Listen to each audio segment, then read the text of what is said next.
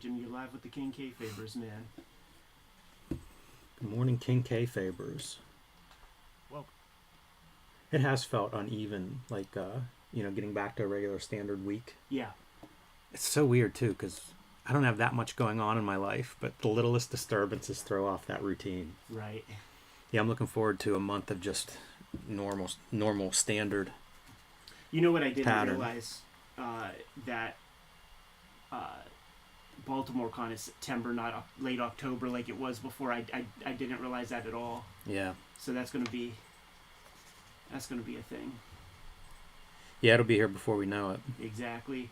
And you know what I think? I got a lot of, I'm gonna make prints of a lot of my Marvel covers. Okay, I am publishing it to the Patreon. So we are live there. The trickle-in with the King Kayfabers will begin to happen in a second.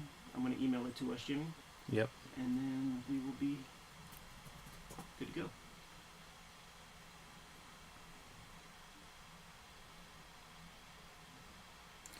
Shouts to Robert, who just became a King Kayfaber. See that in the email right there. Robert G, I hope you're kicking it with us here in the chat. Speaking of Rob's, Rob McCallum messaged me. Yeah. And I saw his name, though, in that Dark Horse Presents, before I heard from him. So it'll be fun to have a king. Hopefully he'll be here. I know he's in a lot of these conversations, so that'll be cool. His art looked good, though. He was saying, he and Quitely basically went to a show in London or somewhere in England, and, we're both just pitching stories trying to get published, so... Quitely shows up in the fourth chapter of that Hellboy issue. That's fun. Yeah, I got those ones. Those come from one of those boxes my daddy bought from the flea market. Wow. And those are the only... Well, that's not true. The Monkey Man O'Brien issue was in there and stuff, but that complete Wolves of St. August or Augustine or whatever were in there. So that one image that Rob did where it's that machine kind of punching that guy in the face and pushing the head back. Yeah. That stuck in my mind so much that that in the Pumpkins issue of Red Room, I have this dude smacking a guy in the face with a bat in the top. I literally was inspired by that. Yeah. That's amazing. Because that is an unforgettable image. I got that shit when I was 11 or 12, That is unforgettable. I listened to that Mick Foley podcast, and he frequently will talk about it's not a great match. It's not a 5-star match, but it's memorable. It has this event that people remember 25 years later or whatever. Yeah. And that's the ideal thing. And I feel like what you just described with that panel is a version of that. That it stands out. Yeah. Decades later. That's still an image in your head. Did you watch the biographies, man? The Bret Hart, the Macho Man. I don't think I've seen either of those yet. I watched some of them, but I haven't seen those. Hour and a half a piece. All good. Yeah. All good. The Bret Hart one is fantastic. I think there was a Jerry Lawler one in that series as well. Oh, I've not seen it. There's a Booker T. But I did not know there's a Lawler. That should be a good one. There's so much content like that now. It's kind of, like everything, we're just spoiled for how much is out there. Yeah, it's great company. I watched that Brooklyn Bridge. I still have to hit the bathroom real fast. I watched that Brooklyn Bridge Ken Burns one. That's his first. And that shit, you thinking about it, it's just so wild. All the technology that had to be developed to even make that possible. And they're talking about building these capsule things, because obviously that bridge has to be able to stand in a soggy, boggy fucking riverbed. So they had to create these capsule things to push down into the riverbed. And in the 1800s, there are human beings in these little boxes deep under the earth with compressed air so they could breathe. Wow. But also fire for light. So now you have air, pure oxygen, pure fire. What's the body count on that? There's a body count. But also, when those guys are there, they called it... There's a name for that box. It begins with a C. I forget. Coffin? It might as well be. But it's a word we know. It's just not at the tip of my head. But they were getting, coffin fever, or they called it... But it was basically, they were all getting the bends down there. Jeez. Yeah. And you know, it's not like those dudes are getting paid much. Right. Wow.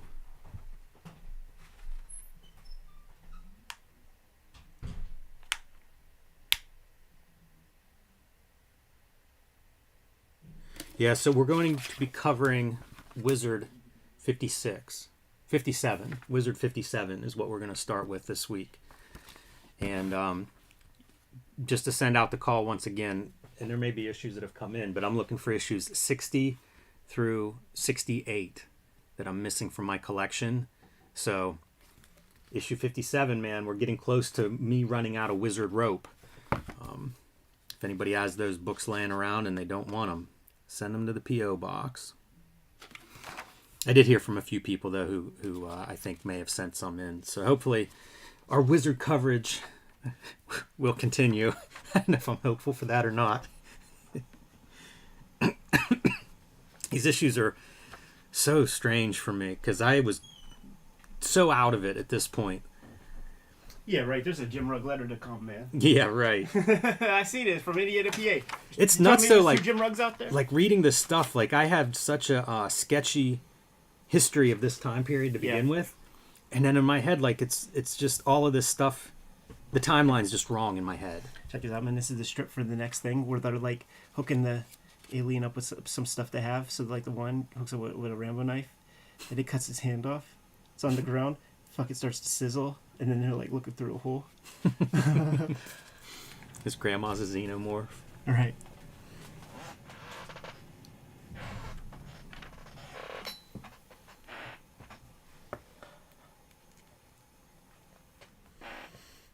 Did we pass up the Jim Rugg from Indiana, PA letter? Do you think there's any way that we passed that up? We have not.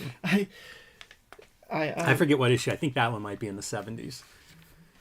I think it might be one of these 60s ones that you pretended to lose, but you haven't. I pulled it out like whenever I heard that I had a letter in there.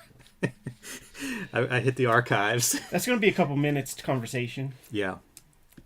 And you're gonna like what's that whole thing? You're gonna have to prove a negative or something like that. Like you're gonna have to prove that you aren't the guy. It's the most circumstantial. Like any of these people that get framed for some crime, I'm on their side now. Because I don't think there's any way for me not to be blamed for this letter. But I assure you, it's not me. Yeah, I guess it's the Star Trek carpenter guy. That's who right. Has the IMDb. That's right. He was living in Indiana, PA at the moment. Coincidentally, we were both living in Indiana for a couple of years there. Let me go grab my issues real quick, man.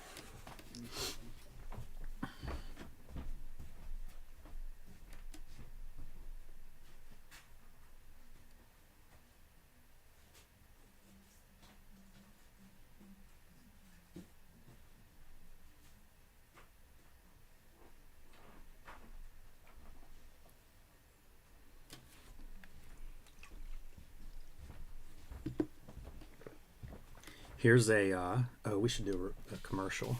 Yeah. Maybe after we record this one, we'll record that. I could record it this round. Get us warmed up talking first. As you can hear me from saying that over and over. We're gonna need some warm up.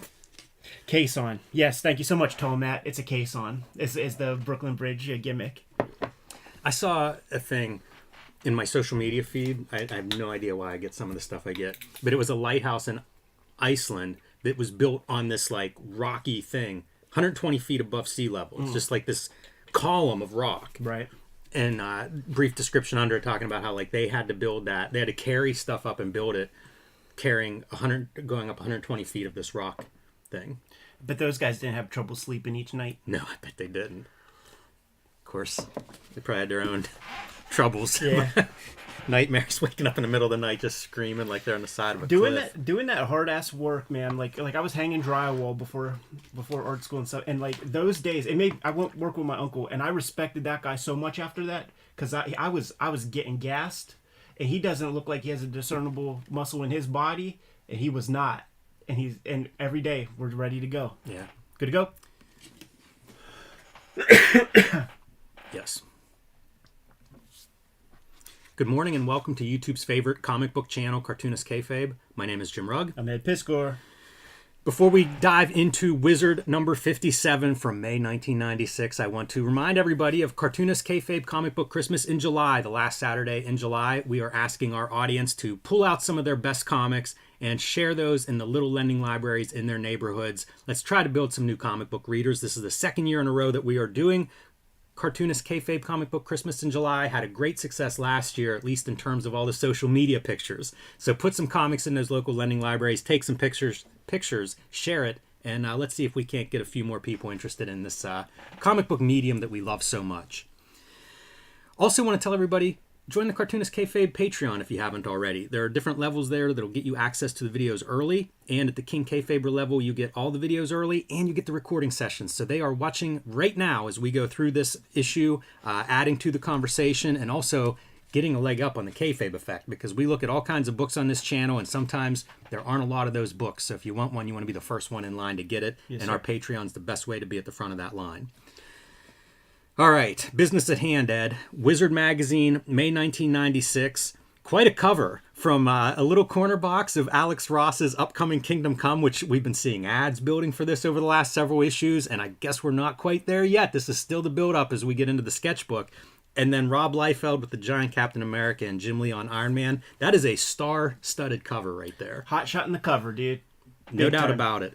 I remember, here's a thought for you, gearing up for this. I'm looking at Captain America, and I remember like the big change that Rob Liefeld made was to put the eagle on the forehead instead of the big capital A.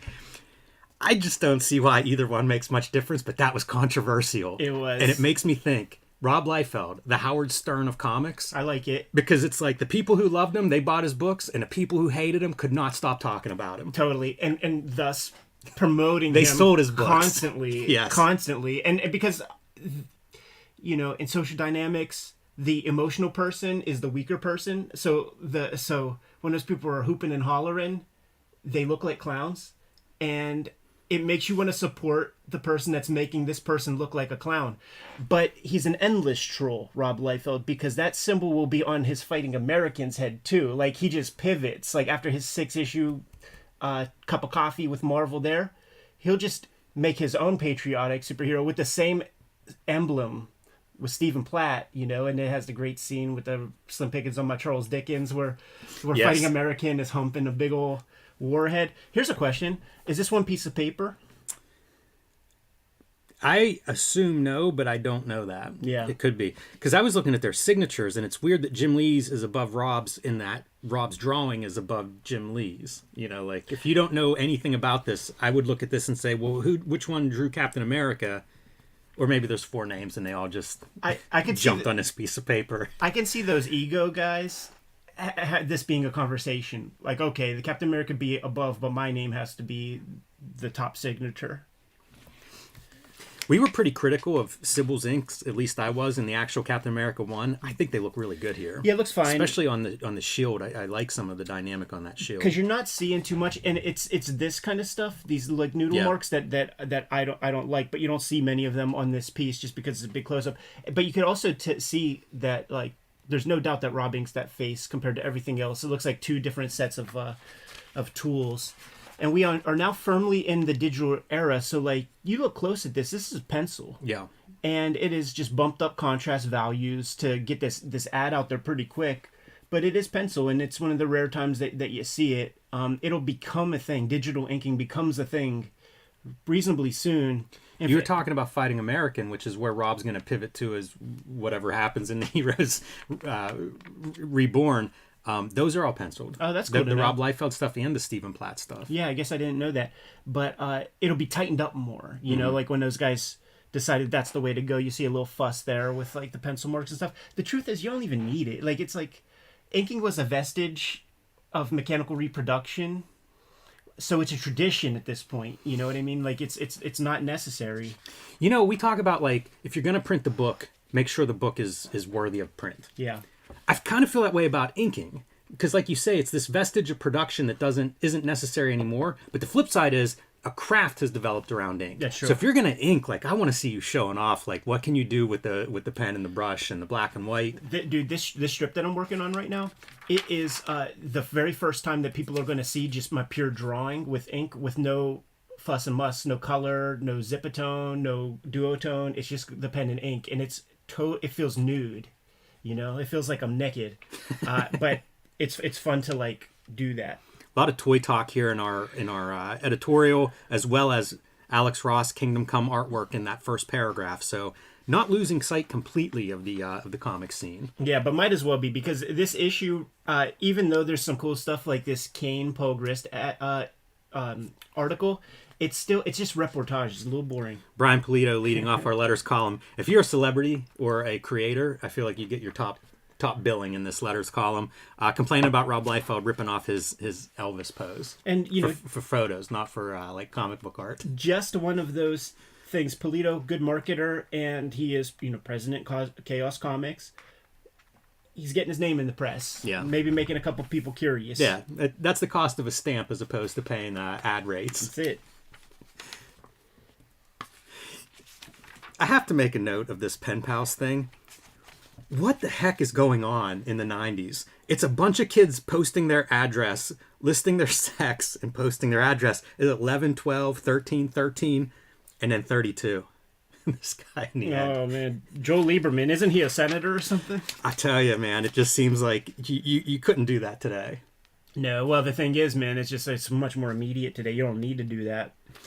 I always say these letter art pieces point to the chaos that is comics in May 1996. And you know what? It's beautiful chaos. It is. I kind of like it, but it points to like there's nothing that's gangbuster in comics at this moment. So history can repeat itself, and this makes me feel very hopeful for today, because at a time when comics were in the drizzling shits, as they say in pro wrestling terms, the independent can flourish. So what are we looking at there? We're looking at late period Cerebus. Like we're on the waning years here, man. Like it's almost done within the next 8 years or so. Scud amongst Etrigan the Demon and that goofball looking Green Lantern. We're getting a Paul Grist article in this thing today. Like we got a Strangers of Paradise last issue. So like the independents can flourish, and I feel like we could be in that space right now. We're in that space right now, where there's nothing exciting about the Marvel DC stuff that's coming out, And when we put out that first Red Room, we were competing. We were beating Marvel DC titles in the ranks. Wildcats 31. I wonder if somebody out there can confirm if this is Alan Moore and Jim Lee. I don't know if I have that issue or not. I bought a big chunk of those Alan Moore issues, and I feel like he left the title maybe earlier than planned. So I'm curious if this is an all Alan Moore Jim Lee issue, because that'd be pretty cool. I'd take a look at that if that actually is the case. Yeah, it's too bad. I actually just deleted that stuff off my iPad. I don't even know what to say here. Talking clone. Here's what you say. Like, they started that clone shit in 93. It's 96. Wow. And they're trying to figure out how to write their way out of the paper bag. And they're basically telling everybody, like, guys, we're done. Peter Parker's going to be Spider-Man. We got to figure out our way around it. My thought is, like, just forget it. Like, fuck continuity. Like, just be done with that. Like, you can train the audience, man, to just disabuse themselves of, like, all that nonsense. You could just be like, okay, yeah, trying to experiment didn't work. All right, back to ground zero. Because at this point, the Untold Tales comics are eating the Spider-Man title's lunch. Just because it's classic, it's familiar, it's the stuff that they want. Yeah, and you can pick up any issue and go with it. Absolutely. Look at this crow gimmick. This is scattered throughout the issue for a contest of how many of those crow logos do you see. So pretty big news here is Jerry Siegel dies, co-creator of Superman. Weird going through these issues and this is 27 years ago at this point, but can't overstate his significance to American comics. Absolutely, man. And there's that Robert Kirkman comic book show. I forget what it was called, but they did their Superman episode, and it gets really, really into the nitty gritty with the Siegel and Schuster stuff. The fact that DC spun off Superboy on their own, but that created a legal piece of leverage for Siegel and Schuster to sort of claim ownership on that character, or like get some derivative off of that.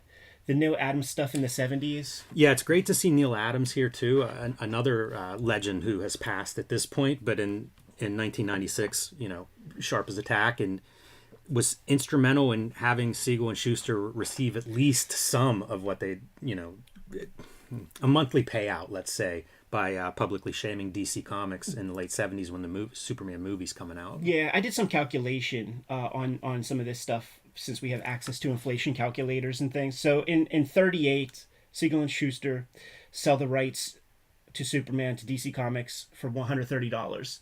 That's about $2,200 in 2023 money, chump change. Certainly for what it's become. I do like seeing this piece here because I've never heard it worded this exact way, and if it's true, that's even better for what Neil Adams accomplished and what DC Comics provided, because it says, in 78, the pension that they received yearly, they called it a yearly stipend. Oh yeah, I didn't realize that was a year. Originally reported to be $20K per year. It's 78, and reported to be much higher by the time of their death. So if there is 10% growth every year to account for inflation or something like this, that's pretty good. It's not good, but I was always under the impression that it was 20K every year, or even into the 90s when the dollar is worth less and less and less. But if they kind of kept up with inflation and stuff, it's something. Obviously, it's far less than what that property is worth, but Neil Adams did what he could. He's one man, Yeah, did a lot over the course of his life for all of us creators. It's funny seeing the Image Boys draw Marvel titles. So it's talking about the Image and Marvel to meet this summer. So on top of your Heroes Reborn, you're going to start getting those Youngblood X-Men's and X-Men Wildcats, Gen 13, Generation X. I don't know if that even came out, but there's a Spider-Man Badrock and goes drawing that the beefiest Spider-Man you've ever seen in your entire life. Yeah, that's WWF, man. He is on the juice. Yeah, Dr. What's-His-Face was taking care of his wounds. But there is reported to be a Badrock Wolverine drawn by Chap Yap, who's one of my favorites. I don't know that comic. Kayfabers, P.O. Box 3071, Munhall, PA 15120. I would like to check that out. I don't know if it even happened, but Chap Yap is a favorite of mine. And I thought I had everything that he's drawn, but I don't have that. Yeah, that's fascinating because it is just total hot-shotting. Yeah, and it's a bummer because Youngblood X-Force, you want that to be Rob Liefeld drawing that. Yeah, ideally, of course, definitely. And he does the cover, but it's Roger Cruz. Yeah, I think there's a Cable Prophet that Platt will pencil. I think. I'm sure we'll see more of that as we continue through Wizard future issues. Peter David writing a Supergirl is returning to DC, and he's the writer. I mention it because when we get to the top 10 hot writers artists, I think Peter David is number one. Mm-hmm. And you'll see his name pop up when people talk about different books they're reading or what to read. This is Peter David at the peak of his powers. Sure, there's the job writers.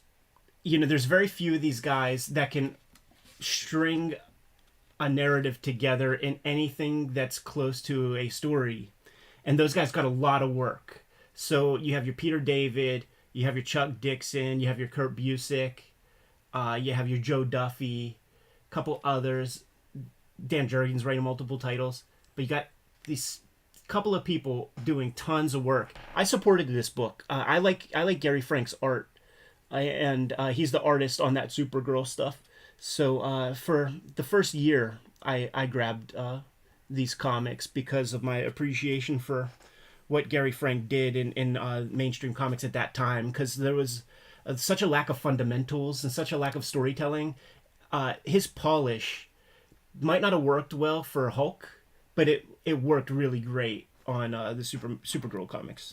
Yeah, he did a team book too with the J. Michael Straczynski, I want to say was the writer. There was that superhero. I don't want to say revisionist exactly, but I remember it having a pretty good run. Yeah, the Buzzbox is amazing for how wrong they get everything. Yeah, everything's J. wrong. Scott Campbell doing Batman. I don't believe that happened. Steranko returning to do Nick Fury. Nope, no on that one too. Chris Claremont and Silvestri on X-Men. Nope, but don't remember that one coming out. They do mention the Star Trek X-Men one shot though, and I do think that happened. Which is again with the hot shot and crossover properties. Although that one, you'd think you'd be able to do some stuff with, because we see X-Men in space, so why not have them bump into the Star Trek? Astro City becomes first Image comic, which was an imprint of Wildstorm. the Jim Lee branch of Image Comics, eventually scooped up by DC. Yeah, other titles would be like Leave It to Chance. Right, which is Paul Smith. Yeah. So kind of noteworthy for that one, I think. The Grant Morrison taking over JLA and taking those characters back to the basics was a big deal, but it's still modern comics. So like what he has to work with is mullet Superman transitioning into electric Kool-Aid acid test Superman. That real shitty Green Lantern with Mankind's mask, Harpoon Hand, Sad Sack, Aquaman, and you get your other guys. I always see Hurricane whenever I see the the wrestler Hurricane. Shane Helms. I don't. But he beat The Rock. I think he beat The Rock and Stone Cold possibly in the same night. I'm out of it by that point. But his mask is almost the same. It's very close to that. You know what else it is? It's a Brutus Beefcake when he came back after the facial injury. There you go. Another list of people that we lose this month, I guess led by Bernarth, and they kind of go through and talk a little bit about his influence being those dynamic anatomy books, amongst other things. Which we should do a video about, because it's like, do not use these anatomy books if you ever plan to try to have any understanding of the human figure. And I say that facetiously, one, because he made it work, but it's magical Bern Hogarth anatomy. You can't pool any of that for your own use and look anything but like a Bern Hogarth character. But he instrumental in establishing the School of Visual Arts in New York. You worked there for almost a decade. Yeah. Neil Adams once again steps in and talks about the tremendous legacy of Bern Hogarth.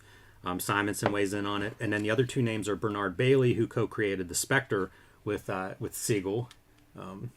Coincidentally enough, they both pass same month here.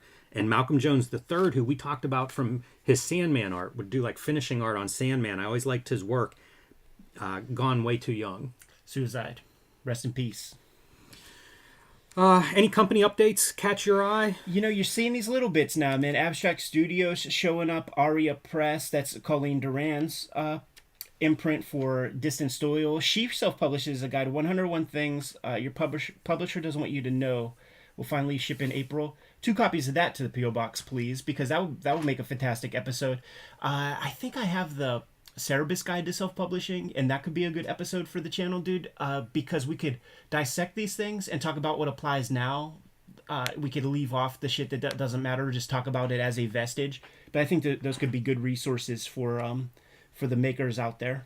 Monkey Man and O'Brien is finally expected to be released in July, issue number 1 from Dark Horse Comics.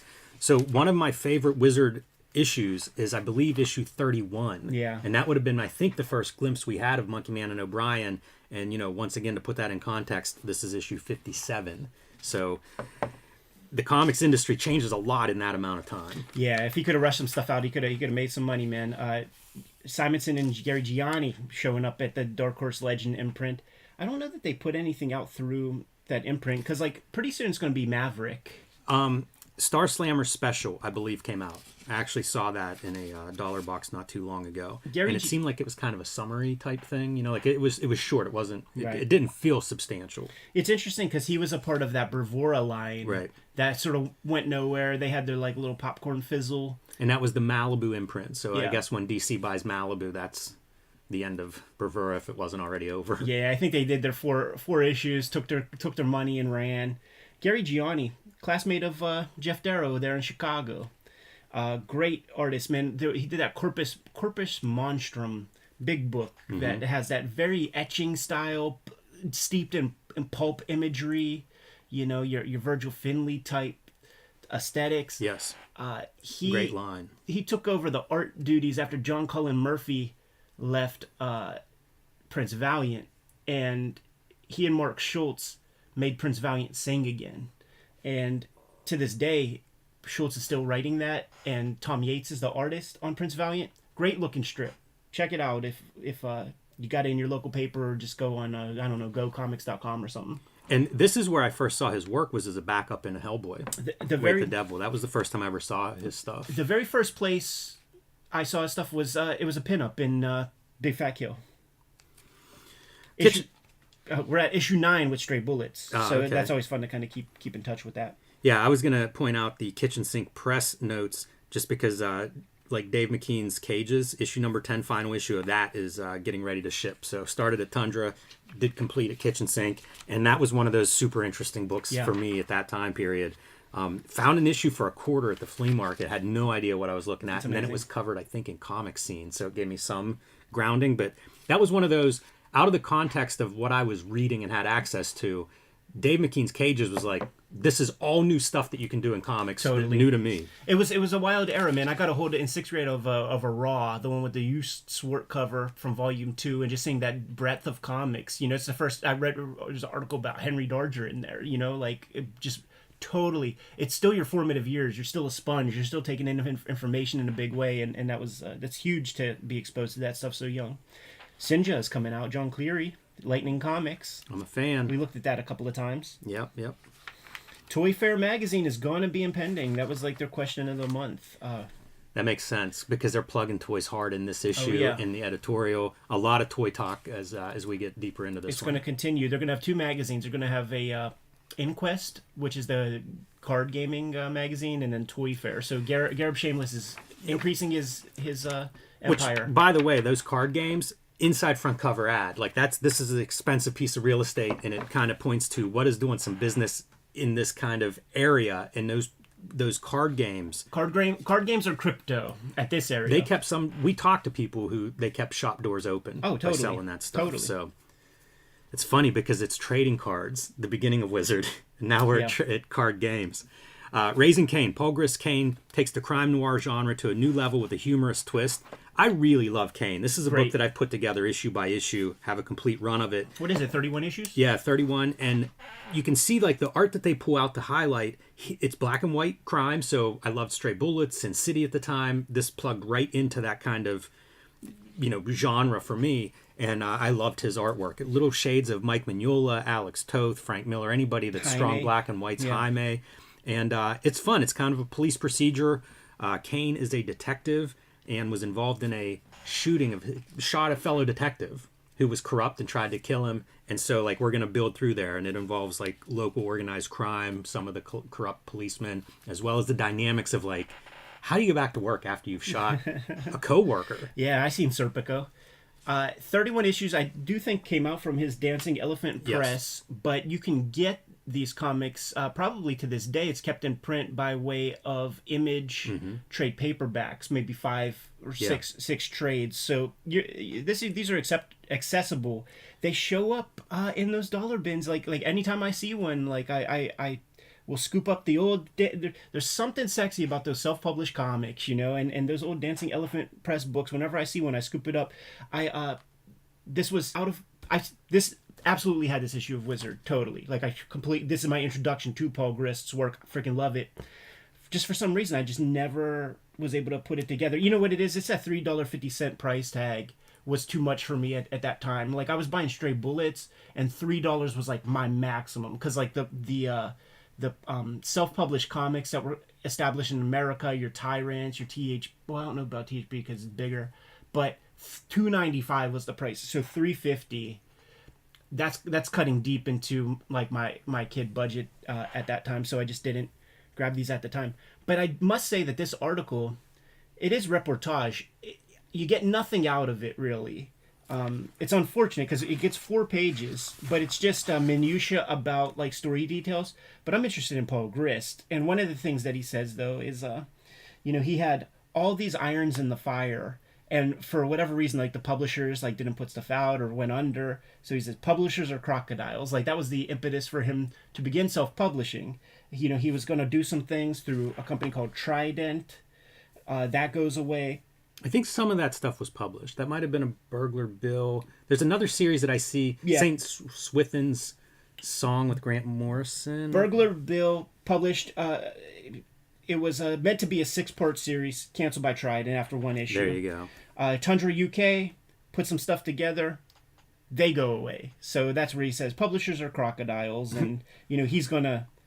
I don't really have anything against publishers. Some of them are nice. It's just that you don't realize which ones aren't nice until you're in too deep with them. And I concur. See our Publishers Are Not Your Friends episode of Cartoonist Kayfabe. But I implore everybody, if you like crime comics, if you've enjoyed things like Stray Bullets and Sin City, add Kane to your list, because you can get it, like Ed said, and it's good stuff, man. So like I said earlier, man, like 2 years ago in Wizard Magazine, would there ever be an article with this guy? It would be, another Rob Liefeld conversation or another Jim Lee chat. He definitely fits into that, like, spirits of independence. Yeah. All these self-publishers, you mentioned Colleen Duran, and who was the other person you mentioned in the... and Stray Bullets. Like, there's a lot of energy around this self-publishing thing, like really good works coming out at this time. So kudos to Wizard, who often criticized, but you know what? There's a bunch of good self-publishing going on, and they're highlighting some of it. So I give them props for that. Every month, it's a new ad. Every single month, it's a new one. I'll give DC props, man, because they are promoting Kingdom. They're building this. This is what you hear about now whenever it's like, oh, you're going to release a book. You got to start talking about it early. You do all this, like, pre-release promotion. DC's running the game right here. I wonder if this is Peggy Burns, the longtime publicist for DC Comics in the 80s and 90s. She really changed the way books were sold. And I saw one of my friends picked up a collection of DC press releases at Heroes from like the 80s. And I've seen some of those, like the Dark Knight Returns one is amazing, the press kit. I wonder if she's still running the promo at this point in 1996. I think she may have been, because this is a master class Kingdom Comes promo. Was she there in the 80s? She was probably too young. The press release that I saw was Peggy, and I forget what her last name. Surname. Yeah, so I can't believe there's two Peggy's in DC publicity history. That's amazing. But this has been really impressive, because we've seen a Kingdom Come ad, and they get better. You know what I mean? I feel like they're more and more interesting. Yeah. We're gonna have to cover that one coming up soon. Timely, keep it relevant with what we're looking at. Isn't Charles Vess a magical creator, Jimmy? He is. I've come across his Spider-Man, I forget what it's called, but it's basically Spider-Man goes to the UK, Scotland, and it's beautiful. It's so good looking. Very interesting creator. So far outside of like the realm of house styles at a time whenever house style was still something. Absolutely. He just did his own thing. Those great Spider-Man covers in the black costume. Yeah. Special creator. Yeah, I think those were like the things he was like least interested in, because this is a dude, like, I've seen pictures of him with a Link to the Past fucking Zelda costume type shit on, with elf ears planted to his head. So he lives this shit. This is his life. He's down with it. And it's clear, this is the stuff that he wants to be spending his energy on. He likes these kind of D&D, fantasy, Tolkien-ish type things, and Neil Gaiman, one of his more recent books in prose was Norse mythology, so he's not ignorant to that kind of thing. They won some major awards together with that Midsummer's Night's Dreams issue of Sandman that got like the Nebula or a couple different other awards and things. And in fact, that's the issue that Neil Gaiman breaks down in his masterclass. Vess and Gaiman, this special collaboration. All that said, I've never seen this, and I would love to. Yeah, I was reading about this, and I got to tell everybody at home, it's not Stardust the Space Wizard. Yeah, yeah, totally. But it's really interesting to hear, like, the last two paragraphs talk a little bit about process, and Neil is dictating the story on tape. It started out he was going to handwrite it, and Charles Vess couldn't read his writing. But the last paragraph is, this is still very open-ended, a back-and-forth ongoing process in which we exchange ideas and concepts, but when we're finished, we expect it to have a book that belongs on every coffee table in America. Bless you guys for thinking this way, for having a vision, for trying to do something that is not just next week's issue on the rack. And unfortunately, it came and went, because like, I don't know that you could even get this thing. But Neil Gaiman is cashing checks. Like, if you just want to hang on tight, like last issue, okay. He did his $1 million book deal or whatever, so he ain't fucking with this too much. This is a jerk off to him. Like I want to dictate it to you on tape. But Neil Gaiman has his own round of techno comics, or big entertainment that's going to come out. So Neil Gaiman's Phage, what is it? Shadow Death. Phage Shadow Death. He had Lady Justice. He allowed his name to be on the masthead, and he does not have anything to do with the interiors. Like, look at how corny that thing is. So he's cashing some checks at this era. By the way, like everything in comics history, there are defenders of techno comics. Yes, there are. That we hear from. Met a couple. All right, here's our cover feature. Jim Lee and Rob Liefeld basically talking about their plans for these Marvel books. Man, I don't take much out of this. Like, the build up to this, we've gotten pieces. And Yeah. one that was interesting to me was they talk about this being built to kind of make these properties more sellable to movies, which is interesting because obviously we know what has happened. Totally. It's still called Unfinished Business here, but we know it to be Heroes Reborn. They are setting it up as life or death. Liefeld is saying, like, this is a last hurrah. If we can't launch these characters and make them work, you guys are going to be stuck with a comic industry full of vigilantes and half-naked women. So, like, it's like they're putting, like, the universe on their shoulders. I wish we had the Maximum Press Extreme Studios checklist for this month. I know, right? They're talking about little bits about the contents of each, but it's still pretty cagey. On the channel, you and I have covered issue 1 of Captain America, issue 1 of Avengers, and issue 1 of Fantastic Four, so that lets me believe that issue 1 of Iron Man by Wills is something we might have to look at. I got them all sitting right over there, but I don't think I've ever read a page of that one. But where we're at with these articles, like the Paul Grist joint, it's all just extremely Fisher-Price surface level. So it's sort of up to you and me to carry the match and with the conversation, because this is all hot air. It's all gas. Like, there's nothing to it. This is pretty good. It's a sidebar about the personal bests of Lee and Liefeld, and like one after the other. It's like you could watch this Cartoonist Kayfabe episode, that one. Jimmy, if you want to call a couple out that we've done as episodes. This is fascinating. We may have done every book listed under Jim Lee. Punisher War Journal 1 and 2 did the first one. Punisher War Journal 6 and 7. One of my first maybe 5 books is Punisher War Journal 7, which is the Wolverine crossover. So your first real glimpse of what Jim Lee can do with that character. And man, I those issues are like the personal spot for me. Totally. Uncanny X-Men 268. That's when Jim Lee takes over X-Men. Great issue with the Captain America Wolverine flashbacks. Did that episode? Uncanny X-Men 275 to 277. We looked at 275. Yes. It was the gatefold cover, the double size space story, amazing. And then X-Men 1 to 3, the big 8 million copies sold of issue number 1. We've looked at that as well as the artist edition. Yeah, we looked at covers issue 1. a lot of that. Yeah, but it's like, okay, so we got to do 2 and 3 on that. Liefeld, Hawk and Dove miniseries. That's been on my list for a while as like That'll be coming up. as like looky-loo. You know, like we don't got to read it, but just see where like early Liefeld, when he transitions from like Megaton Publishing to professional, there are some sights to behold. That dude was really, really going for it. New Mutants 98 to 100. We just need to do 99. Sets up X-Force. X-Force 1 and 2. We did those episodes. What If number 7, the great What If Wolverine was in S.H.I.E.L.D. Yep. Pretty cool issue there. Jim Valentino writing it. That is a Kayfabe episode. Team Youngblood number 9. Liefeld's return to comics after a year-long sabbatical. I don't know if I have this issue. It's now on my list because it's like, that's Liefeld probably coming. I might have 2. I might have 2 copies. You might have like 7. Big Vogue on the cover. And Youngblood number 6, which we talked with Rob Liefeld, went through it page by page with him to hear some in great detail. So yeah, this should just be the personal best of Lee and Liefeld. Maybe we need to start a playlist. Yeah. The Mike Deodato Thor, which became sort of ubiquitous at that time, and like the way he does his hair. Now, Mike Deodato, he is like a Silvestri, and that the guy can draw his ass off. We've showed off some outlaw Mike Deodato artwork where he is clearly of that school of dope photo reference, but could turn it into his own thing. So dumb down for your audience, double your dollars. If this is what the people want, you want to see some titties and some ass, we're going to twist the girl up in that standard Lee Liefeld kind of pose. Yep. We're going to curl the hair in the way that you guys like.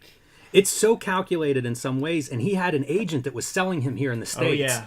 And, like, it looks like they figured out, hey, what's the most commercial style? And, like you say, I think Deodato could draw any way you wanted him to draw. If this was the money, he could deliver it. That agent came to Pittsburgh, and I showed him my portfolio as a kid. You go to show everybody your stuff. And the guy was like, listen, you're good, but your work is old-fashioned. Take a look at Mike Deodato. He's got a computer full of 5,000 images that he takes. And he makes a collage on a piece of paper and prints it out. He needed to focus on that 5,000, that digital morgue file. Right. If he could have just gotten line in front of Google with that, he'd probably be a little better off today. Now this was fucking so special to see. I love Ross's pencils. Unbelievable. These are a lot of fun, although this Superman's head looks pretty big to me. Well, you know what it is? It's typical proportion. It's normal proportion. Yeah. So like that's a regular fellow. Like even this, it's a he's got that guy, and he still uses that same model on his superheroes, and you know, I'm sure the guy is fit, but like it's starting to get a little flat. Sure. Spare tire and a couple more lines on the gimmick and shit like that, man. But just the lighting, the consideration. I remember like seeing these and wanting some kind of toothy kind of paper to try to like figure out how to shade like that. I love the amount of like smudges. Yeah. You know, like he was getting some graphite on those fingers as he was drawing this stuff. I have a I guess it's an extreme. I can't remember the name of it, but it's him doing like a Youngblood Bible and has tons of these sketches in there of like his ideas for the different characters. Yeah. That we could pull out at some point. This is such a great build up for Kingdom Come because he's describing it. You know, it's set in the future of DC, so you go from like dudes known for Marvels set in the past. Now we're going to switch companies and we're going to go to the future. Yeah. Like, it's such a smart move, like from a look what I can do standpoint. And also because, like, you've already got things like Dark Knight Returns that have, like, pointed to DC's future in a major successful way. Build on it. Yeah. Look at that, dude. That's Michael Keaton. He was always good for that kind of thing of, like, casting stars in the roles and stuff. And, like, if that ain't Michael Keaton from Batman 89, like... you're going to have to get your glasses checked, man. I love the concept of Flash never being like a static image. Yeah. You know what's going to happen in some years is there's going to be a very similar treatment like this with these like character design things from Dark Knight Strikes Again, where it's Miller showing these like beautiful Sin City looking some of those characters, and none of that is in the book. None of that is in the book the way it is in those sketches. So it was like selling the sizzle and forgetting about the steak. This was fascinating to me because I don't think I remember it being so early. I thought it was like more like toward like 99 because like it was a big deal when I went to art school, you know, to have some Joe Kubert modern day superhero work and stuff. But like we did an episode on Batman Black and White. Yeah, it's a tremendous book, especially at this time, because how many books have copied that one? You know, there's so many versions of like Elektra, Red, Black, and White, and, you know, like all these different titles. And I feel like they all can trace back to this. Oh, absolutely. Yeah, this was the first. And it's, you know, shouts to Mark Chiarello for having that foresight, man. And like, name some of those names, Jimmy. Mike Allred, Simon Bisley, Brian Bolin, Howard Chaykin, Richard Corbin, Chuck Dixon, Neil Gaiman, Archie Goodwin. It's amazing, this list. That was every name. I skipped none just going down the list. Right. And you could do it the whole way. Liberatory, Jim Lee, Joe Kubert. Katsuhiro Otomo, the Akira guy, drawing a goddamn Batman comic. I do think this is Richard Corbin's first dalliance in the mainstream. That's the first time I saw his name on like a Marvel DC Yeah, it's an incredible list. Bruce Timm, Alex Toth. Check out our episode. Barry Windsor-Smith. Really impressive. Continuing, dude, with the sketches. Fantastic. Yeah, they're really like... This is part, I think, of the advertising budget that DC puts behind Kingdom Come. Like, look, we're going to run ads for 6 months.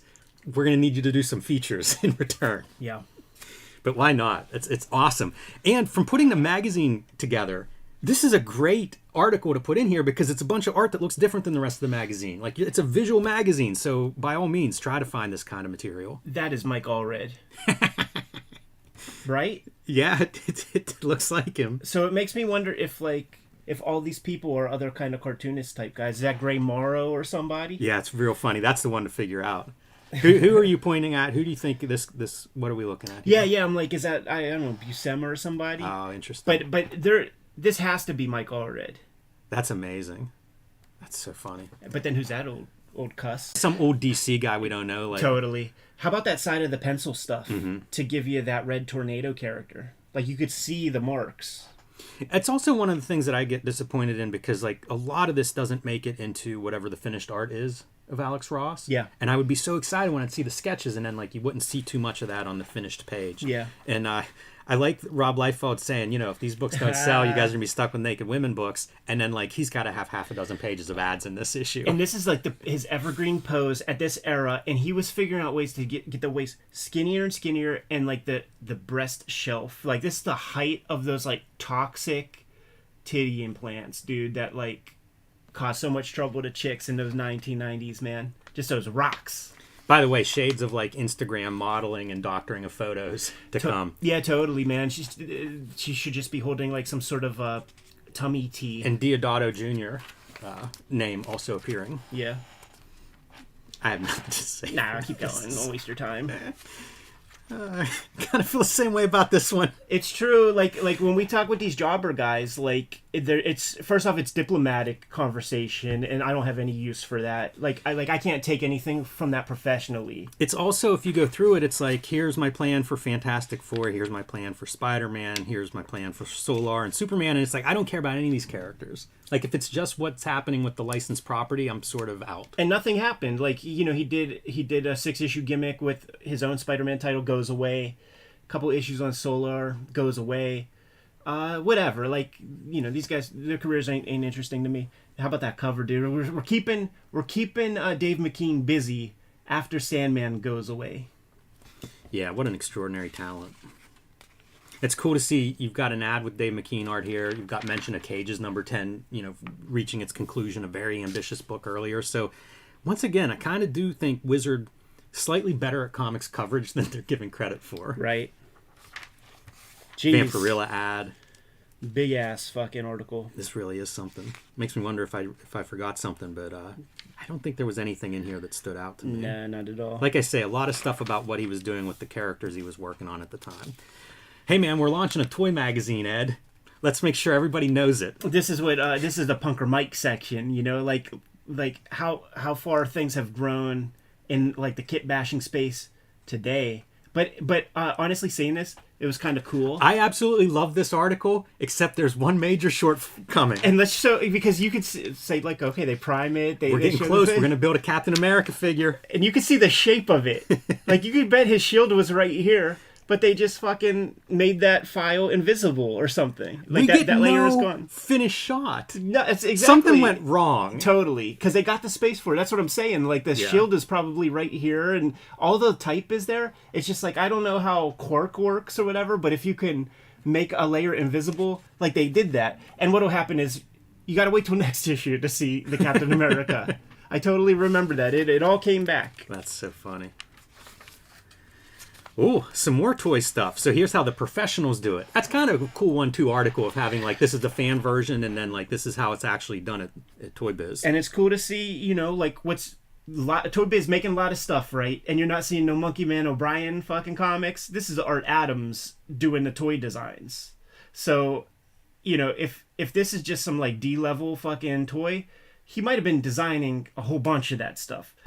So in that world of NDAs and all that kind of shit, there's probably hundreds of pieces of Art Adams artwork out there that we don't get to see. That being said, we live in a new era, and we can manifest destiny, right? So IDW, somebody, go make a deal with Toy Biz or whatever conglomerate owns it now, and let's get that art book.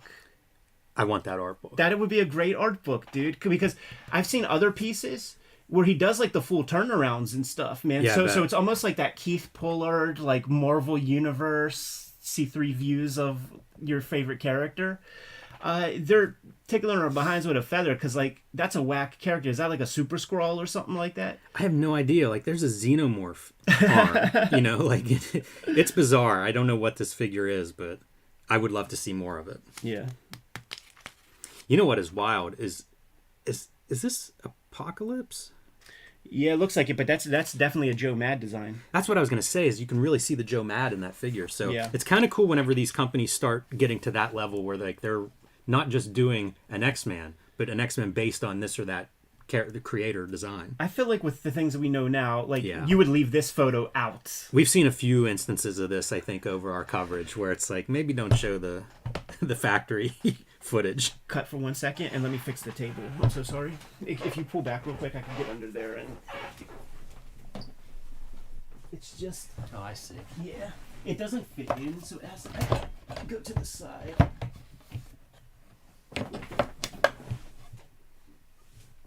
Sorry about that, Jimmy. It's all right. Do a refocus, too. Yes. Get this. Oh, yeah, you know what? We didn't even lock it in. Uh-oh. Like a bunch of dummies. That'll make stuff interesting for everyone. I don't see the square. Maybe There it is. Okay. My goodness. Little lag. Jesus. And we're back. One of the figures that I always remember is the Kamala LJN figure with the tattoos on the chest.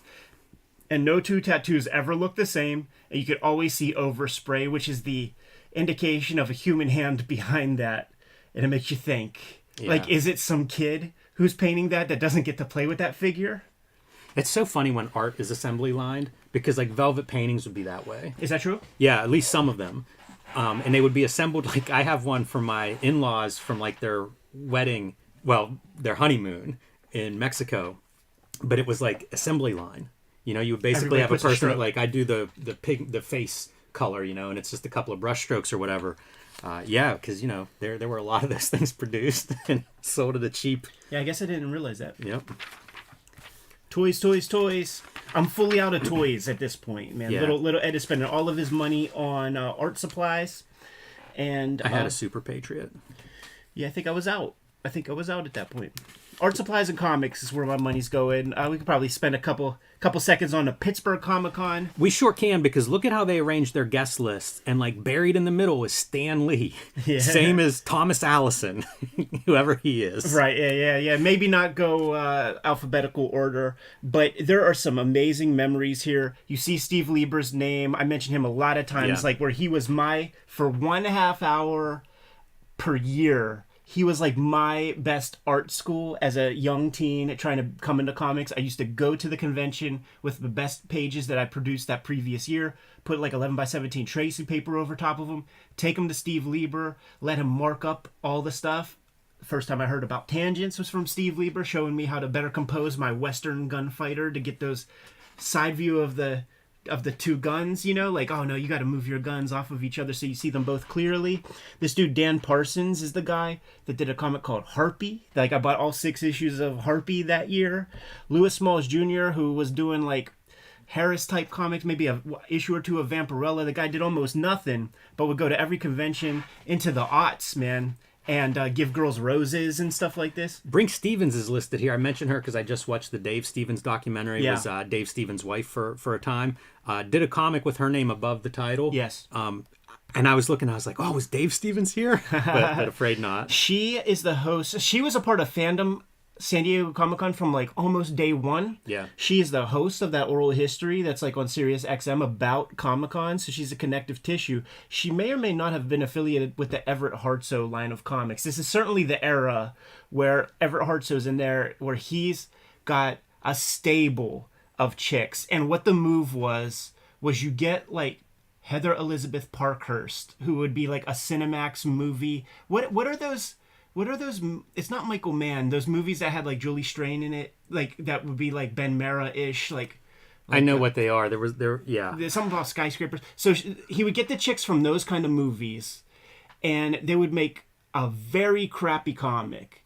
But there would be like a nude cover that you could buy. So it would be like, here's the regular one, but they probably floated by selling the nude cover, which would be $40, and it would be a photograph of this chick's big fake titties, and that would float it. So those guys would have the biggest line. Those chicks would have the biggest line in the convention, everybody else is like just kind of twiddling their damn thumbs. Do you remember Gil Kane being there? Absolutely not. That would have been a cool story that you had about him. Yeah, I would have been on board. I do not. Nor Tony Daniel. Patrick Block is the dude. Patrick Block and his wife took over the Duck comics. They were doing the Ducks, and that they introduced me to Carl Barks. Wow. The comics. Yeah. So many memories, man. I do remember Shelley Moldoff. I do remember Martin Nodell, the creator of Green Lantern in the Golden Age, and he's also the guy who created the design for the Pillsbury Doughboy. Yeah. So he would have prints for sale there. Yeah, he came for years, I think. Because I remember seeing him there, and I think it was a later show than the 96 show. I have, so I don't remember Rich Buckler Senior. Like, did they say senior? Okay, yeah, it did. But Rich Buckler Jr., I got a comic from him at this convention called Golden Warrior. I have Golden Warrior. Yeah, and he was a pretty cool cat. It's so funny because that's a book I pulled out of a dollar bin, and I'm sure it's probably because he came through a Pittsburgh Comic-Con. You know, you end up selling a bunch of your stock to like local stores and things at the end of the day. Yeah, and that's probably how that trickles down. And or it may have been a fan that bought it and then goes through their collection. So many great memories wrapped up in that convention, man. All right, Greg Capullo, continuing storytelling and pacing. This is our part 2, and what we're seeing here is several of the same story, but told in different ways. Like, let's break down our panels. Let's see what happens if we make it longer. Maybe more tension that way. Surprise stuff. Just kind of a cool idea here that, like, you can tell the same scene, the same story, but look how many different ways you can do it. And it lets you know about editing. It lets you know about brevity. All those things. One of the lessons that I would give when I would teach workshops was, let me see you adapt your favorite story in 4 panels, 6 panels, 9 panels, 4 pages. Like that's the exercise, right? And you do the 4 panels, and it gives you your beginning and end, and then your basic climax in the middle, and then you expand and you get a little bit more nuance, but it's an idea about editing and about like what's needed to get you from point A to B. And this is, a more brief version of that. Those exercises that I would give would be a 2-week process. There's Matt Madden did a thing. It was like 99 ways to tell a story, or I might be butchering the title a little bit. Yeah. But it used to be on, I want to say, the ninthart.com, one of these early websites for comics, and it'd be like once or twice a week you get an update. And I was so fascinated by that. There's a book collection too, but it's the same exact principle of like, the same sequence or the same action, but just told in so many, in his case, 100 different ways. There was, but it's very fun, like when you're first introduced to that concept, to see it broken down that way, and then your head starts spinning on like, okay, interesting. There was an exercise in a David Mazzucchelli class. Give me the tortoise and the hare, no words. Yes, yeah, very famous Mazzucchelli, lesson or exercise. You have to earn your words. Yes. By the way, this is the craziest story Capullo could put together of a grandmother shooting this little kid. Some 90s, baby. But don't worry, he's a robot. It sure is. Blah, blah, blah. Movie news from 1996. Blah, blah, blah. Let's Look, go. Somebody grabbed the Gen 13 Wizard half offer here. All right. I Dream of Comics. This is focusing on Rick Veitch's Rare Bit Fiends, his self-published Dream comics. Ran into the 20s, and I think he's doing them again now. Yeah, I got 3 trade paperbacks of them. These are the Veitch comics that I know the least, but clearly it's like a big deal to him. Absolutely. He spent a lot of time on it, but in a lot of ways, my thing is like the last thing I want to hear about is your dreams. Right. But he definitely involved himself in some chemical endeavors in his day, so his brain is probably very, very visual. And there are some cool things, man. Throughout the past 5 years, the Kayfabers have sent us various trades, and when we do our little flip and we trade off comics, like I've put together the run of TPBs for this series. But this is a consequence of the profits made from 1963.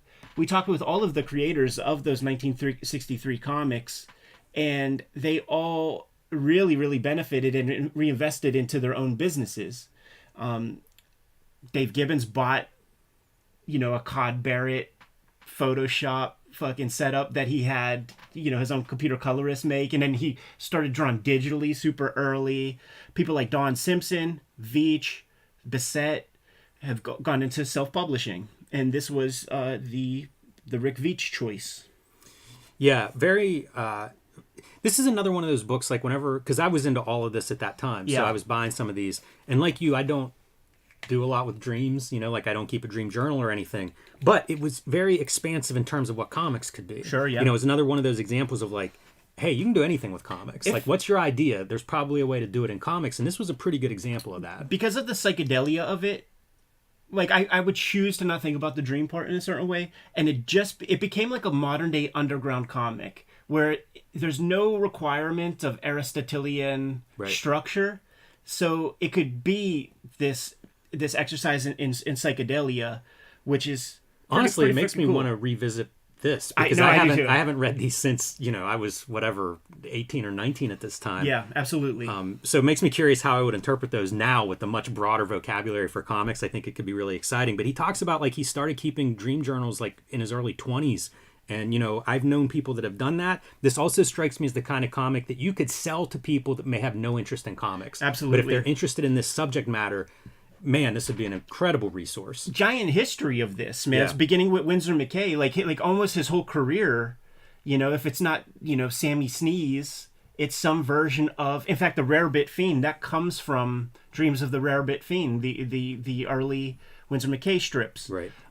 Jesse Reclaw had a comic called Slow Wave that was serialized in alt weeklies across the country. He might even still be making that stuff. Same deal. His gimmick. Send me your dreams, I'll draw them. Right. Pretty cool MacGuffin. So this is a wing of comics. This is an entire subgenre that exists.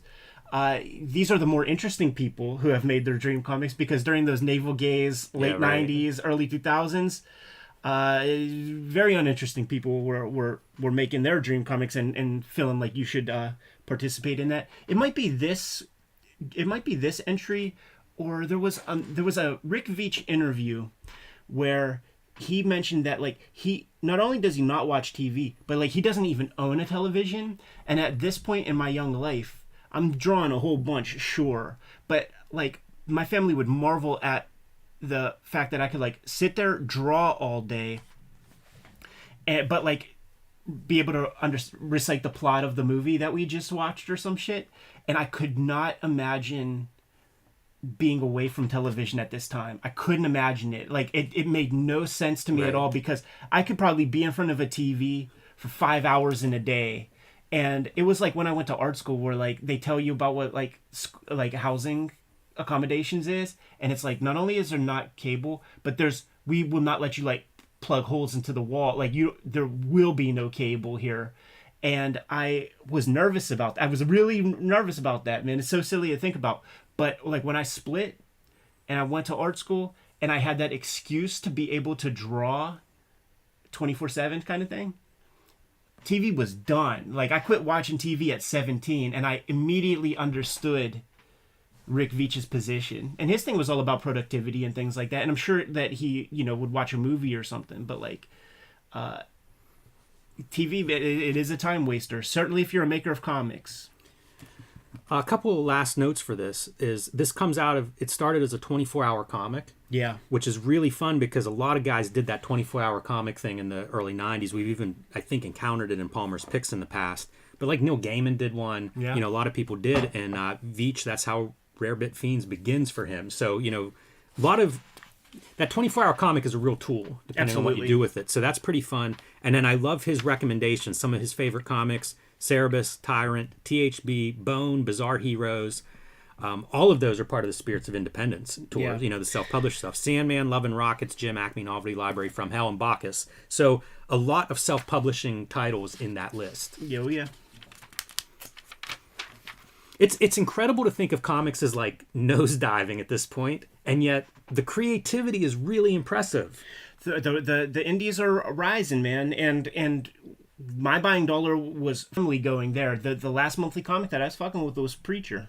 So keep in mind that list of comics I just read off, some incredible stuff, and you turn the page, and now we're going to have an article on Tezuka, the god of comics. Incredible.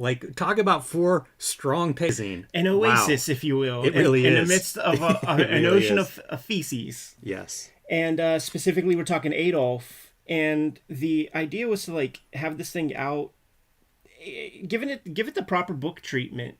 Now, this version of Adolf came and went fast. And I don't know that very many copies were out there, but the Pittsburgh Library had this. And it was probably the first big Tezuka that I was able to read. But it has, in more recent times, I don't think the complete got released. Don't quote me on that. There were several volumes. But the complete is out there now in 2 super handsome hardcovers. Chunky books, maybe 1,000 pages of story. Yeah, that sounds about right. I think this version was 5 volumes, so you figure pretty easy to fill up. And not like the some of the smaller size manga volumes. I think they're 200 plus pages. Yeah, it's an interesting choice to be like the first main intro of Tezuka to Western readers, but I guess you got to start somewhere. And I think we've gotten into this with various, collections. Oh, there you go. Yeah, so modern joints. Like, where do you start with this stuff? If Yeah. you're going to reprint, like, I would assume this is not his most commercial thing here in the U.S., but also, who knew what was the way to sell manga in 1996? It's beautiful too. Is like those Adolphs are flipped so that you read it Western style, but are these flipped? Okay, never mind. It's still Western style. So they probably use those same files. Yeah. Shouts to Copacetic Comics for hooking me up. Yes, and a Vertical for just publishing a ton of great manga. Yeah, which and beautiful editions. It may be that Chip Kid designed that. I could take a look. Yeah. So pretty awesome to get just an overview of him, and it's very interesting because they incorporate that message of like American comics are struggling. Maybe this is the perhaps it's time for a currently struggling U.S. industry to start looking up to the teachings of the god of manga. How correct they were. Indeed. Yeah, it's a real blueprint. How correct they were, man, because it is the biggest selling wing of comics in America. Mainstream comics in America is manga. It is not Marvel and DC. By even, it's probably like a factor of 4 or something.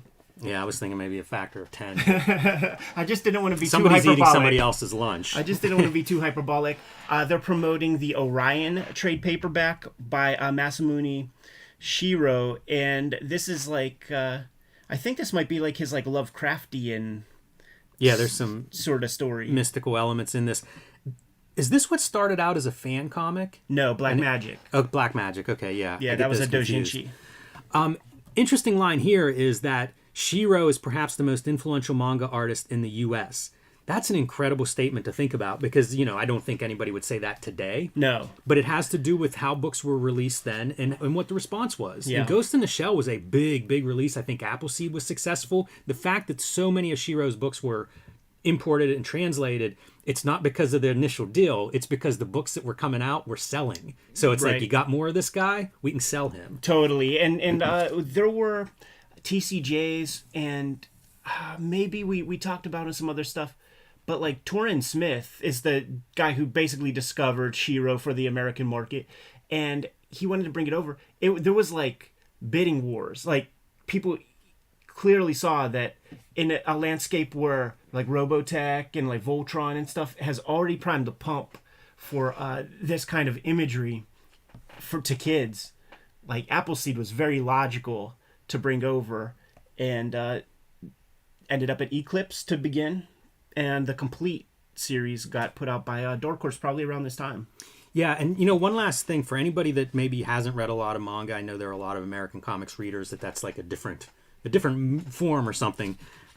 If you're not familiar with Tezuka, like he comes on after World War II, kind of builds the manga industry with his success. His first book, New Treasure Island, they say sold 400,000 copies by word of mouth alone. This is also a time, like I think it's like 6 or 8 years without television in Japan after World War II as everything's being rebuilt. And there would be lending libraries, manga lending libraries. Yeah, so like rental manga. That's your in a lot of ways, that's your television before television gets up and running there. And Tezuka's the guy that gets credit, but he builds generations of an audience for that. And I mean, at this point, even today, the amount of manga that makes up the books that are bought and consumed in Japan, it's something like 40%. It's a huge number. Yeah. In this piece, it's 40%. Like in the 90s, and that's probably still the same. And quite a range because Adolf is definitely a mature comic. Oh, this is not one that little kids are going to get excited over. I don't know that they would be offended by it, but I just don't know that they'd be interested. But that's Tezuka's career, where like he did every all genre. The stuff that about, Kimba and Astro Boy and things that would have been hugely popular with all ages and with kids. But then he also gets into mature work as he gets older. Oh, yeah. So his library is just humbling. And they talk about Kimba the White Lion here, and it's and Disney kind of cribbing from Kimba. It is so true. Like if you take a look and see that stuff, there is like the bad guy lion that kills the dad. It's all there, man, to a T. And that's how a generation before this would have known Tezuka in America, was from those cartoons that were imported. It's true, yeah. And the last note for this is they talk about the Big Eyes Look of manga coming out of Tezuka. says it came out of the Disney films that he was growing up with. Those were influential in those early comics. And just trying to remember drawing that kind of style, but he made it his own. And so he is responsible for those big eyes that you see, that you associate with manga. That comes from Tezuka's inspiration. Yeah. Drawing board, always fun. I didn't recognize any names in this drawing board list. Oh, good works. But that's funny combining Calvin and Hobbes and Pitt. And this is that move where it's you're going to get in print, man, if you draw Garib Shameless. That's right. That is exactly how that works. Inquest, that's going to be the card game magazine to come out pretty soon. All right, so our picks focus on Batman Black and White with a nice Howard Chaykin Batman close-up there at the bottom. It's good, man. That means that some of the art is established, because so much of this would be weird promo stuff and just filler art to get their point across, but that's a striking image. Yeah, no doubt. That's exciting. Very, very cool, man. The list of, boy, these issues are great. Go see our video on Batman Black and White. So we're getting into the Carl Kessel, Cary Nord run of Daredevil, and it becomes a darling run to the Wizard guys in forthcoming issues. It's a big deal to them, and the conceit is that we're going a complete opposite direction from Frank Miller. We're going to have some more fun, and you're going to actually see Daredevil have a smile on his face when he jumps over a fence or something. I remember that one image. I never read it, but revisiting these issues of Wizard, I am a little bit curious about it. Yeah, I was pretty much out. I remember Cary Nord's name. Don't know why I would have even seen it. Maybe in an ad in some book that I had or whatever. He's going to get a lot of shine in the pages of Wizard, on probably the Patrick Daniel O'Neill types who yearn for that old era of comics. It's amazing that you've got Spider-Man being swapped out for a clone, right? But Daredevil, if you just have him in a good mood, it's different. Revamp the character, right? Sin City, that yellow bastard is running here. I'd like to go through that one with you. Yeah, we'll probably do that one before too long. Spider-Man Legacy of Evil, I mentioned as a previous thing that we saw, and I think maybe it was the last issue of Wizard. Yeah. But you see it finally hitting the stands here. Mark Teixeira painting a Spider-Man story. I'm curious about that one. We're at 14 issues of Preacher, and I start collecting it on a monthly basis with issue 18, which will be the standalone issue, because issue 14 is Hunters Part 2 of 4. So I had this hard rule in my young life: you never buy a comic for the first time in Part 2. So if you show me that Part 2 on the cover, I will never buy it. So I had to wait for there to be an entry point, and that was my entry point. And it just so happened that the Culture of the Trade paperback is going to be starting up pretty soon, so I was able to get 2 trades to fill in to plug in those holes. And that was my last monthly book that, completed in 2000, 2001. And that was done. That was it. We don't look at a lot of they do reports, on the back issue market and stuff. Yeah. But the report in this issue is about how hot Preacher is. Oh, that's cool. So, it's built momentum now. They're a little bit over a year in, starting up the trade paperbacks, and apparently it had developed its following. Talk about a day late and a dollar short. The Cyberforce Summer Trading Card Series. Where were you 5 years ago? Gimmick on gimmick on gimmick right there. The top 10 is interesting. It's all different. You got your Marvel. You've got your 2 Preachers that now invaded the top 10. Yeah. To speak of this is a book that's hot. Yeah, you got your 2 issues of DC vs. Marvel. And I don't think I saw Angela on there before. And I think Dawn is probably a new addition. Yeah, it's Angela kind of makes sense. A McFarlane version of a Bad Girl book. Yeah, but that's a years old comic at this point, I feel like. Hold up. Pick up steam when the new... Oh, yeah. It's an old comic. There's going to be a regular series to come out. I didn't even realize that. Yeah, I don't think I knew about that either, to be honest.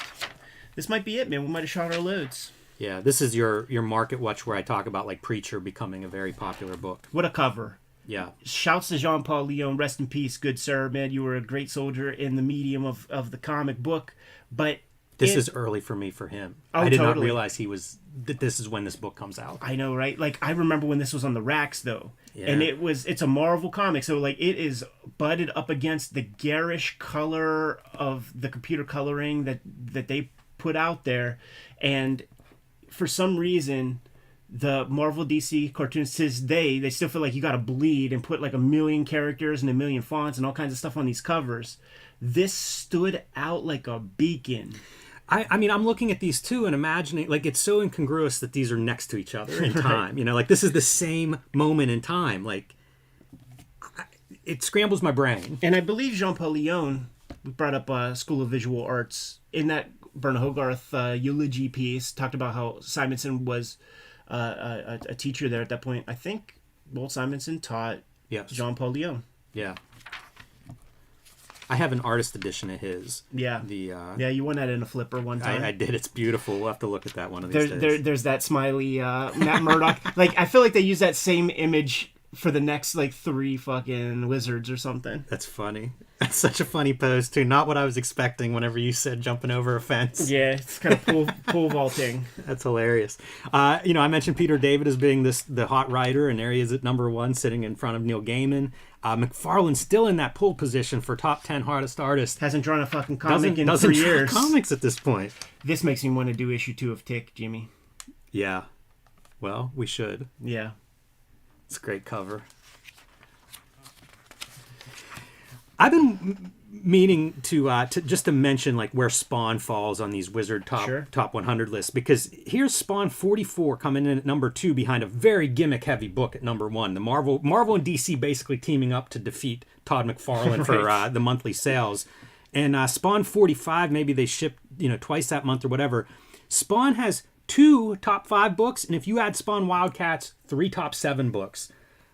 That's incredible what how long McFarlane rode the wave of comic book success with what he did at Image. I mean, 45 issues in, we're 4 years into this thing, and McFarlane is still dominating the sales. Absolutely. Like that dude, he's making some bank, and at the height of McFarlane Toys, they had an entire aisle at Toys R Us.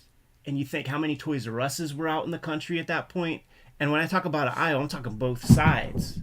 Like, one side is Spawn specific, and then the other side, you're looking at where the Wild Things are, and Akira, and the Hanson brothers from Slapshot figures, and Austin Powers. Like, there was that Devil Made Me Do It documentary, like something, the Devil Inside Me documentary that was created in the aughts. It was, I think it ran on Tech TV, so it would have been like 2004 or something like that. They cited his net worth as over $300 million. Yeah, I believe it. I mean, those toys, whenever we were going to interview him, I was looking up his toys because it's not something I've kept up with, and I thought, well, we want to do your due diligence.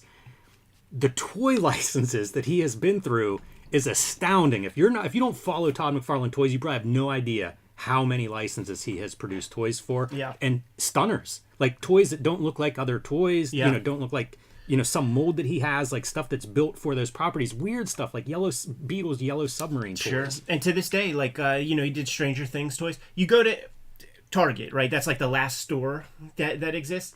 He'll have a half dozen figures to 10 or a dozen different figures of, doing Marvel DC type things, but then he'll do like that Stranger Things or like Five Nights at Freddy's video game toys. They're there. Like you see that little Spawn logo on various figures there.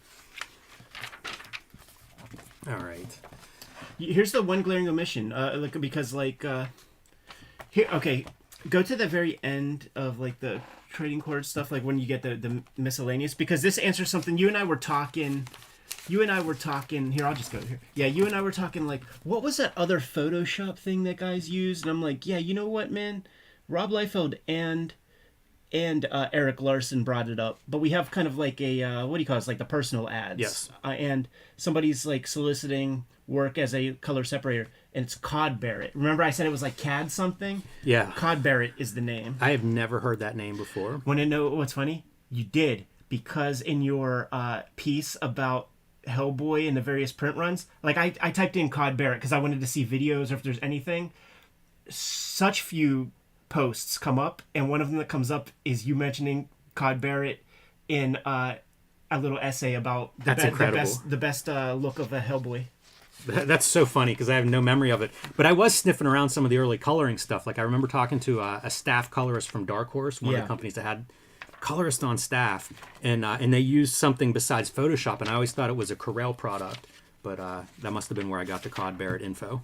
So here's the glaring omission to the magazine, and like maybe the last issue or the issue before.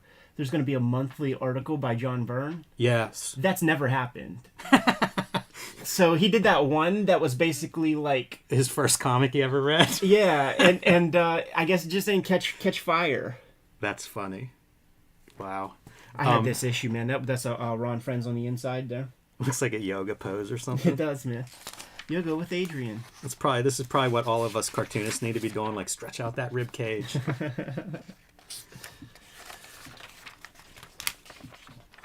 Surprised they didn't end up doing like a video game magazine, with their cards and their toys. Yeah. Seems like something that could have happened. And a Ron Mars profile. Can't be less interested. Man. Keep it pushing. I think we're out. Yeah. Yeah, we're done. Boy, even ends with your card game ad on the inner back cover. Yeah, man. And what is this? This is how we get in trouble with YouTube. Seriously though, like what a weird ad. Yeah, totally. But it's okay because it's a robot. Do you know this Mirage company? I don't. I have to assume that has nothing to do with Turtles, but nah. It's weird to see Mirage as a company name on the back of Wizard, and it's not Turtles. Jimmy, you want to put the call out, man? Yes, I'm looking for Wizards 60 to 68, and as you guys can see, we're getting there. It's getting scary. I'm running out of room here, but we still got a couple to go. And you know what's fucked up is I was looking at my digital stuff, bootlegs and whatnot, and the 60s are spotty. Wonder what that all means. Yeah. Yeah. It may be a bottoming out period, although I swear the bottoming out is still a little ways off. But the end of 96 is Marvel bankruptcy, so maybe that is kind of the bottom. I'm not sure. This magazine pivots, it's going to start to have Sarah Michelle Gellar on the cover and things, and just talk about TV shows pretty much. Wow. It's going to get real bad real fast, but we'll do what we can. Good to go, Jimmy? Yes. Kayfabers, like, follow, subscribe to the YouTube channel, hit the bell so that we can notify you when new videos are available. Cartoonist Kayfabe Comic Book Christmas in July is coming. It's going to be the last Saturday in July, and we are taking a bunch of our comic book doubles, our duplicates, and our comp copies, and we are stuffing those into the free little lending libraries in our neighborhoods, man. The idea is to create bigger awareness of comics out there. We all happen upon comics in our own weird ways, but most often it was an accident, man. So let's create a situation where somebody could accidentally come across a comic and get hooked for life, man. Give the first one away for free. Drug dealer philosophy. The Patreon is a big help to the Cartoonist Kayfabe channel. Become a King Kayfaber on our Patreon at the link below.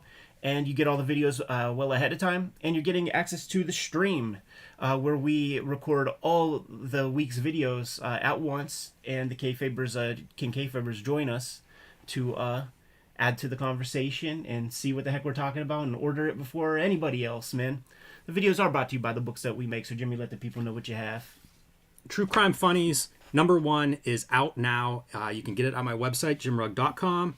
You can get it on my Patreon, where I post my comics as I create them, so patreon.com/jimrugg. My other books include Hulk Grand Design, The Plain Janes, Street Angel Deadliest Girl Alive, about the homeless ninja on a skateboard, and coming later this year will be Street Angel Princess of Poverty from Image Comics. You can pre-order that one now. Couple big deals this year, man. The Hip Hop Family Tree Omnibus is forthcoming. We have hit the print button, and we are trying to make our best guess on how many of these things to print, but we're quite sure it's not exactly going to be enough. It's going to include the full 4 volumes of Hip Hop Family Tree, but we're adding 140 pages of additional content material in there to make this thing a very, very substantial book. This is the complete spine, so just imagine it's the size of a phone book, the contents of this comic. It's going to be available for the holiday season. Another book that's going to be available for the holiday season is the X-Men Grand Design Trilogy, man. We're making a standard trade paperback of my complete X-Men Grand Design works. About 250, 260 pages of comics in there. Some of those volumes are out of print. The comic that is coming out with all new materials is Red Room Crypto Killers. There are 2 trade paperbacks of Red Room out there today, The Antisocial Network and Trigger Warnings, but you're looking at the 2 issues of Red Room Crypto Killers that are on the stands right now. Completely self-contained stories that hold up on their own. If you dig one of these issues and you see one in the wild, give another one a shot. I encourage you to grab Crypto Killers number 3. That's going to come out pretty soon, because that is going to contain a backup feature that is the focus of my comic strips that I'm working on today. So that'll be a hotkey, the first appearance of my new works, man. This is our bibliography. Support it that way. Keep the lights on. But there are some other ways to support the Cartoonist Kayfabe channel. Let the people know, Jimmy. Subscribe to the Cartoonist Kayfabe newsletter at the links below this video. You can also find Cartoonist Kayfabe t-shirts, merchandise, mugs, hats, stickers, and more at our spread shop, including a brand new design featuring a masked wrestler Cartoonist Kayfabe design. So follow that link below this video. All great ways to support the channel. Give them those marching orders, Jimmy, and we'll be on our way. Read more comics.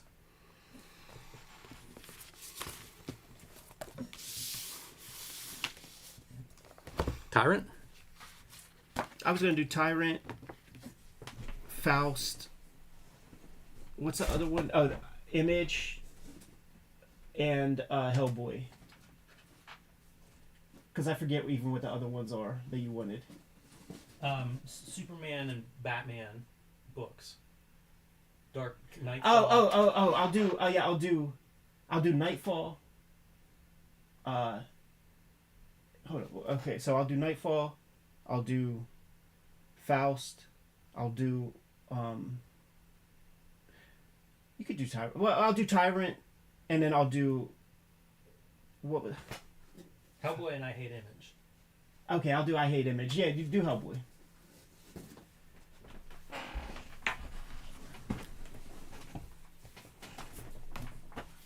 You know, can you pass me I got the library edition over there.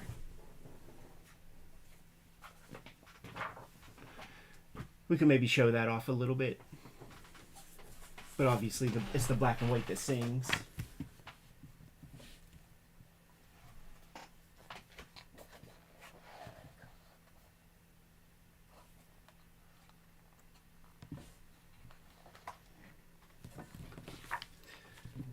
Gonna look at Aaron Weisenfeld's Deathblow Wolverine. I was trying to think of doing some kind of like Who Are the Wildstorm All-Stars, who's the best Wildstorm guy. Well, yeah, we could do that, and we could talk about like the Image Studios also, because like they each have a guy, and I think that'll be a fun conversation because it's just a flipper. Yeah. You know what? I'm gonna have you do Tyrant because like I have an idea about the Mignola that I want to express. So I'll be good when you are, Jimmy. Yeah. Oh yeah, let me lock this in. Tell me if the inker for the issue 2 is different than the issue 1 Nope, guy. same guy. This series is a little different than I remembered it in terms of who's doing what. Because Richard Bennett does, like he's the finishing artist on this, which is weird. Wiesenfeld has more hand here. Like, this is a different look than this. It's funny because it's almost all a different look than this. Page? This spread. Like, this is the spread that, like, we could just do an episode on this spread. Right, but and cover it. There's plenty of that in this issue. But this, like, this is duller. There's, you know, it's the color sucks more. Yeah, do you think the color changes? Yeah. They shoot their load on that first one. Did you ever see this series? No. This is one that I bought all of. It's Another Wiesenfeld piece? It's a Bennett piece because it's like this mech story. This is not a good ad for it. This is a piece of shit ad for what this book is. But it's this mech thing that's like pretty nuts. Monica Bennett is the colorist here. So there's your 1-2 punch of a team. And I don't know who does this one. Yeah, take a look. Boy, that's a dramatic difference from the... Oh, yeah. Yeah, they shot their loads, dude. I don't even see credits in this issue. It might be this shit. You know?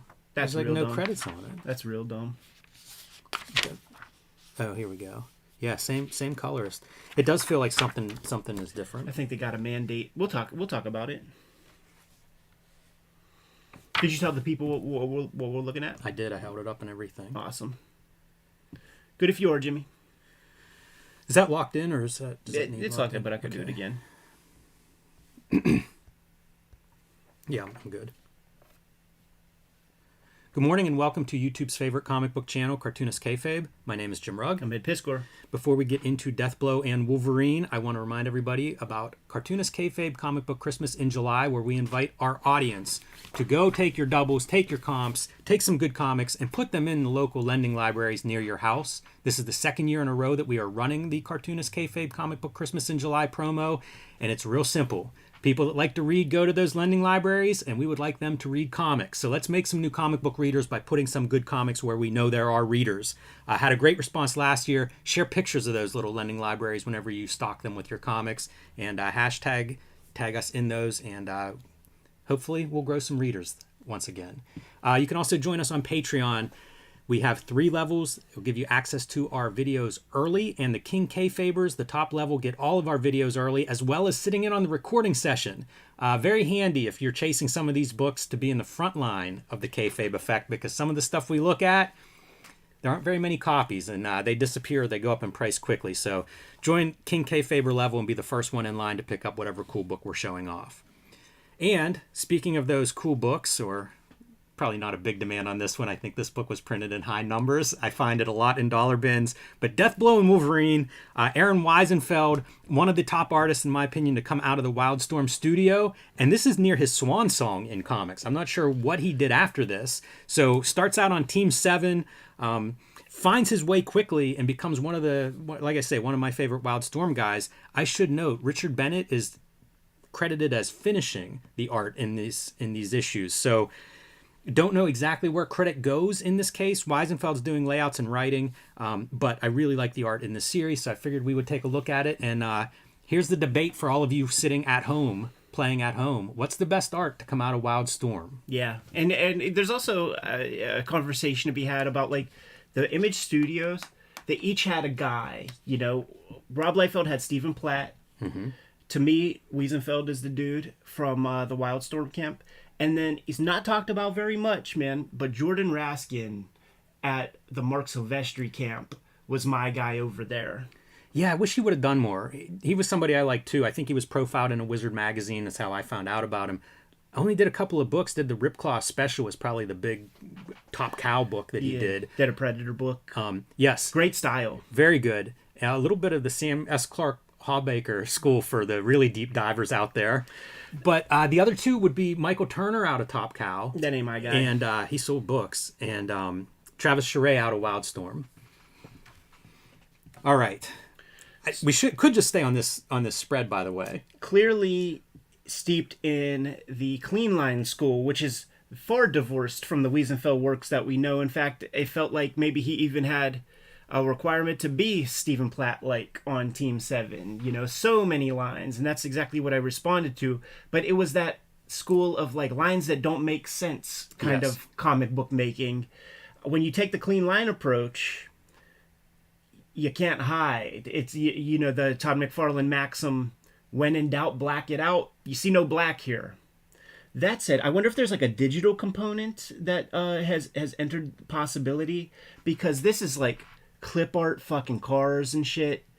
It doesn't feel like, I think some tricks were put together, man. It does make me wonder, like, what is the layout on this page? Like, who gets credit for this because it's really cool? But is this a film still from Bullet or something that we're light boxing? Yeah, totally. Because we could agree that there's something more to it. It looks like a filter almost of, like, a San Francisco street scene.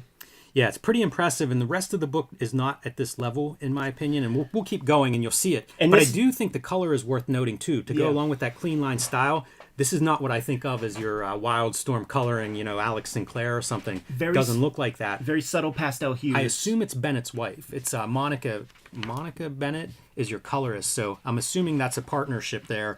And I tell you, man, when the line artist and the colorist are in partnership, I think you get better results. Yeah. It may not be the same as one person doing it all, but it is somewhat of a collaboration in a way that sometimes these assembly line comics are not. I think this is a Jeff Darrow inspired piece of work, down to the color, because the original Hard Boiled was colored with these very similar pastel hues. I think that maybe even Electra Lives Again might I do like these layouts. You know, open panel here in the middle. This issue, they shoot their load on this issue, because the second issue does not have anything approaching this level of craft and depth. Wolverine is really kind of a strange design. I feel like it's Barry Windsor Smith inspired, like Weapon X inspired kind of fella. Even this face, right? That feels a little Barry Windsor Smith-ish. It does. The nose reminds me of Pluto. Urasawa. Yeah, the nose really reminds me of that. But as we go on, there are scenes where Wolverine's like smelling somebody, and I'm like, oh, it is interesting to give him a big nose. Why not? This is a 90s comic, man. So, like, when we talk story, you don't need to talk too much about it because, like, you got to get the ninjas to enter stage left as soon as possible. There's a Bourne Identity movie, not the first one, but he's attacked in an apartment. I think it might be like a Parisian apartment. It's exactly this. Like, coming through the windows, it looks like this could have been a storyboard for the opening of that scene. Is it a rice patty hat ninja? It is not. No, it's not. I was about to say, I might watch that movie. Some fun detail of like weapons being deployed, like that is nasty looking. The chain links in the mouth, and it is not a Spawn chain link. There is thought behind that a little bit. There's little stuff that I think doesn't sell as well, like being stopped because the chain jerks to a stop. Like, this is the ultimate dog collar match, but we don't get a panel of his neck snapping as the chain gets taut. No. Wish that was in there. Other stuff is good though. Although here's another oddity. Keep them at level. We're falling and we're hitting the ground, but physically it's the exact same height. This is the maximum storytelling you ever get from like a Wildstorm kind of thing. Fair. You feel the Jeff Darrow vibe, right? There is a lot of Jeff Darrow in this for sure. See, when we start to get these like line weights, it starts to get muddy because now we're introducing focal points that don't matter. By introducing these blacks and stuff. Like, yeah, I was thinking that with this panel, like, this is such a key shape here, except I don't know what it has to do with the story. Yeah. Like, I look at this and I'm like, oh, I forget what we were even doing in this scene now. I'm watching a parade on a street. Yeah, and it's weird compositions. They get some stuff right, but they get so much stuff wrong also. But you're not going to find a more interesting Wildstorm book, probably. Right. Like choosing to make this guy's hair black is so bizarre. Yeah, it's awful. And we're seeing the limits, and we're comparing it like to like a Hard Boiled or something like this, man. Jeff Darrow understands clothing and drapery. Like, these guys, it's still kayfabe kind of character work and shit. There's little interesting details too, like a non-ruled panel for this sequence. It's not the standard in the comic. Yeah. So it's it's some kind of creative choice that's being applied there. I find that pretty interesting. It's just very unusual art for a Wildstorm. Gorgeous backgrounds. Weisenfeld around this time was doing like black and white work in their anthology, their Wildstorm anthology. At least did a couple of stories in there. I went through a Weisenfeld phase about 5 years ago. Yeah. And he doesn't have a huge amount of work, so you can track it down. He's now a painter, I think, in New York, or at least exhibiting there. A lot of attention to this car, an old Cadillac. Must have had a model or something of that thing, because it looks spectacular. Man, you mentioned like some kind of digital component. The one that I would see would be like if you had a 3D rendering software that you could put this car in a bunch of positions, because it looks very accurate. Yeah, that's what they're doing. Like with all this stuff, they're just taking the time to this is a ridiculous one, because 30 feet off the ground, flying cars, baby. Where it hit, that's a heavy car. These guys could take it. And then I love it. We end up back at the ad house. Yeah, Chris Pitzer's house. Deathblow living in a very modern style house there. It has no feminine touch though. It's a really strange bunch of details. Like, even Deathblow's outfit is kind of bizarre. It is, man. It looks like he might be undergoing some treatments. Yeah, it's very peculiar. Going through Wolverine's wallet. There's page after page of good looking stuff in this, especially this first book. Yeah, it doesn't hang together though. But it is odd. Look at that, dude. Lots of black on that to give you like a big kind of climactic shot. Yeah, you want to do this thing of like suddenly there's a headlight in his face. But how do you do that whenever this is the color? Whenever there's not a shadow to be found. Right. But slowly, the sun's going down. You know what's fun, man? Like that's Wiesenfeld. You know what I mean? Like that's the Wiesenfeld lines that we know. There's something to say about the clear line, and there's a way to make it boring, and they succeed at that. they succeed at making it boring. I do think it has to do with ruling it. Because Hergé doesn't rule his shit. That's interesting. If I were going to make this boring, I wonder if it's a palette thing. You know, like once in a while they'll add some black and it'll really pop. Yeah. Imagine if they added a saturated color here and there. You know, like the palette's very subdued. You're right. Like it's almost like it fell in a bucket of bleach. Yeah, you're right. Like one of the kind of like rules of color theory is like to have a focal point with the color, and it all, you know, it's the same kind of candy bowl except it's all Easter candy. It's like those almond cover, like chocolate covered almonds that you get in your Easter basket. I just had some of those Jordan almonds. Yeah. I just had some Jordan almonds this past weekend. That's the palette of this comic. Is this issue 2? This is issue 2. So color changes here. Look at what a difference it is. Yeah, from issue 1's opener. They shot their load all over they that really one. did. They really and they're did. like, you know what, dude? Nah, I ain't going to do that a second time. That is just a dramatic difference, Ed. Because you know what it is? Like, I mean, they swiped from a photo and just traced a bunch of shit. But here you got to actually use some imagination and do some labor, and that just ain't gonna happen. Yeah, it's a strange. It's a tough angle too. This is 1996. We've been covering Wizards in 1996, and they just middle of 96 they start talking about crossovers between Marvel and Image. So this is late 96, and they're just going for that crossover. You know, whatever we can do to sell books. There's a slight quietliness to stuff like this. You know, like his authority faces, that era. Weird digital effects in the back. I like whenever the artists are drawing those effects, like they're being stretched through some kind of portal. So that part's kind of fun art-wise, but it's funny because like the digital coloring's probably not there yet. Swirl. Yeah. Swirl template. And here we go back to something pretty interesting looking. They're in this library, this mystical library, and you can see like we've almost returned to that detail. If you look closely, hatching the tiles on the floor, like individually hatching those tiles. Very much like Art Adams would grow into that kind of position. Yeah, I can see a lot of Art Adams here. We've seen some of his images where like you get the inside of an apartment and it's kind of like this perspective and just loaded. So this hatching, this is not Scott Williams hatching, it's Gerhard hatching, you know, with a tech pen. Yeah. At the exact 90 degree and acute angles. Oh, and we get a backstory. So it's just a different comic now, you know, like that clean line approach. I bet it took forever, and they couldn't sustain it. Now they're chucked back through that whatever teleportation thing, and I kind of like this. Look at that for your directional device across 2 pages of like laying out all your weapons and things. Purely unintentional, I'm sure. Good proportions between Wolvie and Deathblow, huh? Yeah, Wolverine's definitely shorter. Man, that's a big arm. I was like, could have done a wrestling comic with this guy. That stuff stretches and stuff, but like you could see it. It's like when you do the clean line, every line has to make sense and stuff. You could see like doesn't quite know how the hand anatomy works, and I'm not dissing because I have to look at something myself, but it's noticeable. So now this basically just looks like an Image comic, and like I mean that's sick, but like this stuff. That's just the Image comic. You know, there's no good drapery. Man, when you talk about, you know, like going back to Hard Boiled, I feel like even like clothing wise, this is almost Nixon. Yeah, totally. And it's making me wonder if they're using even poser programs for I just don't know of that stuff being out in 96. It may have been, but like it's 100% pretty cutting was. edge. Like literally there was a program called Poser. It might have been cutting edge, but it wasn't that big of a deal because like we had it in our high school. In 95, in 96, 97. So it existed, and these guys have more money than fucking Still Valley High School, so. Right.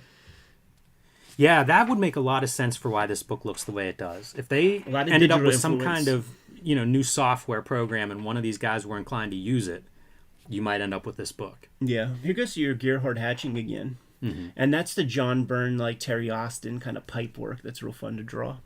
You know, like a panel like this feels very much out of place with the rest of the book. Feels like Katsuhiro Otomo. Like we don't see Akira. It anywhere else, you know, in this issue. And it's down to everything. Series. It's down to everything. It's the color. Because it looks like a Katsuhiro... It looks like a Steve Olive color from the Akira volumes. Like the same palettes.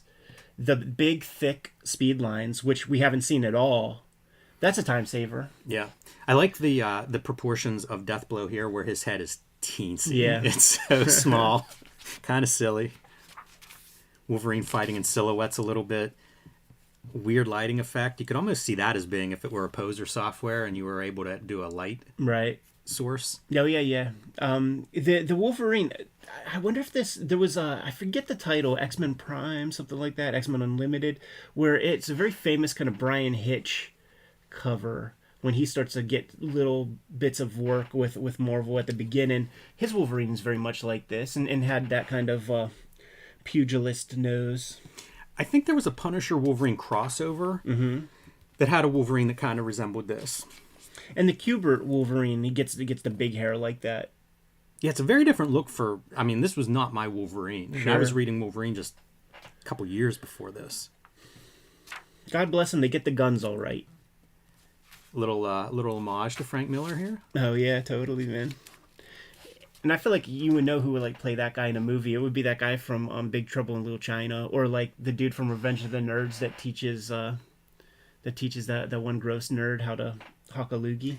It's incredible, like how fast, like a page like this looks like there was a deadline. Oh yeah, we're there now. Oh dude, we're fully in Elektra Lives Again mode. We're there, it's bizarre. Dude. This is another one where I think like the lack of blacks, it really makes that pile of figures just be a gray mass. Yeah. Yeah, this whole comic is kind of bizarre. Like margins are a different size on this page than this page. Right. Do you think that's intentional? Like it doesn't seem like it, like this is again consistent margins here, but this page almost like they printed it at the wrong size. Right. And they have panels that full bleed and pages that full bleed, so I don't think that was the issue either, but yeah, it's strange. I like this as almost a cross section of panels inside your building. Right. It's kind of a cool setup. I'll give Weisenfeld, layout artist, credit for that one. And Wolverine's mad at this girl, man. She wasn't honest with him. She set this whole adventure up, and she should have just asked him for help. So he's leaving, and she's crying. Like that point of view. Yeah, it's pretty wild.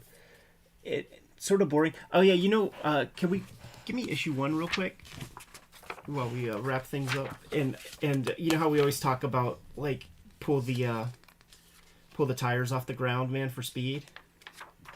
There's an example of like terrible version of that. Especially when you're cheating and using photos or programs and stuff. That is the most static image I've ever seen when it comes to a speeding car. And even that's a parked car, and we don't see anybody driving it. So this word is from... No, I'm saying it looks like a parked car. Oh, yeah, like it's so static looking, but there's no clearly driver moving there. Here. Right, yeah, because it's clearly moving here. And you might have been able to get away with that a little bit if you tilt these guys even further or something. But that is as static as can be. That happens a lot with vehicles. With the cheating. Like if you're going to photo ref a vehicle to that point, like it can be hard to get the motion in there. And that's the beauty of Darrow, and like those guys. Because like they do good work earlier, like they get it off the ground a little bit. They take a different photo of their Franklin Mint models. This is a fun bit of storytelling, right? Somehow Deathblow gets thrown, not clear exactly how he goes from here to here, but thrown out of his window into the car, picks himself up, and then drives the car in. Love it. Love that as like your little 5-panel action piece. So, Deathblow and Wolverine, the back matter is always interesting in these kinds of books from a time period. So you get like J. Scott Campbell art being sold relatively cheap. All the pages, I think $4.50 is your most expensive page. This is from Gen 13 which had the crossovers. So the Spawn page is a big one. Bone, only $2.25, one of the cheaper ones. Those would be pretty nice to add to the collection. Those 10x. These are fun. Yeah, for sure. There's also an article about the way Wildstorm Studios is set up, like which offices, basically walking you through a virtual tour through Wildstorm studio space. Fun. And, you always see like whatever ads are being pushed at that time. Here's your creative team.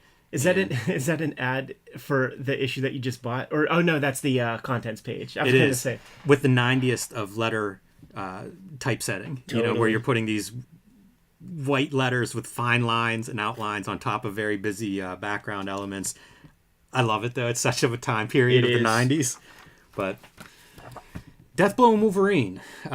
I got no problem going through, try to find the best art books from each of these studios, and let's look at them if you want to do more of these kind of videos. Sounds good to me, man. I got to dig up those Raskins, though, man. You good to go? Yes. Kayfabers, like, follow, subscribe to the YouTube channel, hit the bell so that we can notify you when new videos are available.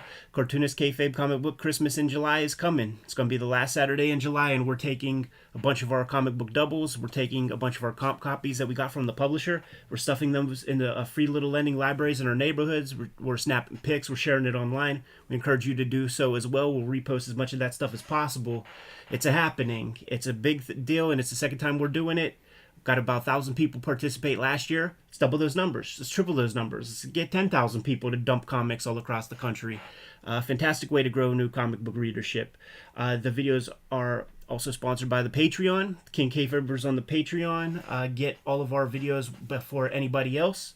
A lot of them are hanging out. About 3 dozen hanging out with us right now in the chat room. So they get access to everything. Mitigates the kayfabe effect for those people. They get the cheapest copies of the comics we talk about on the aftermarket. Ultimately, the videos are brought to you by the books that we make. Jimmy, tell the people what you have going on. True Crime Funnies is my latest comic book. I self-published this, and now I'm selling it on my website, jimrugg.com. If you haven't gotten a copy yet, you can get one there while supplies last. 3 nonfiction stories, including 2 about wrestling history. So check that out if you like true crime, wrestling, my comics, whatever the case may be. Also, Hulk Grand Design, Plain Jane's, Street Angel Deadliest Girl Alive, all available and in print right now. And coming later this year, Street Angel Princess of Poverty from Image Comics. This will collect all of the Street Angel comics that are not in Deadliest Girl Alive. So get both books. They'll look nice as a set on your shelf, and you'll have all the Street Angel comics to date. Hip Hop Family Tree Omnibus is coming to you in time for the holidays, man. It is going to collect the 4 volumes of the Hip Hop Family Tree series I put out. It's the 10th anniversary of Hip Hop Family Tree. It is the 50th anniversary of hip hop as a culture. Scoop this up, put in your pre-orders. We had to start printing those. Look, I can see my reflection. Yeah, it's kind of cool. Rubber Johnny. We had to hit the print button on these suckers. So we had to guesstimate, which means get in early, get in often if you want copies for Christmas time. That's not the only holiday season book that I have coming out. The X-Men Grand Design Trilogy is forthcoming. This is going to be a trade paperback that includes all 3 of my X-Men Grand Design Treasury editions, and some of those are out of print at this moment. So this is the way to get them all in one kit and caboodle. The comic I'm working on these days, Red Room. 2 issues of Red Room Crypto Killers are out there right now. There are 2 trade paperbacks of the previous seasons of Red Room out there. One called The Antisocial Network, the other is Trigger Warnings. Murder on the dark web for fun and profit is the subject matter of these comics. Each issue completely self-contained, and it is wrapping up soon. I encourage you to grab Crypto Killers 3 when it comes out, because that is going to be the first appearance of the characters, more or less, that I am focusing my attention on with my next project. So we'll be making those announcements shortly about that series. But scoop up Red Room Crypto Killers 3. Definitely get your hands on that if it's the only one that you grab. Jimmy, there are some other ways for the Kayfabers to support the channel. Let them know. Subscribe to the Cartoonist Kayfabe newsletter at the links below this video. You can also find Cartoonist Kayfabe t-shirts, merchandise, hats, mugs, stickers, and more at our spread shop, including our all-new design featuring the masked wrestler Cartoonist Kayfabe. Maybe not logo, but design. So pick that up now. That link is also under this video. There you have it. All great ways to support the channel. Give those marching orders, Jimmy, and we'll be on our way. Read more comics.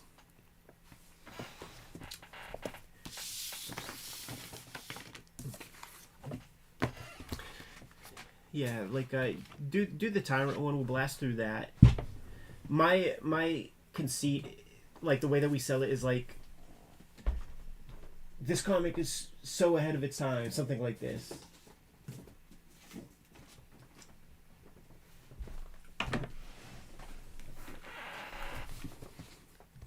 Let me grab my issues real quick. I hope you guys at home have this book because it's a good book. But if you don't, they are available. I find these. They were, weirdly, I don't.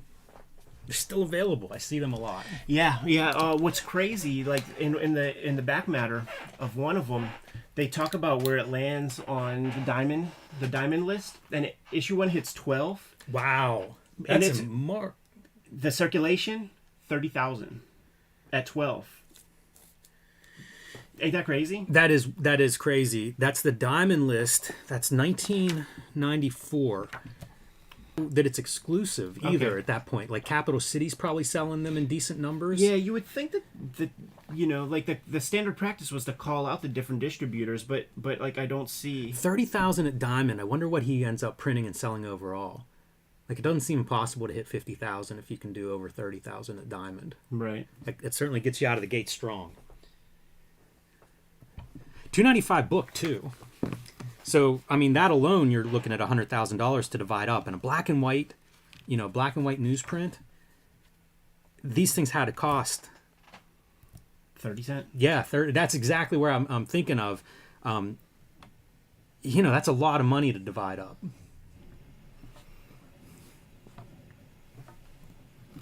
Those locked? Yes, sir. All right. Well, leave it on for a second. Cool. Good morning and welcome to YouTube's favorite comic book channel, Cartoonist Kayfabe. My name is Jim Rugg. I'm Ed Piscor. One of my favorite comics today, Ed, is the subject. But before we dive into that, I want to remind everybody about Cartoonist Kayfabe Comic Book Christmas in July. This is the second year that we are doing this. The last Saturday in July, we're asking our audience to pull out some of your doubles, pull out some of your comps if you're a creator, grab some good comics, and put them in your local lending libraries. These things are scattered all over the country. There's so many of them around Pittsburgh. Hopefully everybody has them. And we saw tons of photos last year, must have seen over 1,000 photos of people that put their comics into those local lending libraries and take a picture because they have a lot of charm. They're very photogenic. And we want to grow some readers. We know that readers are going to those local lending libraries. So put some good comics in there and let's see if we can't get a few new comic book readers once again this year. Share those pictures with us. Tag us on your social media. And we'll try to get this thing bigger and better every year. And let's just make more comic book readers. You can also join us on Patreon. Our King Kayfaber level, the top level, you'll get access to all of our videos first and earliest, which will help offset the kayfabe effect. Some of these books sell fast, sell out, prices go up. You want to be the first one in line if you see a book on our channel that you want to add to your collection. And also, the King Kayfabers sitting in right now listening to me say this to you. So give that a try, see which level fits you, and we look forward to seeing you in one of these recording sessions. So today's book, I have talked about this before, Ed. It's come up through Wizard Magazine. Steve Bissett's Tyrant, the self-published comic about a T-Rex that Bissett spent a couple of years in the 90s self-publishing, doing tons of research. And I mean, like, this is such a great comic. I'm so excited to revisit this because it was one of my favorites as a kid. I tell the story about my art teachers accepting this at school whenever I would bring it in compared to most of the comics I showed them. This is just a standout book. It's going to be really fun to go through it, but admire those covers.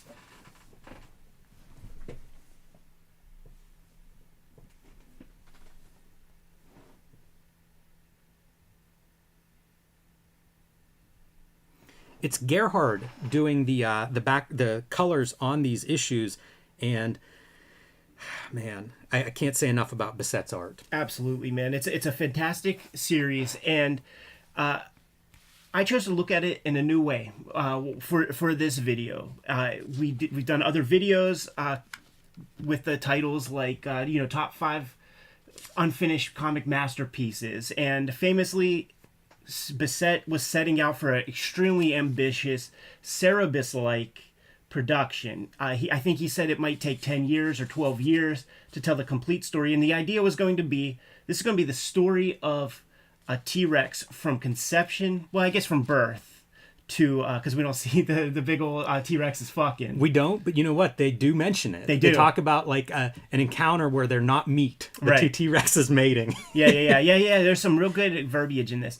But through the T-Rex's entire life to its death. Like yes. that was the conceit. That did not happen. We got 4 issues of this thing. But I chose to look at this, and the angle that we're going to cover this with, this is a complete work. And it is about the birth of a T-Rex. Because that's all you get, man. Issue 3 is all the stuff that happens inside the egg. Intensely, laboriously researched. Yeah, man. Now look at this stuff, man. Let's talk art. This is Bissett doing it all. Mm-hmm. And in black and white line, he is able to create this atmosphere that looks noxious to the human lung. Soupy. Yeah. And it's amazing how he does it. But these landscapes, I think he's a Vermont boy. Yes. So he's around nature. And he in our shoot interview, he talked about, like, I just want to go play in the woods. I want to touch grass. So he's adept at that. The attention to all the detail, flora and fauna. Oh, yeah. Like you're seeing insects, you're seeing flying dinosaurs, but you're seeing tons of these different types of plants and flowers. This forest is not some generic forest. We are seeing what I assume are researched, like what kind of plants were growing at this time. And it's spectacular. Like, the artwork in this series is so much better than almost any comic I can point to. Absolutely. And you mentioned, some of the verbiage. These dinosaurs aren't talking. Right. So how do you write this in a way that's interesting, that's compelling, that adds something to the pictures and isn't redundant? And, like, he figures out inventive ways to do that from issue to issue even. There are characters. So, like Egg Sucker is a character. And you're introduced to him early. And he plays a part, like, a little bit later. I believe this character we're going to see in the next issue. Yeah. That might be the Egg Sucker. No, this is not the Egg Sucker. This is going to be a T-Rex lunch. Oh, yeah, that's right. Yeah, but it's so interesting the way it's written, because essentially this T-Rex has come to this area to lay its nest. Yes. And the animals that are there are responding to the sounds and the smells of this T-Rex that's suddenly invaded their once tranquil space where they're eating, vegetables and little bugs and things. And now suddenly we've got the apex predator has just shown up. And this is an older dinosaur with its own children. And it recognizes we got to go. Everything you see is not by accident. So even these sound effects is a researched piece that Bissett sort of uncovers. And, like, I'm the Hip Hop Family Tree dude, and I did a whole bunch of research for that. But it's from people who were around no longer than 50 years ago. And you can find access and interviews with these people. And to make those pages would take days of research every week to generate 2 pages. Each of these kinds of things, the way these animals stand is something that Bissett is not being rewarded for or paid for. It's a lot of work that has to be done that he gets zero credit for. You as consumer, you as reader, are just getting to enjoy the fruits of all that labor, but you don't understand even a fraction of what this guy had to do to generate this comic. Oh man, it's so good. She alone knows and properly fears this morning's disturbance. There's an egg sucker that's hiding in the shadows. I think that's the egg sucker. Which would be the threat to a lot of these dinosaurs, especially to their offspring or their eggs. And the egg sucker knows and fears her. So we have even these levels, like, within this world of, like, it's not just T-Rex and prey. Like, there's an hierarchy of these characters. Directional devices. Wonderful. He's always been great with that stuff. And, like, the best of, like, the QBs consider this kind of thing. Like, he became a professional, like, after, like, such great apprenticeship under people like Tex Blaisdell and Erwin Hasen and Joe Kubert. Man, the lettering, just all of it, I think, is fantastic. The lettering's a little bit rough. Yeah. You can see its aim's guided out, so it's nice and neat in terms of its lines and size. It's his hand. It's almost drawn, the letters. It's his hand. You recognize that lettering in the Steve Bissett, like a signature. So talking about research, redid the birthing sequence because, like, while he was doing it, read about there probably was a standing birth. Had to redraw this stuff to be as scientifically close to accurate as you can be with something that's 140 million years old. And there is parts in the back, like in the next issues, where he talks about the stuff from the previous issue that he thinks he may have gotten wrong. Mm-hmm. Yeah, there are a lot of paleontologists that will write into the letters columns. He has a lot of great back material kind of citing sources and where he's getting his information for these various ideas. In one of the back issue matters, he talks about how doesn't love the design of the T-Rex and that he's planning to change that once the new T-Rex is born. Because it's almost like how that T-Rex will see its mother, essentially. They were not meat to each other. They had attacked without killing, bit without eating, bled without bleeding. These smell of her blood, but they are too not meat. It reminds me of like you think about like a shark, what goes on in a shark's head, Right. and everything is like food. At least in my version of a shark head. Sure. That's really how this character is written and approached, and man, it's awesome. You see the T-Rex burying the nest of eggs as we go through the next couple of issues before it's born. There's little bits about how those nests function for Right. temperature control, moisture control, things like that. Incubation. Mm-hmm. Use of white media. Like, when you see this kind of imagery, you could see that, like, it wasn't Toddlebin doing all kinds of stuff on top of Bassett's work. Like, he's got a hand, you know? His grasp of black and white and texture is just second to none. He was a superstar at that school. Like, you always hear those dudes talking. And here's your original version of Yep. the sequence. And it's a little two-standing. Right. Yeah, that's what flips around, I guess, is that crouching part. Little duotone usage there. It's so iconic, that head. This back matter is all really great. Like, here's a letter from Neil Gaiman. So you're going to get a kind of a who's who of letter writers over these first couple of issues as well. And then, like, lots of background, what his plans are, everything from, like, rumination on the comics industry to getting to this point of self-publishing and how that's going to work. This is shot out of a cannon. The guy just labored intensely on some extremely rigorous comic pages, and now he's giving you 4,000, 5,000 words of back matter and deeply considered stuff. Jimmy, I am a mush. 3 issues were out before I put Tyrant on my pull list, and I only got issue 4, so I do admit to that. This all this back matter stuff. So this starts in 94 and I think it ends in 96, which may speak to a little bit of the issues that plagued this book. But this back matter, it was a call to arms for me. This is exactly what I wanted to do. And he is laying out all of these different challenges and what he's doing as a self-publisher, not just the how do you make this cool book, but how do you sell it? And I mean, it was here. This is, like there are those seminal works, like we talk about RE, the reproductive guide, and how like I still use information I pulled from that. This was one of those books where I just poured over every single detail because this is what I wanted to do. Yeah, and then you get into dinosaur pornography and like the like all the best movies and pop culture things. It's really cool. It's really cool. Like he talks about getting this into dinosaur stores, museums and things like how that's kind of the long game plan, and so ahead of its time. Like that's the graphic novel market.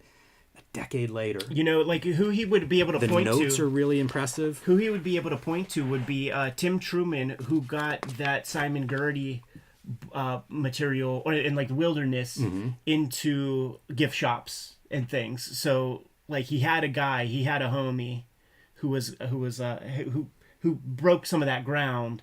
And this easily could fit in there. I mean, right now, like we could take all of this material, you put it in between a hardcover, you'll sell a couple 100,000 of them out of the gate. Absolutely. Like that's part of the reason that when we were talking about doing this, like that was one of my takes on this video is like, hey, I don't know if Steve Bissette is working on more Tyrant or not, but even if he's not, like this stuff should be collected and available. Yeah, it's true. Like as you say, it's a complete birthing story. Like, call it a complete story and put it out there because this is goldmine stuff. Totally. The craft is A+, and the content is... All I did was check dinosaur books out of my library as a kid. Yeah. You could put this in the all ages section of the library, and I would have my name on that card 20 times. Yeah, but I think that is the move. Like Uncle Steve, like don't tell it. Nobody cares about the plans or like the ideas of like what it could be. This is a complete work. You don't got to put another pen to a piece of paper. You have a complete narrative here. It's incredible, and you sell it as a complete work. A good 100-page hardcover, and it's going to blow people's minds. It really would.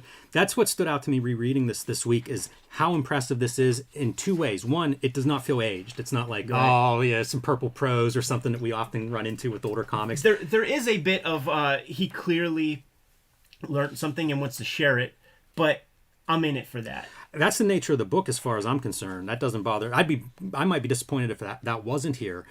But also, I don't think anybody's approached this. This is the kind of thing where like you go, oh yeah, okay, nonfiction, nature, dinosaurs, history, all this stuff. It feels like this would be your AI version of a graphic novel in this day and age in terms of like, oh yeah, you could sell it in museums and libraries and schools and all this stuff.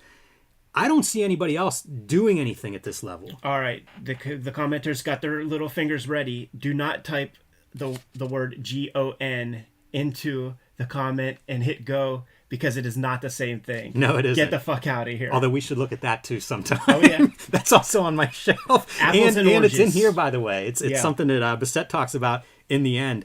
So this story, the second issue, one of the things that impressed me on the reread is how much he kind of goes in different directions each issue. Yeah. And this is really a circle of life story, which can be tough. You know, it can be tough reading some of this stuff because these things all eat each other. Yeah, I mean, he's the character is the ecosystem. Dude, a monster movie. Totally. You know, we turn to page 8 and we've got giant ants. It is the ecosystem is the character, and he's setting up the world. There's no stories that exist like that. Like nothing, because it's not Aristotle. There's not like the closer you get to a protagonist ain't even born. So you're just like laying this stuff out, and that's a challenge, man. This is your T-Rex footprint. Yeah. You know that you've got like the water and the marshy, soupy land. The frogs are following behind, but that's what this is, like a giant close-up. You know, like think of your Mad Magazine #1. You know, the monster footprint cover. There's not one panel in this entire comic that I would want to draw myself. Not one. Very well said. And here we go, man. Page 1213. We're getting to the climax of this issue. And look what is in his mouth. Looks a lot like our matriarch from the land before the T-Rex got there. And it's noted, they got to get out of here. It's not safe. And she did not make it in time. And man, this stuff is like, for the purple prose, still has berries and taste in her mouth. She's not totally dead at this point. So sad. Those berries taking it back to her offspring. Yeah, and there's a way that it's written that like this dead dinosaur is a berry for the Tyrannosaurus. I'm ready to cry when I'm reading this in bed late at night, you know. Perhaps she can still crawl. Her litter is hungry. She has to keep them in her mouth. Talking about the berries, she has berries in her mouth for her little ones. There's some Frank Miller rhythms to some of the text in here, and I found that really refreshing. And then speaking of those berries, when she finally gives them up, then we go through like what happens to the ground and to the various life forms, you know, insects and fungi and stuff that are feeding off of this. Just incredible. There's even a tear in its eye. Yeah, it's quite an achievement. Choosing? I wish I had the list of books that I was like, whatever my top 10 books were, like at this time, because this seems so atypical to what I was reading and excited about. Totally. You know, I'm looking at like Stephen Platt or something in 1994. Yeah, he's choosing the Cerebus format in terms of page count. 20 pages. Yeah, I got no beef with that, especially with the back matter. Howard Cruz with a letter in here. I think it was in the first issue. Bissett's talking about Howard Cruz's graphic novel that he's working on, Stuck Rubber Baby, which is celebrated like its 25th anniversary edition is out now, and it's been out for a couple of years. Yeah. That was always a classic in my mind. I never even put together that was actually published in like mid-90s. It seems like that was this older book, but... Like, Stuck Rubber Baby was the only comic in my high school library. So I graduated in 2000. Here's a local shout out. Thanks also to Todd and Bob at New Dimension Comics Cranberry Township for featuring Tyrant on the cover of their September newsletter. Very retailer friendly throughout this series. So you'll see him giving updates on if he's doing signings or if there's something available here or there, or if some store helped debut it. He would do these front pieces, and you'll see like each one is to some comic book store. Kind of a nice nod to those retailers, and then talking about like back issues and how to buy more of these at a discount direct to retailers. So a huge part of self-publishing, that connection to the comic book retailers. And our next letter, Brian Cunningham of Wizard Press. Yeah, we cut enough promos on him. Here's what, as a self-publisher, don't ever do this, because this is your own kiss of death, man. I don't know any self-publishers aside from like probably Dave Sim, maybe very few others, who created a subscription model that made good on the entire subscription for somebody. So there's no discount to it. It's literally just an effort to make sure that you get your issues. He's all but saying it too. You just don't want to do this on top of self-publishing, but if you can't get the book any other way, we'll be there for you. Yeah. 6-issue subscription. 1 year. Well. Where's my issue 5? Yeah, I wish. Again, the back matter, talking about pop culture, talking about various resources he's using. It's funny to think of what would fall under the umbrella, because like you get like mentions of Flintstones. You know, if you're really going to show dinosaurs in pop culture, you get a little bit of all of it. Yeah, he's deep.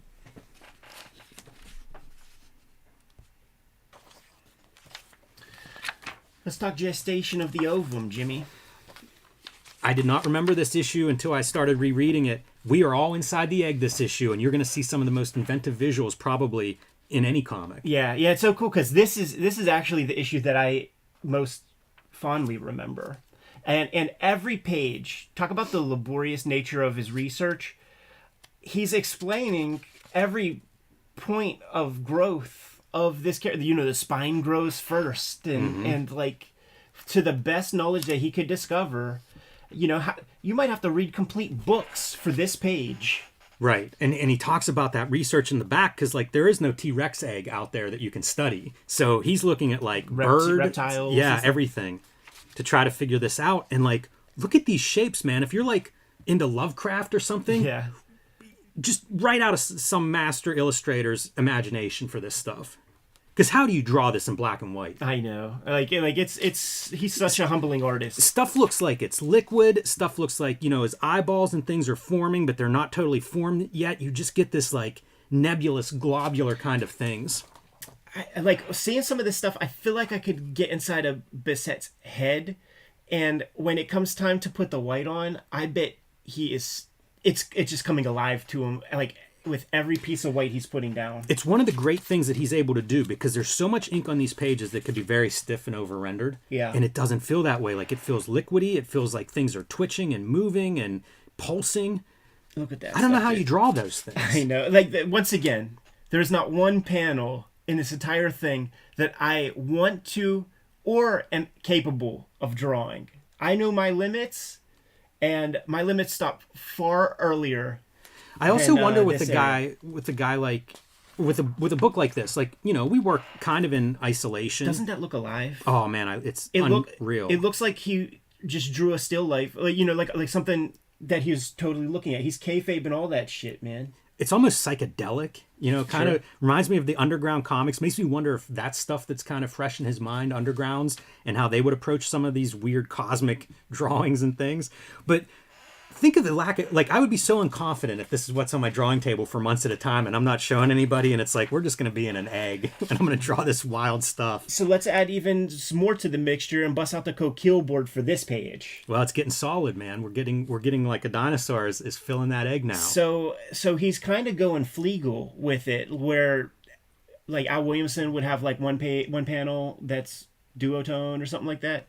You know, he's using a different material for this page. I also think this motif of, like, the egg for your panel borders, remembering back to talking to Steve Bissette, and if you guys have not watched the Steve Bissette interview on Cartoonist Kayfabe, go do that. Carve out 4 hours for yourself and go do that. But talking about how he hates the grid, and you can imagine when he figured out, like, this egg is his shape motif. Must have been a good moment. That eye is alive. Oh, yeah. It's looking at us. It's even a little bit scary. Yeah. Yeah, this is a monster comic, everybody. And starting to poke its way through the membranes and scratching at the egg. And meanwhile, that little bits of noise that's coming out, we've got the mother T-Rex doing her bit as well. Like, let's uncover these eggs. It sounds like something's stirring. And then he speaks English. I love this drawing so much with the silhouette of, like, the shadows underneath her. Yeah. Wow. Went over his 20 pages, too. That was a 21-pager. Tom Palmer Jr. now writes in. There's some fun letter writers to this book. I bet you there were a lot of good ones, too, that didn't make it in. Selling the From Hell complete scripts. Why aren't there 100 issues of this? It's just beyond Sisyphus to make something like this. Like, we're lucky we got these four. Yeah, we really are. Talk about, like, right place, right time. As an aspiring cartoonist, this book's, like I said, huge. Not too right, though, man, because we ain't Killjoy. Who got their copy signed in 03. 03. Nice. I'm also curious, like, how many of these stores are still in business? Yeah. if any of them are. This is winter 1996 is the publication date on this, and I think that speaks to maybe some of the troubles that are happening, because this is September 1994. So I don't know if winter means January 96 or December 96. Yeah.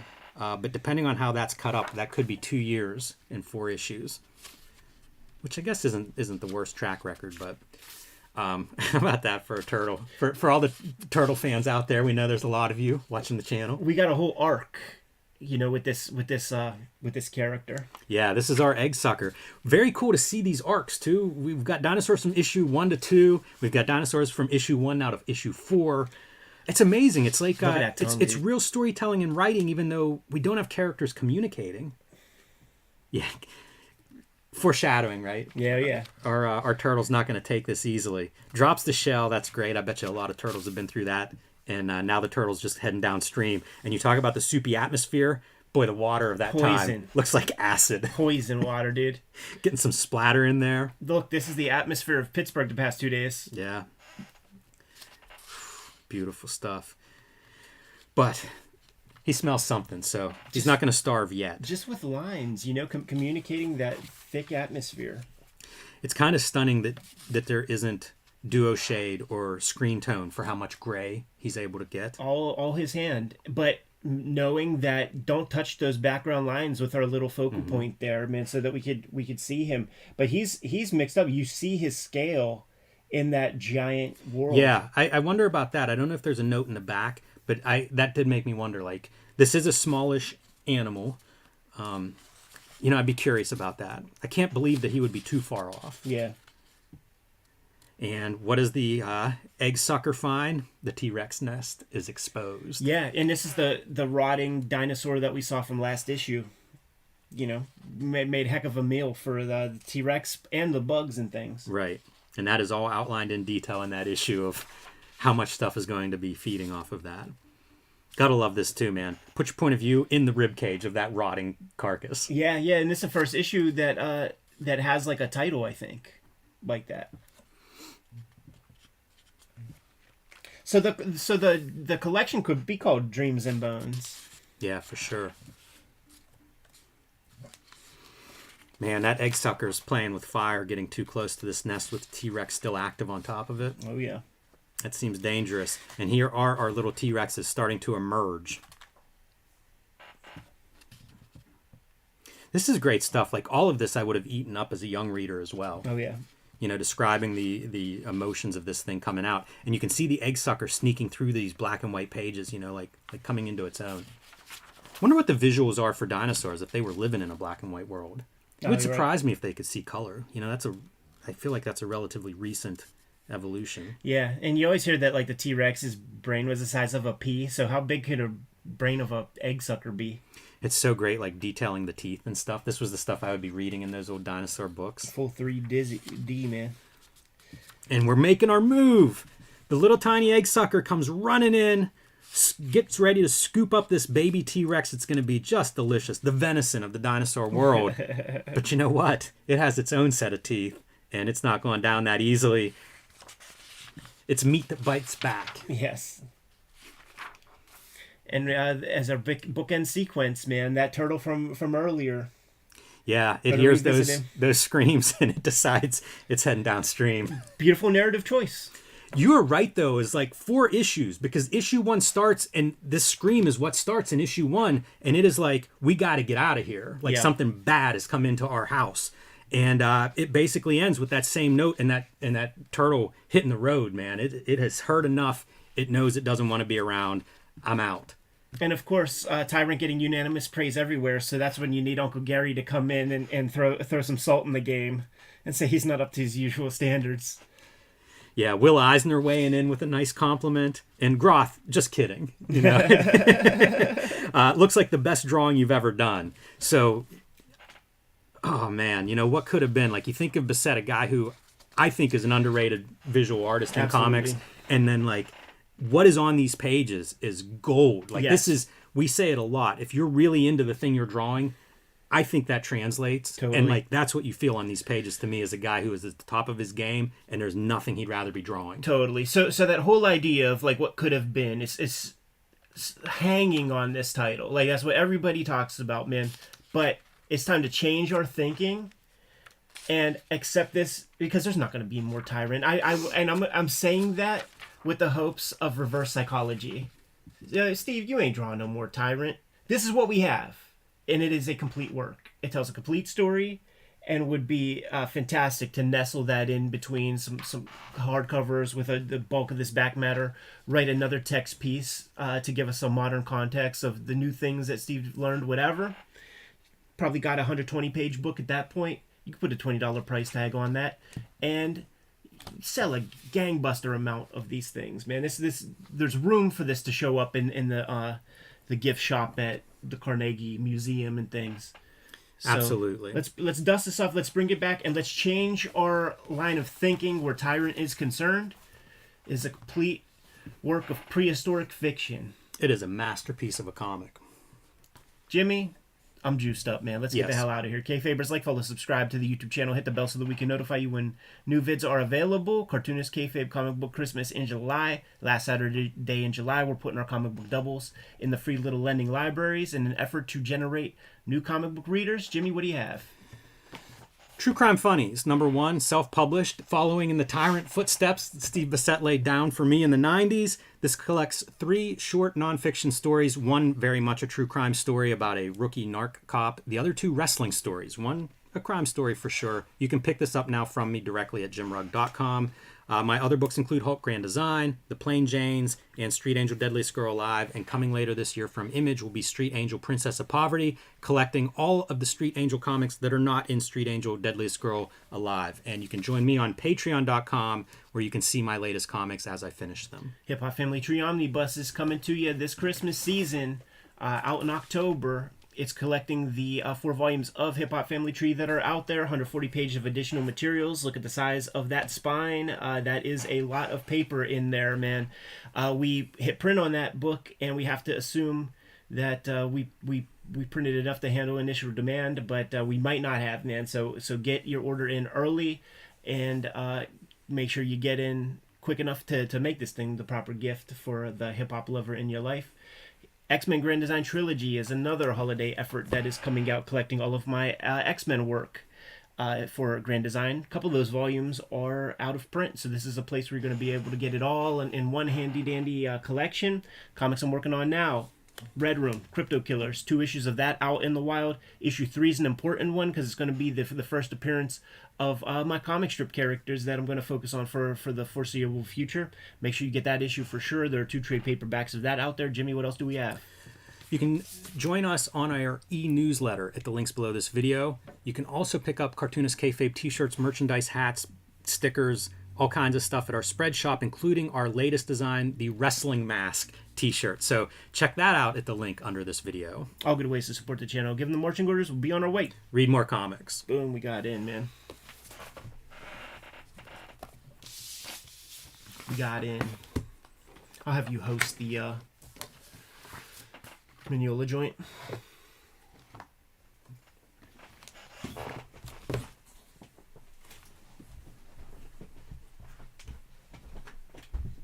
Let me make a fresh one. Let me get a fresh water.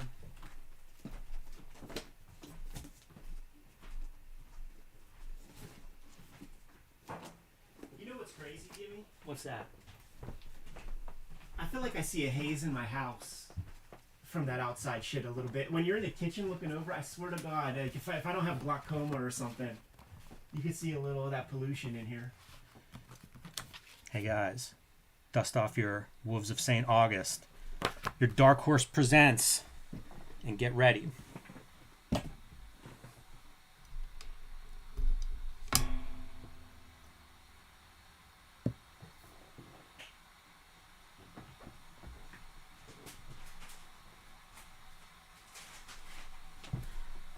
That's going to be the next one that we talk about here in a minute.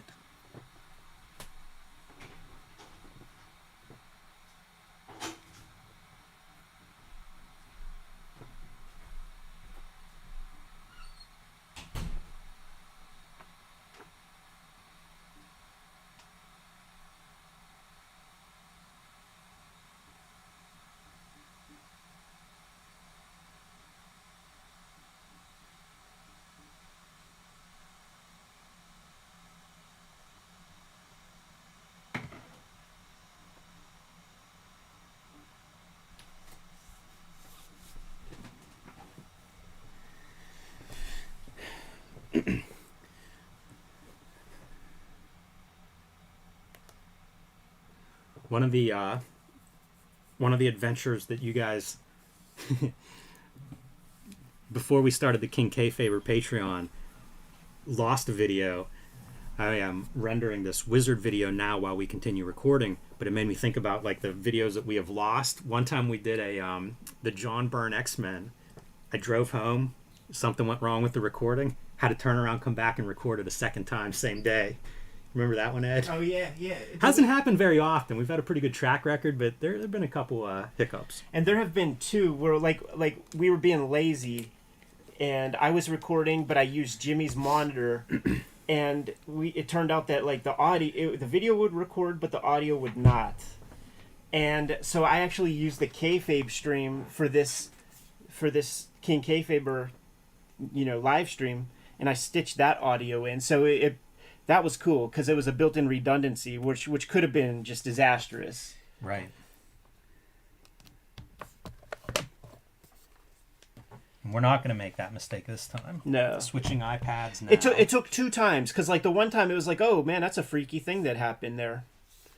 And then when it happens the second time, and I definitely know that was the difference between any other recordings I've ever did. Like that must have been the deal.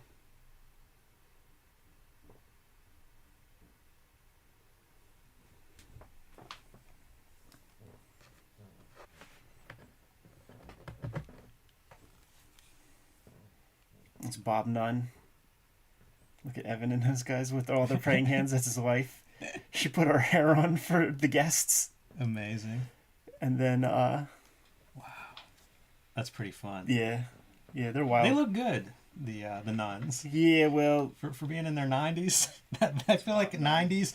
And, Look at Evan and those guys with all their praying hands. That's his wife. How about that shit? She put her hair on. That doesn't look as good. Yeah, it's pretty bad. That must be a mark of a dog. You think? Yeah, I bet they have a dog, and that's a dog jumping up at the door. Ugh. Like I saw that photo, and I was like, you know what? Maybe I should have kids, because like maybe your kids like don't let you get to that point. I got the mic out. Okay, sweet. Oh, sweet. Yeah, I often wonder how that works without kids, because I see what Natalie does for her dad. Yeah, you know what it is, Jimmy? You work your fucking dick off, and then you pay somebody. Yeah, I suppose. But, we've seen a lot of horror stories in comics with that, right? Well, you pay a reputable... You don't pay the handyman of helpers. Pay the contract employee.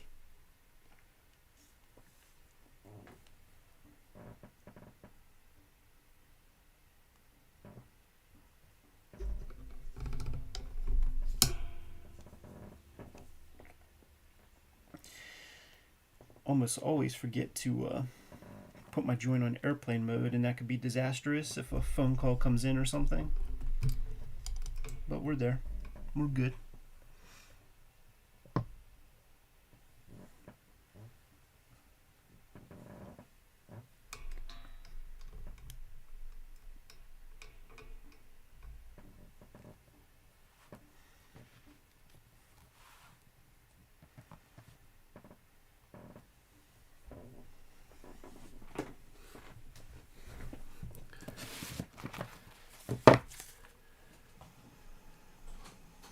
I'll do a commercial real quick.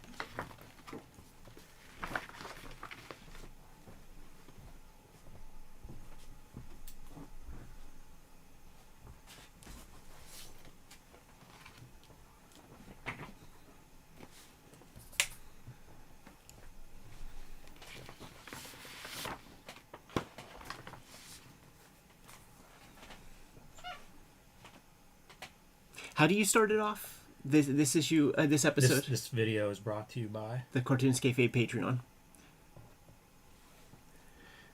This video is brought to you by the Cartoonist Kayfabe Patreon. The King Kayfabers on our Patreon completely mitigate the kayfabe effect by getting a chance to see all of our videos before anybody else. They also have access to the live stream recording sessions and add a lot of value to the videos by filling in the gaps in the knowledge that Jimmy and I have on the subject matters that we were talking about.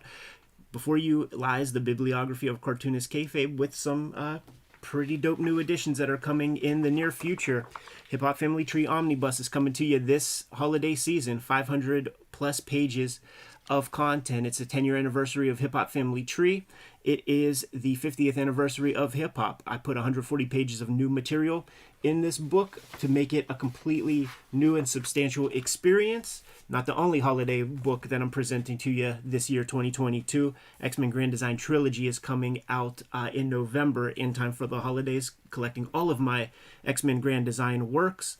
Some of this stuff is out of print right now, so it's the one place where you could get it all in a handy-dandy volume. And Red Room Crypto Killers is out there. Murder on the Dark Web for Fun and Profit is the name of the game. 2 issues out there right now. I encourage you to get issue number 3 of Crypto Killers because that's going to be the first appearance of my next comic strip set of characters. Jimmy has Street Angel Princess of Poverty coming out sooner than later. Jimmy, when's that coming out? Fall? Oh, no. we have not closed it off at the printer yet, so all right, man. TBD. It is going to be a great companion piece to Street Angel Deadliest Girl Alive that currently received a fresh printing. You get both books. You have all of Jimmy's Street Angel material that he has done to date. But right now, True Crime Funnies is the comic you're going to want to get your hands on. Still has a couple of copies. You go to Jim Rugg's website, go to his Patreon. You'll be able to see these comics ahead of time and purchase your own copy. Now that we're done with paying the bills, let's get back to the video. Man, I kind of want to do that again. I didn't realize that it got pushed a little bit. That's all right. Yeah, I was emailing with Image yesterday about that. These guys, man. We're going to have to do it all ourselves.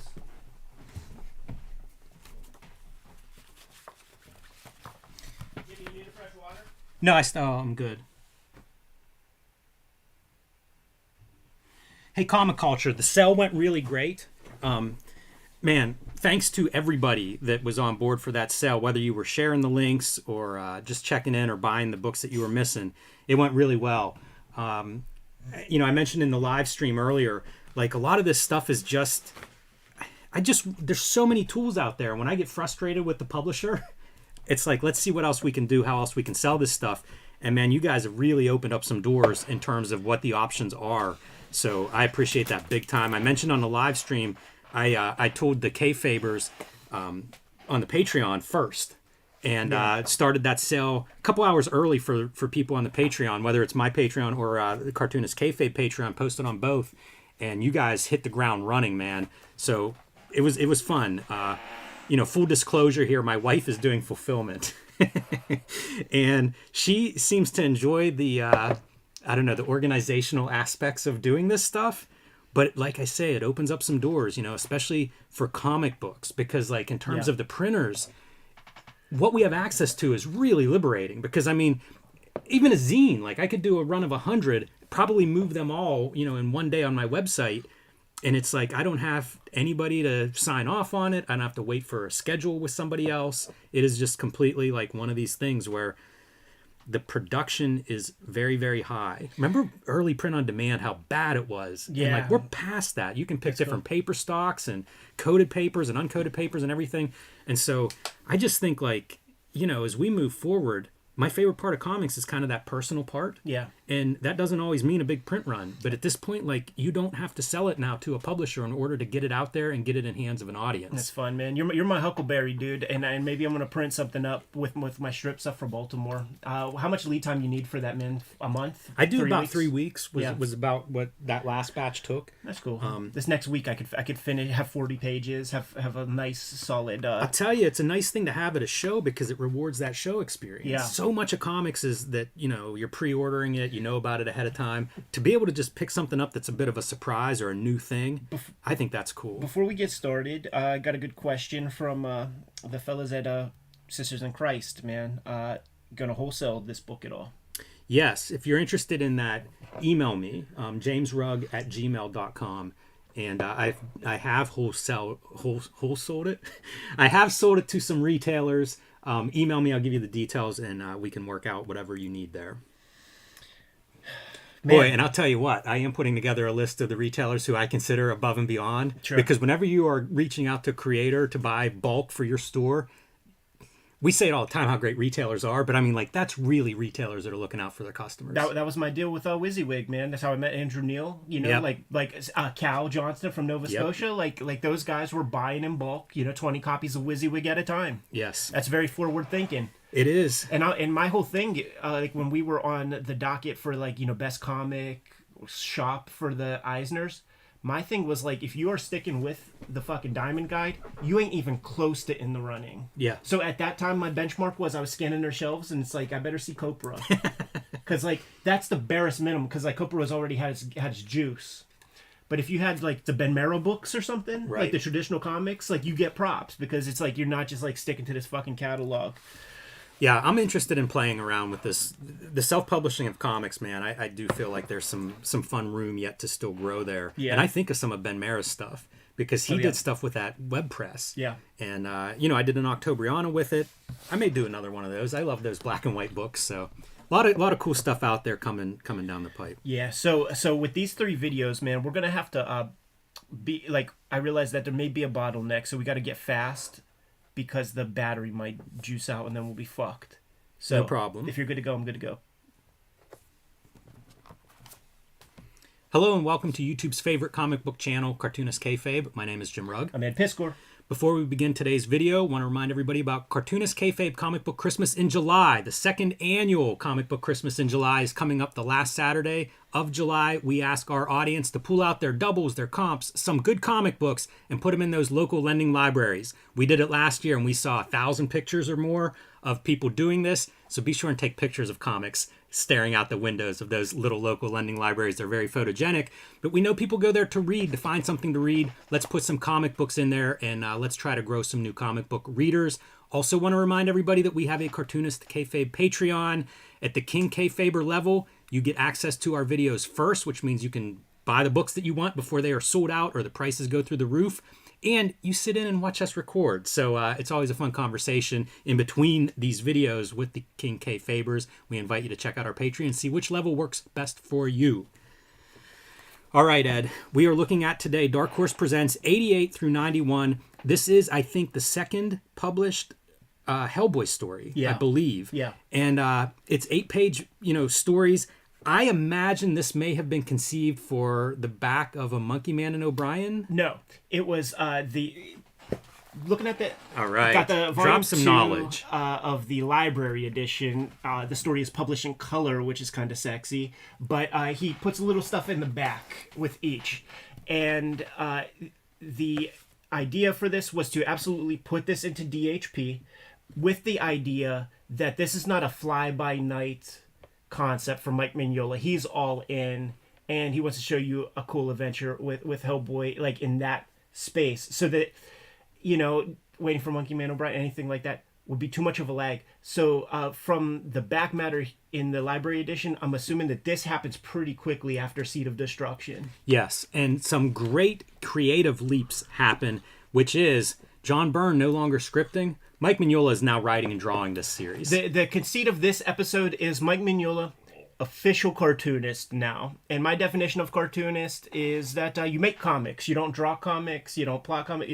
You are a maker of comics. Write your story. Draw your story.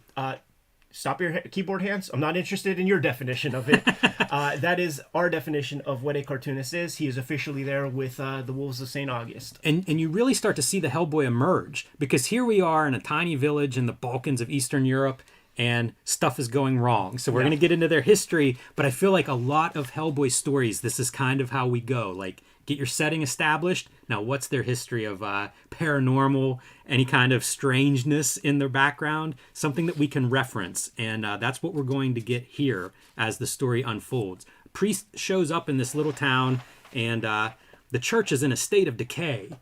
He can't have that. Right. Let's get this town back. Let's get them a church that they can respond to. And even another, what I think of as Mike Mignola, is these cross-cutting. We're having our conversation between the local guy who's like, you're nuts, it's not going to work, there's some bad energy here. And we cross-cut to something else in that room, in this case, a bird singing. I always wonder where that comes from because Mignola does that a lot. He and does. I don't see it with other cartoonists, but it's almost like setting details. Big researcher. And for this one, dug around until he found an Irish legend about St. Patrick cursing a group of pagans so that every 7 years they'd turn into wolves. The rest of the story cobbled itself together. It's a great piece. This priest is somebody who Hellboy has some history with. Yeah. So we'll get some personal issues, Ed. It's how you draw money in wrestling. It's true, man. It works well in any kind of story. Got to make the gimmick real. And for the library edition, it starts off, you see a little photograph Perfect. with the father in 1961 to establish that they do have some history because the first page of this one is 1994 is the caption. Yeah, set in the present. Yeah. Of when this was published. And we see already, man, this is an unholy place. That is not a human skull on top of that skeleton. Oh no.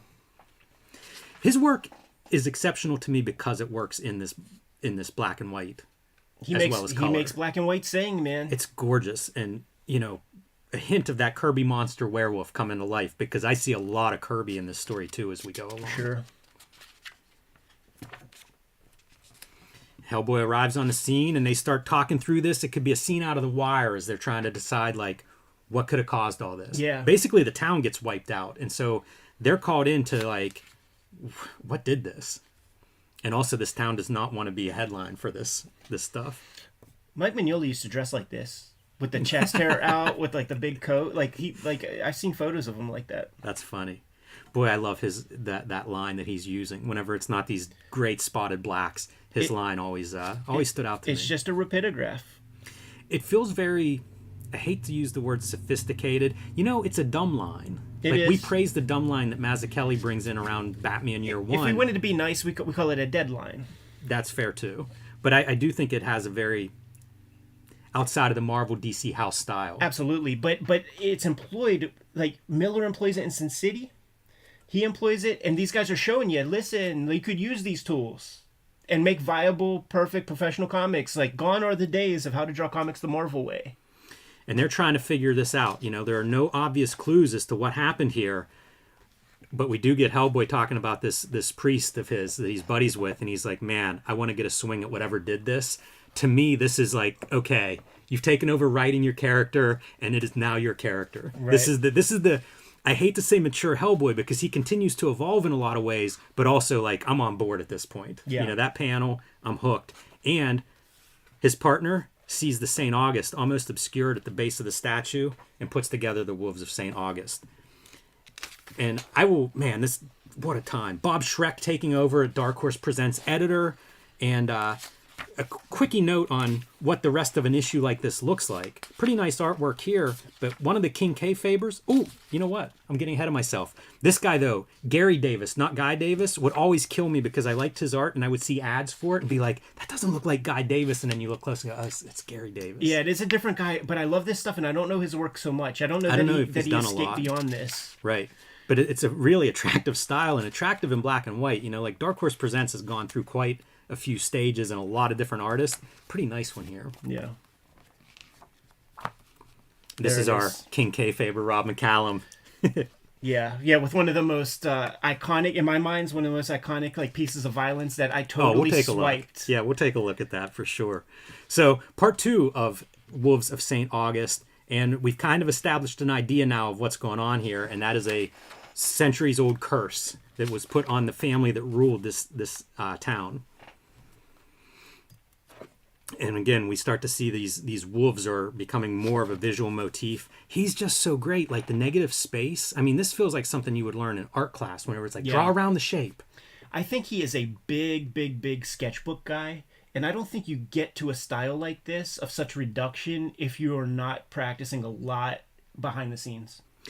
Yeah, some of the artist editions have like some early Hellboy art in like the original pages reproduced, and you can kind of see him building the figures that are then all in shadow. Totally. But putting that stuff together. And what's cool is there's so much sketchbook stuff in the back of the library editions. Every single one has like tons of good material.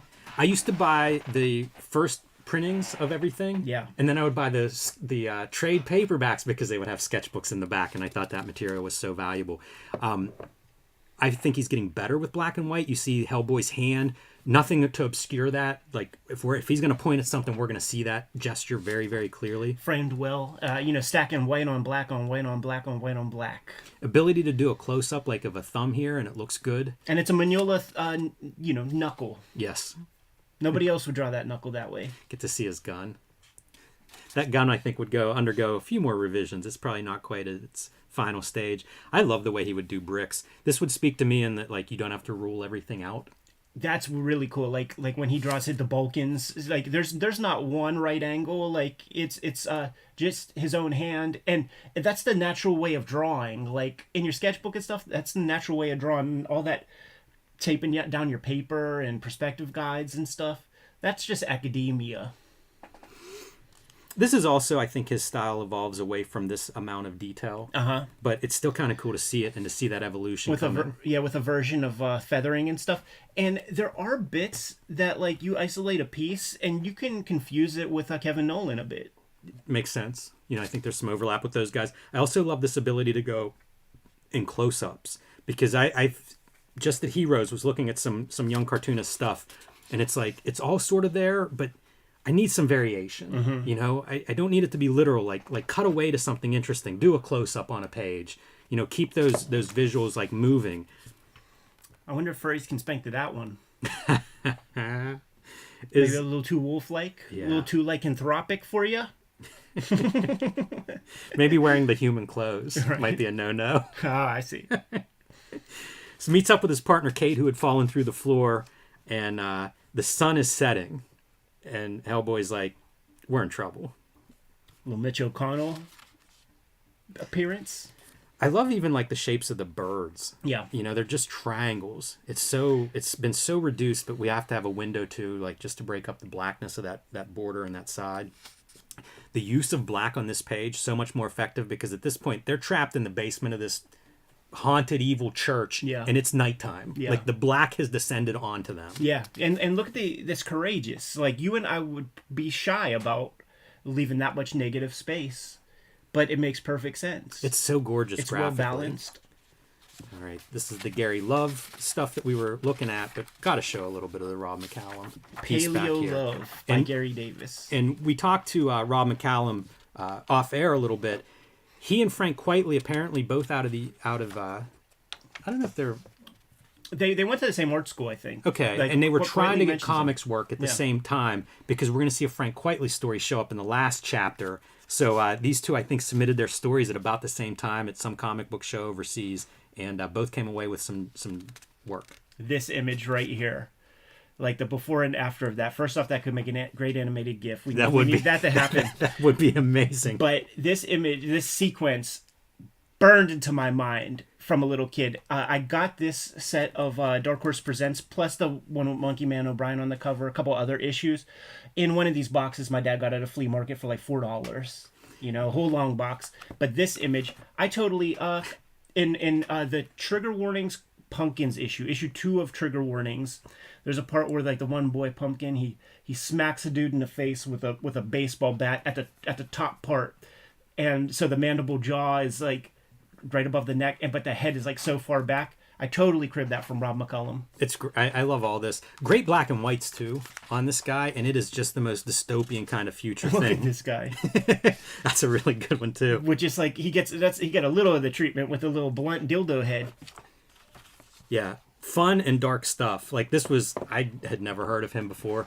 I picked up this Dark Horse Presents for Mike Mignola and was like, wow, that's really impressive. It's cool to this stuff that's 30 years old and is still kind of in your head. Oh, totally. I mean, it's totally burnt in. And you know what? I never had the last issue, like with the white cover. So I'll be interested in seeing that. Yeah, it'll be, there's some fun stuff in there. So here we go. As we establish things are bad and they're basically like, we got to move. We got to get out of here. Don't argue with me. We got to get the hell out of here now. Yeah. Run. And before they get to the door, they're caught. So eerie. It's so good. Mignola has a way to get me into his world. And something like this, I feel it. Yeah, the silhouette with the little eyes too Yeah, for me I feel really works.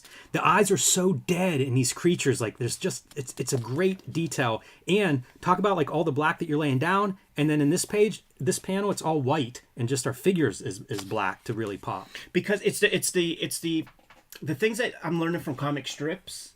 It really is like, give your establishing shot. That's all you need, and then just have your characters do what they do. Maybe a little piece of ornamentation around, a little set piece, but you've established the scene. You don't need all of that. Oh man, it's his dead priest buddy. Yeah, great lighting on that face. It's bad. It's bad whenever you're seeing this. One of the stories that comes up is this is your patriarchy, the guy who originally got the curse put on him and continues to be bound to this area, and Hellboy's like, you got a bunch of souls here now. Yeah. You need to release these things. When we looked at the first issue of Seed of Destruction, we made note of a piece that Mignola would have refined in the future, and you actually point out a refinement in one of the earlier pages we looked at today. I feel like this would be handled differently by Mignola now, because it's just so literal. It's just, tracing off those lines and stuff. There's something about that. It would be a different composition, because this is Mignola, but like having the overlap of the little hand shapes that are so similar to the rib cage, I think he would have done something different if he was tasked with that piece now. Yeah, I think that's fair. You know what does work, though, is the transition from a little bit of light as we get into the black, and even the word balloon transitions out. So now by the time you get to that last panel, there's your Mike Mignola of like even the lettering is complementary to the image. The lettering is great on this strip. Is it Nolan? No, it's Pat Brose. Oh yeah. He does great work. And let's do something cool and rip the skin off. That's hard to reveal what's underneath. And this is Hulk Hogan, dude, ripping off his tank top here and drooling. It's a Kirby monster has just come into this Hellboy world. Yeah. And guess what? Be careful what you wish for, because here's your chance to take a swing at the guy who killed your friend. Yeah. It's so cool, though. Even the mouth is just like your objects of what you're going to put in this cropped black panel. Love it. Perfect. Love it. No confusion over that. And speaking of Kirby, man, it calls back to me of like the Thor Kirby's where he's fighting the monsters and it's gods fighting. Yeah. It's here, right? Mm-hmm. Super cool. And what a great way to end it, because now we just got a schmoz. That's right. And even the covers, it feels like suddenly we've got one that stands out. Something's different here. Pretty striking image that he's holding up like a cross is going to be his weapon. Like some badass. Oh yeah. Not much information there, and what is there screams badass. So rejoining our fight is Jesus Looks On, and Frank Whiteley and friend Rob McCallum as your backups in a Mike Mignola book. How thrilled are you if you're a young cartoonist and this is where your work is showing up? Yeah, for sure. But I don't know that of course, this is the one chat that Rob McCullen is not in the Kayfabe chat room. But Mignola wasn't Mignola, really. Like, he was like the last dude when you're like naming the legend create. It would be like he would be above like maybe Paul Chadwick or something. It's incredible because like he really is like low guy on the rung in terms of sales. Curtain jerker. And then, I mean, now he's the headliner out of that group. Absolutely. Hellboy, without a doubt, is the book that is probably best sold out of that group. And he feeds people. Like, there are 100 people that he makes money for. This is wrestling. This is just pure wrestling. Yeah. Yeah, it's big, what he big wants. Backdrop right there. The beauty of having this, like, sigil of Christianity to swing is all kinds of directional devices. Like, just soften the focus of your eyes, and Mignola is pointing to you where to read next. How great is the wolf design, like, from this angle where it is just a monster head and skull coming at you? Here's a great lesson, people. Curves equal motion in drawing. So that thing is moving, that thing is not. Yeah, pretty good.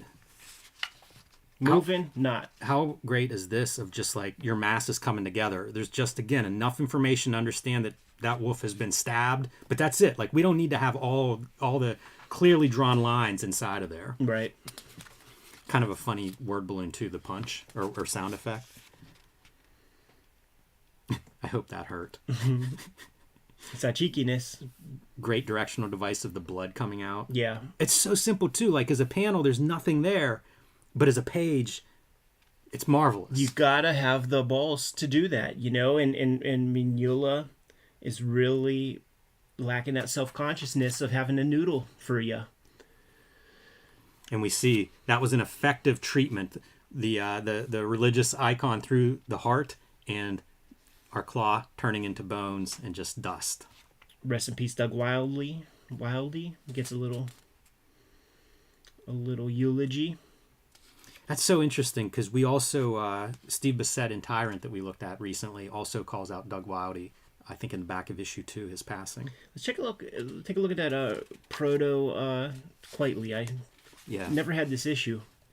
This is the look at that fur beast for the Rob McCallum design. He ain't no it's like joke, a chainsaw inside of those jaws. He ain't no joke. Like, it's full Outlaw Comics. Yeah, it's really sharp. And here's our Frank Quitely doing this story called Blackheart. Two different writers on both of these comics. So I wonder if those are other art school guys that McCallum and frankly Quitely connected with. There's a lot of Quitely style apparent in this story. Yeah. I don't know if this was his first published work. I don't No. think it was, but it feels like a lot of what we get out of Quitely you can see here. Yeah, you know what Quitely this is? This is the Quitely that would show up in those Paradox Press Big Book of Freaks type books. Yeah, but a lot more of him on the page here than in those books. Those books are pretty restrictive. I like them, but a lot of them are like, they're 9-panel grids, and it's like 1-2-page stories. Yeah, I think his is like a 16-panel story or something. Yeah, not the... Look at Flex Metallo. The best to... right, that's what I was thinking of. Pretty cool, though, to see it. And a lot of value that he's bringing. Oh, yeah. You know, even if you look closely, it's almost like that weird scribble texture for the Hall sign background. That's fun. Great blood, too. I saw some really good blood in a comic recently that I thought about swiping. And I feel like that blood is equally... A reflection of the equally cards. up there. So, there it is, man. This is Mignola putting his cross in the sand and becoming a cartoonist, man. Lacking the tether of a scripter, taking on full... And he does great work. Yeah, it feels like this is the level up, man. Yeah. At this point, like, I am on board. Yes. Just keep making these and I'll keep buying them because it's great comics. Absolutely, man. So thrilled to look at this thing. So fun to dust off these issues and to actually get to see what that one, the final piece, man. Kayfabers, like, follow, subscribe to the YouTube channel. Hit the bell so that we can notify you when new videos are available. Cartoonist Kayfabe Comic Book Christmas in July is coming. It is the last Saturday in July. We're taking all of our doubles. We're taking our comp copies as creators. We're stuffing those in the free little lending libraries around our neighborhoods across America. And more than 1,000 people participated last year. I'd like 10,000 people to participate this year and spread the good word about comics, help create new comic readers, and give some comics away. This is the real free comic book day. The videos are brought to you by our Patreon also. King Kayfabers on the Patreon. They get first dibs on all the stuff that we talk about way ahead of anybody else by mitigating the kayfabe effect. Kicking it in the chat room with us at this very moment is 3 dozen or so King Kayfabers, and they get to see the things that we're talking about. So pledge your level of support to the Kayfabe channel that way. Ultimately, the videos are brought to you by the books that we make. So let's get into that, man. Here's the Hip Hop Family Tree Omnibus. 504 pages of material, 140 plus pages of stuff that is not in the original 4 volumes of Hip Hop Family Tree. Coming to you for the holiday season. So put in your orders early and as quick as possible with your store or whatever, because we just hit the print button and we had to guess how many of you guys are going to grab it, but the orders keep flying in. X-Men Grand Design Trilogy is another effort that we're putting out for the holiday season. It's collecting all of my X-Men Grand Design work, about 260 pages of material there, and some of those books are out of print, so this is going to be the easy place to get all of that stuff. Ultimately, the comic I'm working on these days, Red Room Crypto Killers. 1 and 2 are on the stands as we speak. Issue 3 will be out in about 4 weeks as of this recording, and that's an issue you're going to want to grab whether you like Murder on the Dark Web for Fun and Profit or not, because the backup story is completely divorced from Red Room, and it's going to be the characters that are the focus of my comic strip for the foreseeable future. So it'll be their first appearance. I have big projects lined up for those characters. It's going to be worth a little something. Jimmy, what do you have? True Crime Funnies is my next book. It is out now, self-published, and available at jimrugg.com. If you're one of my Patreons, you actually read this as I was completing the story. So you can also join me on patreon.com/JimRugg to see my latest comics and art. The next book that is releasing is Street Angel Princess of Poverty.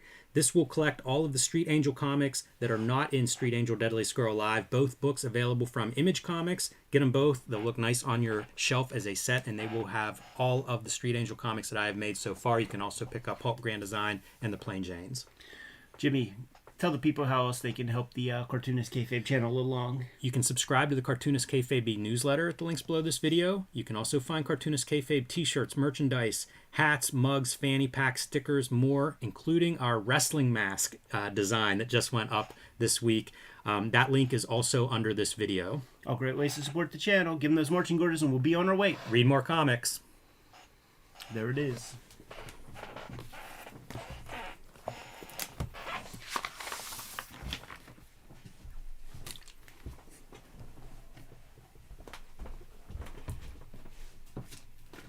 What's up next? I hate Image.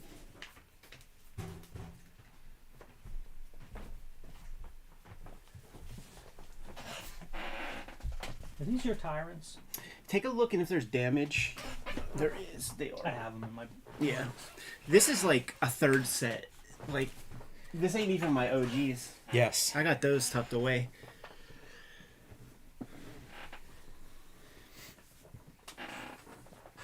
So you know this one, man. Like, you know what the thumbnail's going to be for this. You know what I'm saying, man? Just fucking I hate Image. Have the logo and stuff that don't even have anything to do with this. Because people like negativity. People click on negativity. We're looking at the Free Comic Book Day I Hate Image by Scotty Young.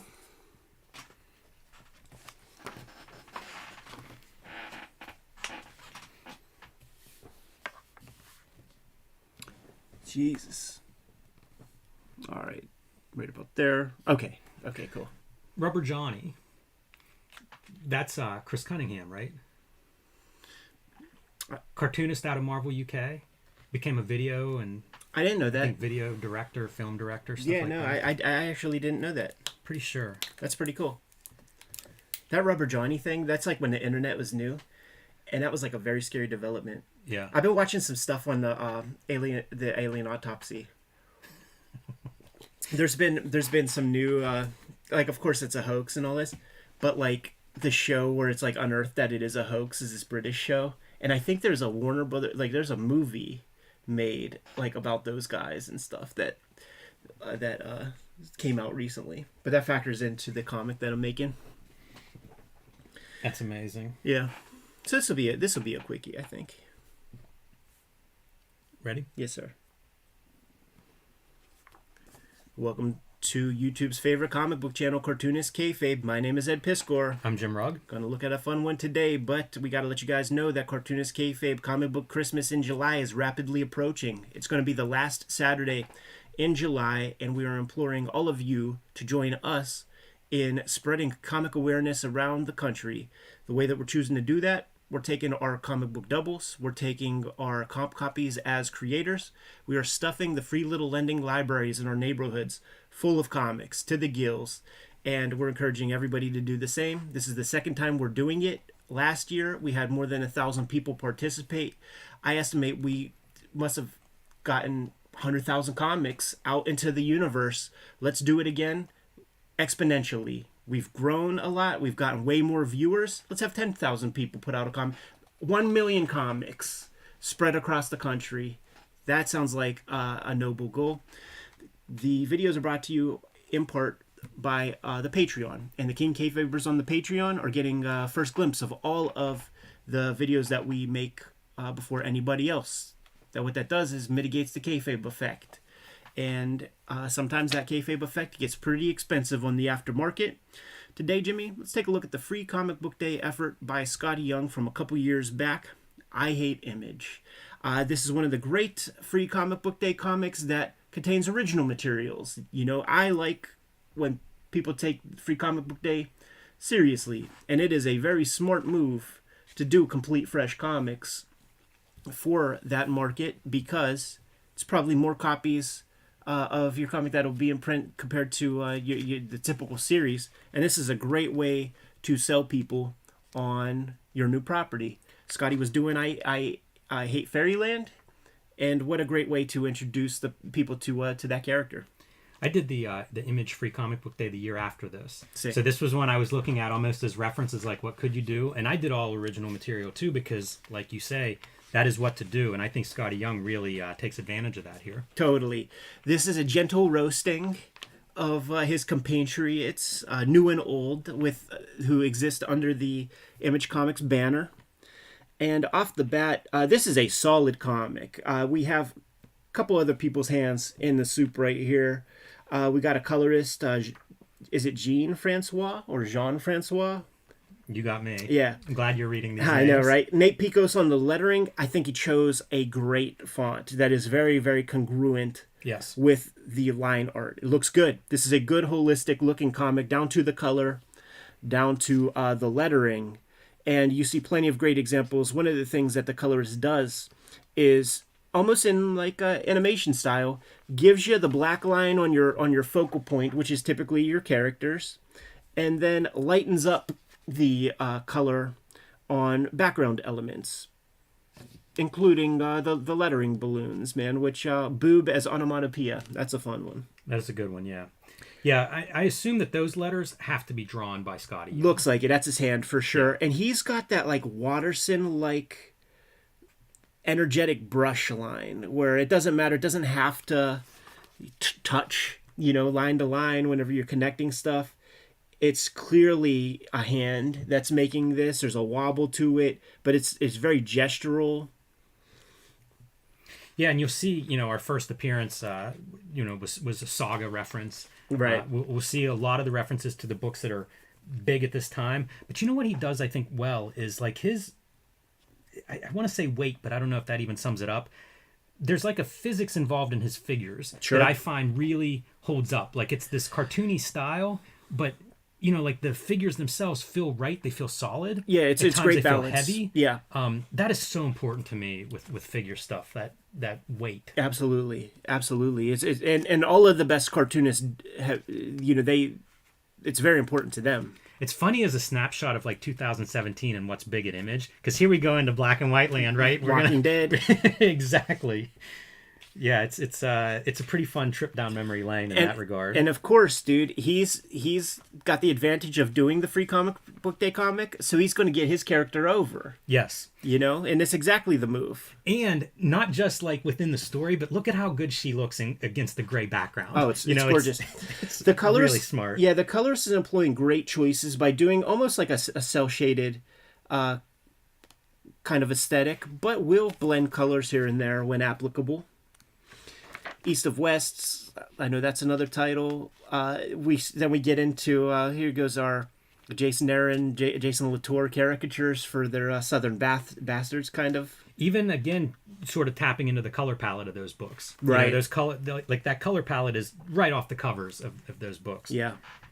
Which I think smart on the part of the books too. Like if you can look at an homage and recognize where it's coming from the color palette, I think you're doing something right. I took this Paper Girls panel as kind of a note because the comic I'm working on is takes place in the 90s, and it's just a self-referential like 80s shit that's in there. Is just such like a light jab to BKV Cliff Chang. It's good. This is what you want in a tongue-in-cheek. Like you're going through and you're cutting some promos good-naturedly, but this is a funny one. You can only you roast those who you love, man. Also, probably, I'm not sure of Scotty Young's age, but I think he's around our age, give or take a little bit. So it's probably fun just to drop a bunch of 80s pop culture. Yeah. Got Chew showing up, talking glue and gluten, and him getting to see his own death. But this is where we want to be. The Founding Fathers. With glaring omissions. Man, the world has changed from that 1992 era, huh, Jimmy? It's really fun, especially going from like the 80s. Again, like Scotty Young, good job in like getting through all this stuff and making it all hang together and be entertaining. Because now we're 90s sucked. Let's get into that Image Generation 1. Right. And, you got your Pit, you got your Witchblade, got some Rob Liefeld characters, Shadowhawk. Savage Dragon, Prophet. But of course, man, you don't get to see any Wildcats, man. What a spread. You know, this is your centerfold of the book. You can see the staples in the middle if you look on your screen. This is what you want to do because books fall open to their centerfold. Put some money in there. Totally. And you even get that one Kirkman is a werewolf thing that never took. Love this. Rips off Super Patriot's like arm gun, is shooting him with it. And then you get some deep cuts. Like, to me, Darkness is a deep cut. Interesting. You know why, too, man? Because I fell way off by then, man. I wasn't reading none of that shit. So she accumulates her weapons, man, to do the job that she needs to do. That's one of those panels that I think looks really cool in terms of, like, her walking. Yeah. Yeah. And see, he knows he could draw whatever, man. So like that is a pretty good looking window. And he's also got that deal, dude, where it's like no right angles. You see.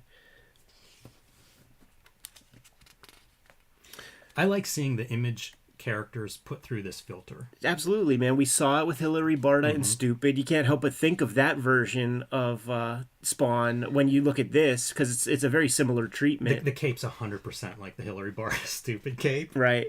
And probably not the only two guys that make that joke about how much of a cape there is there. Could not go any other way, right? No. But even like the Spawn mask and face is fun. And now you throw in a Dark Knight homage.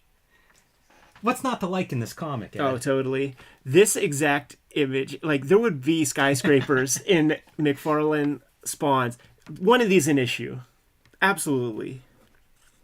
That's so funny. I love all the Image eyes, like for everything. The building shape, the doors. And just when you think you had enough, man, what have we been missing so far? You got to cut some promos on the creators. We could do 10 minutes on this fucking first panel with Eric Larson's drawing hand. That's so classic. With Mark Silvestri's soul patch. With McFarlane using the word bud 2 times in one sentence. With Eric Stevenson being very Stevenson-like. And Kirkman just counting money. Counting ducats. Yeah, this is funny. Can't sleep on Uncle Jim Valentino neither. Do you think anything got rejected? Did any of these partners be like, you got to tone me down in this? No, I completely doubt it because like those guys, their calluses have to be well hardened at this point. If anything was rejected, it might be maybe like a Rob Liefeld appearance or something, man. But I don't even see a space for him there, so that might not have even been a concern whatsoever. But in terms of our general roasting, let's up the ante by killing all the Image founders. Yeah, and her plan was to leave one alive. Right. But she got a little rambunctious there. She did. Ooh, this might have been the blood I was talking about earlier that I thought was really good. Oh, I like the highlight in the blood, and there's a little bit of gradient in the blood. Right. Just something about it to me reads well. This might not be my number one panel for it, but I think this might be where I saw some blood I like. Yeah, once again, man, like the colorist really shows up in a good way, very complimentary way for Scotty Young's art style. I wonder if he applied some notes to his works or whatever, but it's got to be his regular colorist, right? From I Hate Fairyland. Well, sure. Because it's so seamless. Yeah, totally. And that's not all, like you get some sketchbook back matter. He is a heck of a drawer. I know for at least a long time there, man, he was doing like these morning drawings of like whatever characters you want. Like he would be like, call out a character and like the one that interested him the most. You take 10, 15 minutes, fucking pop that thing out, dude. And yeah, I think he still does that. It's a fun social media follow for that reason. Yeah, absolutely, man. And then of course, right, you got to have... That's what you do. Your, you give away the razors, sell the blades. Even like doing the theme ad to show off like the big Image sellers. Yeah. Smart. Great spread. Yeah, totally. This is what you want in a free comic book day book. If you're a creator that's approaching this, because you are just showcasing your skills, your characters, what you can do. In the case of like this being an Image theme, like you're also doing plugs for all these Image books. If you pick this up in 2017, I feel like you went home pretty happy with it. I think this was probably my highlight of Free Comic Book Day that particular year. Yeah, I would imagine everybody involved happy with the results of this. Yeah, good comic. Fun roasting. And by the way, there's another edition of this because a year later he sold it. There it is, man. Yeah, I think a more deluxe thing, and I remember it having like it being like a prestige format or something. So it must be some extra pages. Yeah, to it or I something. wasn't sure which copy I had, and I have the same as you, free comic book day issue. So I don't know exactly what the particulars are, but I know that it was released, like through a regular Diamond solicitation. I think it was in high demand, and snooze you lose. You got to get your stuff on Free Comic Book Day, and then it goes away theoretically. So super smart. Good to go. I am. Kayfabers, like, follow, subscribe to the YouTube channel, hit the bell so that we can notify you when new videos are available. Cartoonist Kayfabe Comic Book Christmas in July is happening, and it's going down the very last Saturday in July. Make sure that you grab your comic book doubles. Make sure you grab your comp copies if you're a creator. Grab your free comic book day. I Hate Image FCBD comics. And let's stuff them into free little lending libraries all across our neighborhoods. We've got enough people that were involved in it, man, that we are spreading a lot of comics for free around the country. Let's up the ante on that. I want 1 million comic books to be distributed across the country. This Cartoonist Kayfabe Comic Book Christmas in July. The Patreon is an important place for you to come to if you're a regular viewer, because you mitigate the kayfabe effect by getting our videos before anybody else. After we record these things, we go off and edit them, and you could get our videos a week before anybody else sees it.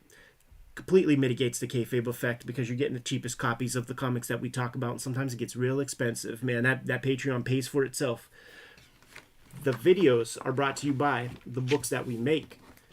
And Jimmy, I want you to let the people know what you got coming out soon. True Crime Funnies is my latest comic book. I self-published this, and I am selling it myself on jimrugg.com. 3 complete short stories, nonfiction. 1 a traditional true crime story about a drug cop. The other 2 wrestling stories, and some crimes committed at least in one of those 2. So not too far off with that title.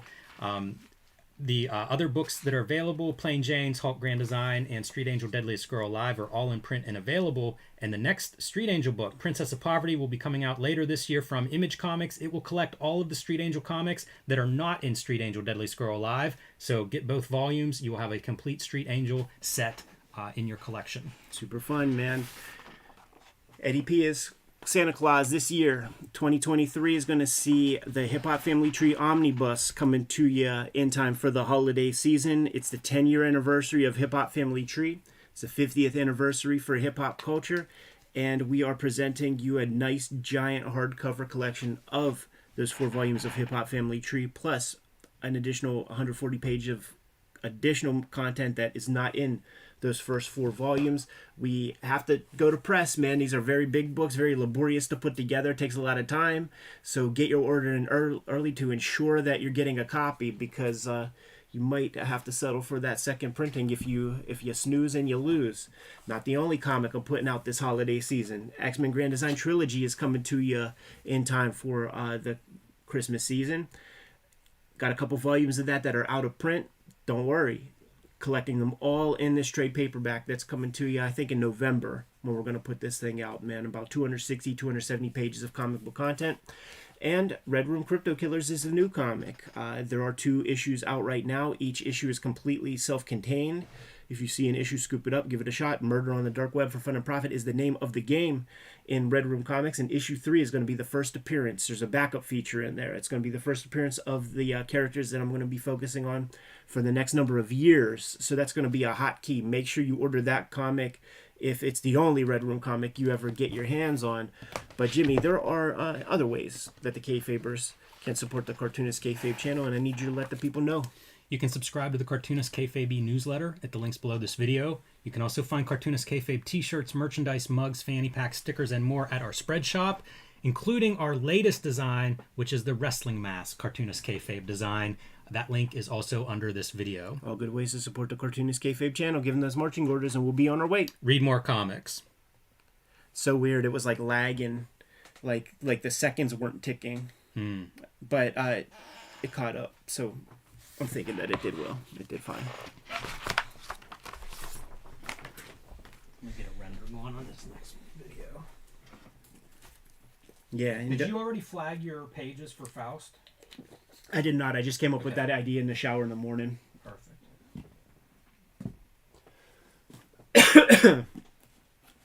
Yeah, so guys, Faust is coming back to print.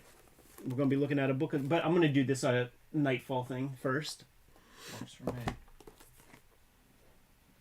And it's a way to just like look through it because I don't see us doing Nightfall No, as a complete, read through or anything like this. I would stab myself in the eye. But Nightfall's huge. Like if you look at Nightfall content, Yeah. it's gigantic. So this video is going to be called something like Batman Nightfall did one thing correct. And I would argue that it does several things right, but the idea of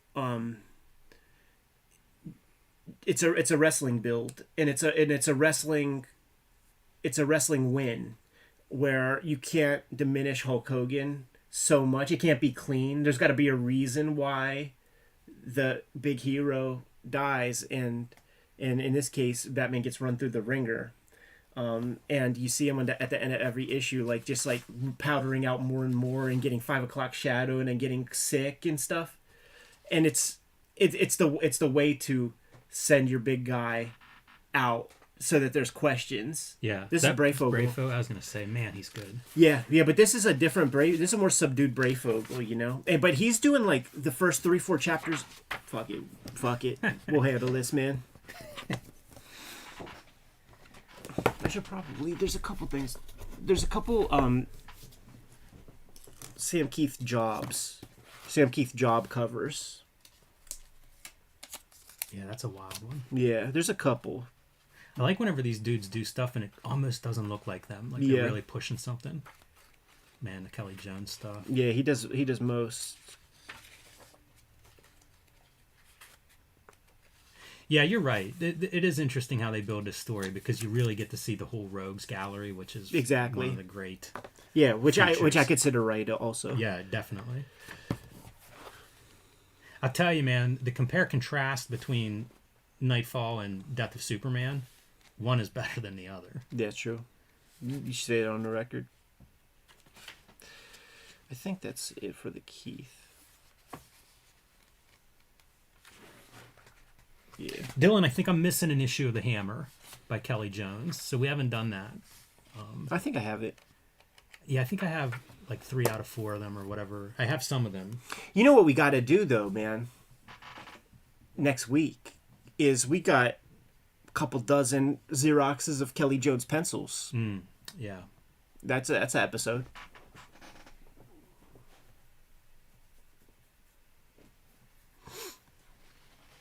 Jimmy, if you lock that in for me, please. I can't believe Kelly Jones got to draw as much Batman as he did. It's so wild. It is. Yeah, it's goes to show you, man. Like when the chips are down, get some new blood in there. Give me 1 second.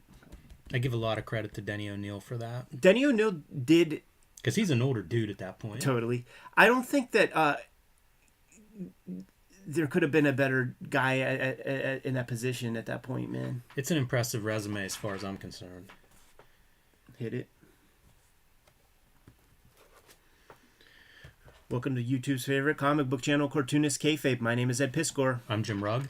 Batman Nightfall. There was one thing that was done correctly, and we're going to unpack that. But we got to let you guys know that Cartoonist Kayfabe, Comic Book Christmas in July. Did we say our names? Okay, I'm going to start that over. Welcome to YouTube's favorite comic book channel, Cartoonist Kayfabe. My name is Ed Piscor. I'm Jim Rugg. And we're going to unpack Batman Nightfall. There was one thing that was done correctly. But first, we got to let you guys know that Cartoonist Kayfabe Comic Book Christmas in July is going to be coming sooner than later. Make sure that you get all your comic book doubles. Make sure you grab your comp copies if you're a creator. The very last Saturday of July, we are running around town. We're going to be stuffing those free little lending libraries full of comics. This is the real free comic book day.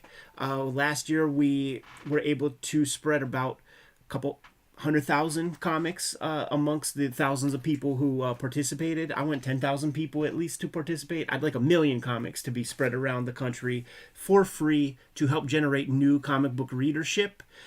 What's going to be fun is over time, Jimmy, cartoonists are going to emerge and say that the first time they got their comic was in those free little lending libraries. That's going to be what we're going to contribute to the game. But the Patreon is another place where you can support the Cartoonist Kayfabe channel. And by doing so, we deliver you videos before anybody else, before we release them to Gen Pop. That'll mitigate the kayfabe effect. And sometimes the Patreon pays for itself when there's a book you want that we talk about on the channel that becomes prohibitively expensive on the aftermarket. Without further ado, Jimmy, got this old TPB of Nightfall that I scooped up because I was not happy. Batman was a constant in my life. But when they started making me need to buy Detective Comics in order to get the complete story of something, I was kind of out of it. So I got this trade paperback of Nightfall as a kid for $2 or $3 or something. And I was thinking about Nightfall, watching some old wrestling videos. We hung out with Evan from Dark Side of the Ring at Heroes Con, caught up on his Tales of the Territories Vice show. And it got me thinking about Nightfall and the one major thing that was done correctly with this Batman character kind of involves the way that they got him out of the picture. Now, we did a whole episode on that final issue where Batman gets his back broken. Spoilers. So you could find that issue and get that episode of Cartoonist Kayfabe and get into the nitty gritty where we unpack this thing in total. But I thought it would be fun to just look through the trade, look through all the issues. You get to look at artwork by luminaries: Jim Aparo, Bray Fogel, Graham Nolan, Jim Ballant, and you get your Callie Jones covers to buttress each chapter, and you get a Sam Keith one here and there. But the conceit of the comic is there is a zero issue basically. Of course there is. That because what happened? The 90s. What you have to do is you got to get all the goofballs out of Arkham Asylum, right? And that's what this issue focuses on. So you're introduced to Bane, you're introduced to Jean-Luc Picard or whatever that guy's name is. I don't think that's it. No. Yes. And we gotta infiltrate Arkham Asylum and get all of our baddies loose so that we can do this Nightfall storyline. It's so interesting looking at these comics now because I don't look at a lot of comics that look like this. Right. This is that flat palette. It's a DC house style, even though some of these artists have their own stylistic tics. But comics just don't look like this anymore. No, it's true. It's kind of interesting to see them, and I'll be honest, I find it attractive. Sure. Yeah, because it's so different from what we have now. So we looked at that opening salvo by Jim Aparo, and we're going to get a run of Brayfogle issues. So he'll do 2-3 issues of the story in a row. These are our rogues gallery that has escaped. So you can imagine that each chapter is going to involve one or more of these villains as we round them all back up and send them back off to Arkham. So the one major thing that is done... Ventriloquist. I know, right? The one major thing that is done right, no need to bury that lead, is that in wrestling speak, right, you need to change the belt and get it off of Hulk Hogan. But Hulk Hogan is selling a lot of shirts and a lot of swag, and he's in movies, and he himself is a giant property for the company. So you cannot make him look bad, but you got to get the belt off of him because he's got to go shoot Suburban Commando. That's right. but there's a WrestleMania every year. So how do you do that, man? Because if you allow him to get beat cleanly, he's kind of a punk. The person who beat him is clearly better than him. There was a contest. We found who the better man was. That could diminish the hero's value a little bit. So what do you do, man? You throw some salt in his eyes. You hit him with a crowbar. You outnumber him with the Heenan family. Totally. And it weakens him to a place where when he gets beaten, around the water cooler, you could say, you know, if this didn't happen and that didn't happen and this didn't happen, our guy would have won. So that's what all of this is, man. 300 pages of Batman getting whittled down. I'm holding on this because look at Breyfogel's choice here. He is the penciler and inker. He's a complete artist, choosing a wild pop art kind of Zipatone screen for that. I was trying to figure out the math on when Breyfogle draws this versus when he's doing the Ultraverse stuff. Must be pretty close, huh? Yeah, it's got to be like, I can't. Do you remember the years for this? Like 93? Because I mean, Yeah. was he doing it simultaneously? Could have been. It's a smart move on his part to get some royalties from this storyline. Absolutely. Because when you say what they did right, my favorite part is the creators got royalties on this story, which you can see it's being sold in huge numbers. As big as the individual issues sold, they were selling books of this stuff for a long time. They might still be selling books of this stuff. Klaus, they absolutely are. Klaus Janson shoot interview we did, man. We asked him, Klaus, you don't gotta say one number, man, but you still get paid from Dark Knight, right? And you still get paid from this or that. Like, what's the biggest paydays you ever had? What's the biggest properties? And he's like, you know, the one that nobody thinks about is the Nightfall issues. Like, he still gets paid on that because of the sort of historic significance of the storyline. You're talking about screens. I love this use of this screen. Totally. That's a pretty good one for a punch. DC did here's another thing that DC did right, man, is that you let Jim Aparo do the backbreaker issue, which is that's the big one. I think maybe the very next issue is Kelly Jones or somebody. Jim Aparo is going to be gone pretty soon, so you give him this big ass payday. That's a nice severance to sort of send him on his way. They did the same with Kurt Swan in the 80s with the Alan Moore collaboration, because right after that is the John Byrne takeover. So you had the guy who was drawn Superman for like 25 years. He's getting a little long in the tooth. We need to switch it up. They were paying royalties then. I think royalties begin after like Ronin. You know, it was like a big deal. So send him off with his severance, because that thing is off to reprinted. This is a good move to me of book design, is you're putting your covers in each, is almost like the chapter breaks. Yeah. I like that. I like that a lot. Absolutely. And you can see issue by issue, we are establishing, you know, a new villain. But look at this. It's formulaic. So you're getting a haggard Batman to end each issue. Each issue is a complete episode. You know, it's like you're introducing a new bad guy, and it's a complete story. Look at this. This is goofy stuff. It really is a wrestling storyline. Like, you can imagine the territory days, like each week, the next guy is coming, getting in line in that gauntlet to just mess up your baby face a little bit more. And we're just chipping away at our guy. It takes advantage of at this. What Batman has to offer, which is that great rogues gallery. Absolutely. We were talking about that, man. We looked at some Superman comic, and I was like, hey, Jimmy, draw Brainiac. What does Brainiac look like? What does Metallo look like? No idea. The big rogues galleries, Spider-Man, Batman, that's about it. Selling. We got our guy selling. Yes. It's all a wrestling build, man. Absolutely. This character Zaz never looked Mr. better. Sacco. Yeah, exactly. than when Kelly Jones draws it, because that is a psycho, and you know he's doing the hash marks on his body every time he like cuts somebody or kills somebody. But when you see him in here, far different, more abstract, kind of maybe a Sienkiewicz kind of influence at the face. We've got to do a deeper dive on Breyfogle at some point, because his style is so strange. And this is not the stuff, because like where he settles in with this material is very house style for as far as Breyfogle is concerned. I was going to say, except now and then whenever you guys just full on Breyfogle. But yeah, this is early Breyfogle. We looked at a piece with Michel Fife, but we do have some good stuff we got to do the Mud Pack storyline. There's a bunch of good ones that he did where it's like he's really doing his thing, but this feels almost mandated to be consumable. Like I say, like this could have been double duty. This could have been a busy time for him, and just you look around and go, "Well, I got to draw this. It's going to sell some books." Totally. So who knows what the circumstances are? You still get it. You still get a little bit of that stuff. He did distortions that were so dynamic, and like I say, I don't really see other artists that were doing what he would do. Yeah. So it's almost like this story could have been built for 50 years at this point, because you establish that big cast of characters, and we know that all of these bad guys are the worst.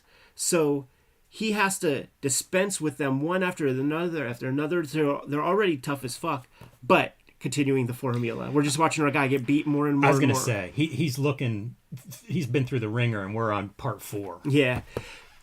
Linger here, man, just for that Sam Keith cover. I like it. Doing a job.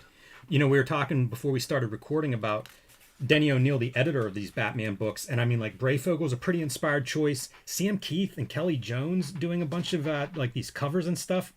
That's pretty atypical. And Denny O'Neil's been around at this point. It's not like he's some young hotshot editor. Like, it'd be easy for him to go conservative, but instead, like, he's leaning into some of this new blood. Yeah, he's like, okay, man, I think you kids want this kind of stuff. I'll give you this kind of stuff. I think it's inspired. A lot of white being used. So, like, Sam Keith is laying down heavy blacks and then going in with the big white brushes, but like he definitely is doing a job here compared to his Max work. You know, that looks quick. That looks like a speedy cover, man. And we know cover rates pay at least double. Got a Jim Balance strip here. Wonder if this is a Catwoman reprint. No, sir. It's this still is a fill-in issue. This is all Detective and Batman. This round of comics. So I assume this is double duty because I think Catwoman's running at this point, and I think Ballant drew all those for like 75 issues or something. Yeah. Really impressive workman on that.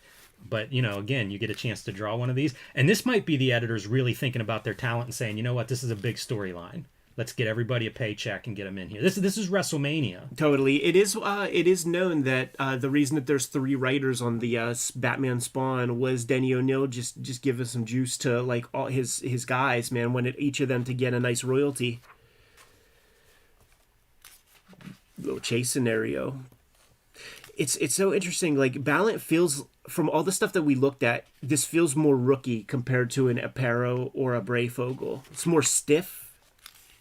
Yeah, he has a very distinct style, and I haven't seen him do this kind of book. Not too much sausage in the Jim Ballant diet, so you know we're seeing him do some dudes. I got no complaints about that. That's a nice panel there, man. And how tough is this if this is what Batman, you know, foreshadowing what Batman's going to have to fight through some of these characters. They do a reasonable job of that. Like they have Batman invade here and there and really make mincemeat of very high-powered villainy to just sell us on just how strong he is, because the aesthetic and the way they draw him, this is a 90s aesthetic. The best guys you draw is like a Kelly Jones or a Glenn Fabry or somebody, but these guys, it just looks like a ham and egger with a wrestling mask. You know, it could be Demolition Axe in that costume right there. I love to think of the writing retreat for this as like, okay, here's the list of villains. Right. You want your big ones. Who's the curtain jerker? You know, like building up to the mid-carders. And I would argue that maybe, you know, Mad Hatter makes sense, and then you get Ventriloquist out of the way. Get those guys out, because you have to build to the Rogues Gallery, the good guys, man. Tom Mandrake on the inks here, and Interesting. I feel Mandrake's lines there. Like, he'll do this kind of like line work and things, man. Yeah, I used to like him because I found out he was a Kubert school guy, and so I would look at all those guys to try to think like, oh, okay, they know what they're doing. Totally. And Mandrake made some good looking comics. He was my Grim Jack artist whenever I discovered First Comics. You know, Tim Truman was out of there. Yeah, I'm guessing he's doing Spectre. Totally. Around this time, maybe. Yeah, long run on Spectre. Yeah, now we see Bruce Wayne not looking too good. That guy needs some sleep. Yeah, dude. He is being run ragged. It's awesome that they're able to sell that in comic book shorthand. And I guess here it's a 5 o'clock shadow, maybe a bag under the eyes. Yeah. It'll be body language. You know, it's a consistency. Like to run that through these chapters, it all adds up. Yeah. This is long-term selling, too. This is whenever Jerry Lawler moves and Bigelow breaks his hand on punching the ring post, and now the rest of the match he's got to sell it. That's what you're piling up. Like, how do we make Batman look beaten, look tired? A lot of this kind of salesmanship with the body language. Man, these Kelly Jones covers, sexy imagery. Graham Nolan showing up. Pretty psychedelic coloring on them too. Yeah. Man, whenever Boland established that trench coat, everybody started drawing that shit. Like, that is the new Joker costume. It's so weird that Scarecrow works. Yeah, and it's the perfect way too, cause he's a lily livered chicken shit heel, but he's yeah. got some gas. You know, he's going to roofie you, It's a and that's good going to do gimmick. the thing. Yeah. It's genuinely upsetting. Good color on this issue. I enjoy this throwback. You know, this is retro coloring at this point in our lives, and I like it more than I expected to. Look at that for using silhouettes. Pretty soon after, Graham Nolan is going to go to the comic strip business, and he'll be like the Rex Morgan MD artist, and his name would pop up a lot of various strips. Rush Limbaugh territory, I bet you, if we read what's going on there. I always like this version of the Riddler more than just like that green on the, you know, that like tight outfit. All of these artists, reliable hands, man. Very, very trustworthy artists. Carpenters, man. Like, they're going to make their deadlines. But in terms of sexiness, in terms of flash, like, these are Barry Windhams. I really get a sense, like, flipping through here and seeing a lot of different artists. I don't know how many colorists are involved in this. Yeah. But I feel like this is the, when you think assembly line comics, like, everybody's doing a piece. Yeah. You know, the colorist really helps to keep this all together. So Right. we can switch out our penciler or our inker from story to story, but it still kind of feels the same world. And when we talk about house styles, for anybody watching this, if you're not familiar, this was how comics were done, in that, like, Batman has to look a certain way. Totally. We got toys and underoos and cereal and all this stuff. We need Batman to be recognizable as Batman, and that's where you get your house styles. It definitely helps that if there are multiple colorists, you only have 60 colors to play with, and maybe only 20 that work. Right. So you have the same palette. Don't you? This is a Paro, Jimmy. Don't you feel the Kniff in here? Doesn't Yeah. that look like Pat Ryan from Terry and the Pirates about to take a powder, the drapery and all that stuff? And look at him, dude, just totally passing out. He just needs to get a little in. This is what happens if you become like a 45-year-old father for the first time or something, man. Like, and you ain't getting your sleep. It's so funny, too, how hard they sell it. Like, that was a whole page of just Bruce Wayne being super exhausted. And it was in the middle of the book, which we're probably going to get a page at the very end also. So now you got 2 pages of exhaustion It's good. to up the ante. Yeah, I hope in a couple chapters we're getting 3 or 4 pages of just the dude's beaten. I'm really disgusted by these guys, man. These like smallpox dudes. Yeah, they're gross looking. That really is unnerving. Oh, no, that just 1 page. Another Keith piece that he fucking dashed out quick as hell. It looks cool. What's he doing here? I mean, splatter everywhere. I don't know what some of these marks are. White media, I guess, that he's going in and just cutting that stuff up with. Yeah. That is wild to me that gets published as a Batman cover at a time when Batman is still pretty much on model. You know what that tells me, dude? Is for all the, Kelly Jones does 1 piece a month, whatever, like, he's not producing them quick enough.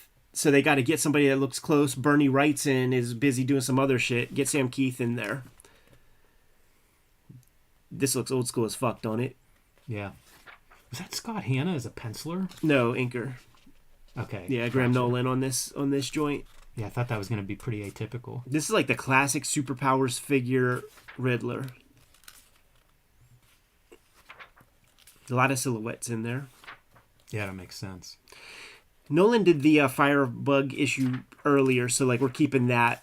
I like that all red Batman in the fire. It's pretty fun. Yeah. Again, like, do as much as you lean on your colorist, get everybody to contribute, and you end up with a serviceable book that was. I'm sure some of these were done under tough deadlines. Even his bat outfit looks loose now. Yeah, that's like interesting. he's getting skinny, or he definitely looks battle worn. He's been wearing it for a few of these nights in a row. Hasn't had a chance to launder it. His horn is missing. It's great. It's such a wrestling move. That's the thing. This is wrestling build, and it's probably a smart move. But I would make this suggestion because the Death of Superman is the same basically, like the way you wear him down. So maybe like you got to go the opposite way at some point and get a clean finish on a superhero next time you do one of these things. Interesting. The Death of Superman is sort of the other direction, where Is it's like it? we're going to build Doomsday. Like Doomsday Right. runs through a bunch of heroes as opposed to like Superman running through a bunch of villains. Right. It's the Goldberg. Like they hotshot Doomsday through an undefeated streak that ends with Superman. Let's call it a Roman Reigns. They Roman Reigns Doomsday because ain't nobody buying it. I think we're back to Apparel on this.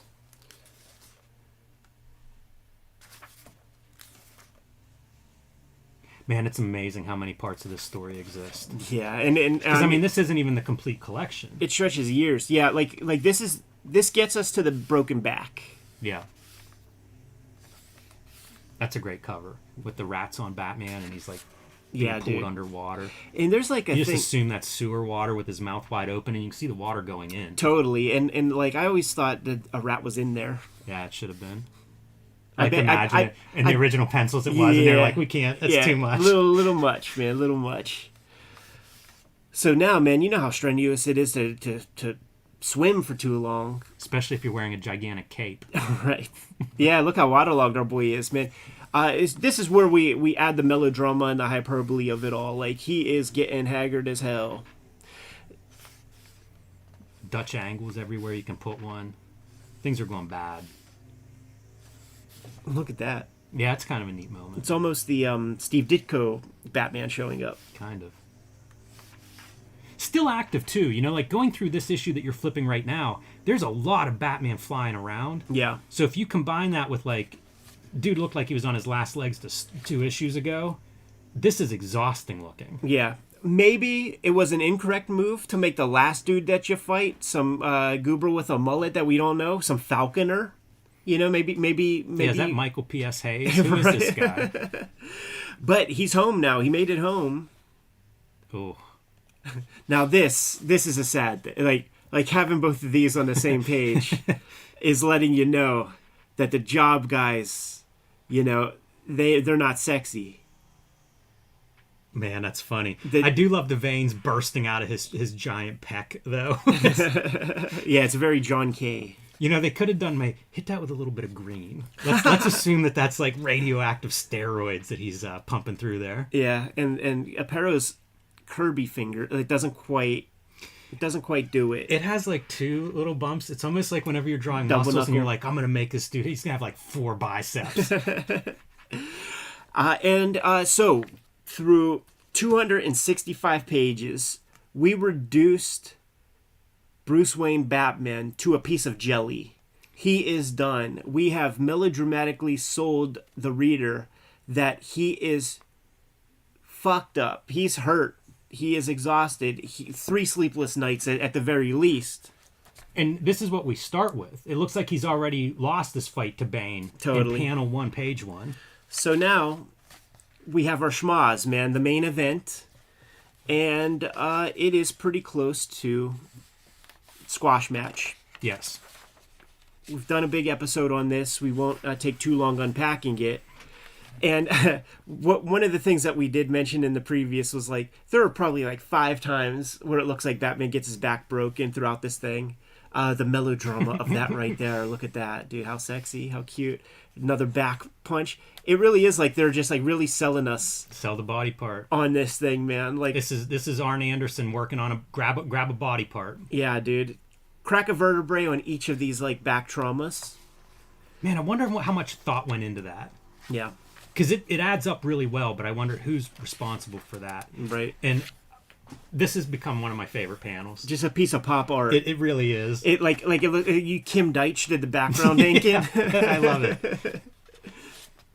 The It really background looks inking like in color. Deitch. I think it's Yeah. the white outline around the explosion. And just that sells shape. it. Yeah. You know, like he would hatch something in there, but there it is. What's the bigger sell? That back break or this one? We've learned This that blood's added. I don't think this was on the original cover. no, but we're just looking at the pure drawing. But that looks like a Masu. Like I pay for that every other month. Like I request that. You know, it's so different to see this issue. Like when we looked at this issue, I know I was pretty critical of it. And it's weird. Like it's Batman having his back broken, but it's also drawn in this like same style as like the Superpowers mini comics or the Serial mini comics that we looked at last week. Seeing it in the context of like, okay, here are the first 15 parts, I kind of it works differently to me. Yeah, I know what you mean. Yeah, and a holistic approach. We'll probably give Death of Superman the same treatment with the stuff that's in that TPB, maybe sooner than later. So that's half the story, dude. And then you got somebody has to adorn that Superman outfit. We got to no sell the death of the Batman has gone away. So there's a whole nother section to this, and then there's Night's End and Night Quest. to complete the gimmick. This Batman costume. When he turns to a transformer. Unbelievable. Ridiculous. What a 90s design. Absolutely. Absolutely. Wow. So there it is, man.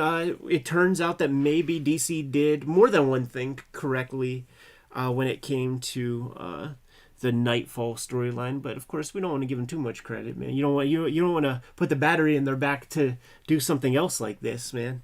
Fun video. Yes. Good to go? I am. Kayfabers, like, follow, subscribe to the YouTube channel. Hit the bell so that we can notify you when new videos are available. Cartoonist Kayfabe, Comic Book Christmas in July, is coming to you at the end of July, the very last Saturday. We're going around our neighborhood, and we are stuffing those free little lending libraries full of comics to the gills. Over 1,000 people participated last year. I want 10,000 people to participate this year and spread 1 million comics around the country. The Patreon is the place you go to mitigate the kayfabe effect. Probably not necessary in this case, Jimmy. A lot of Nightfall comics out there in the wild. But there are times that we talk about a comic that the King Kayfabers get first dibs on. They buy the cheapest copies, and Gen Pop is left with buying, $50 issues of Ralph or something like this. So the Patreon pays for itself.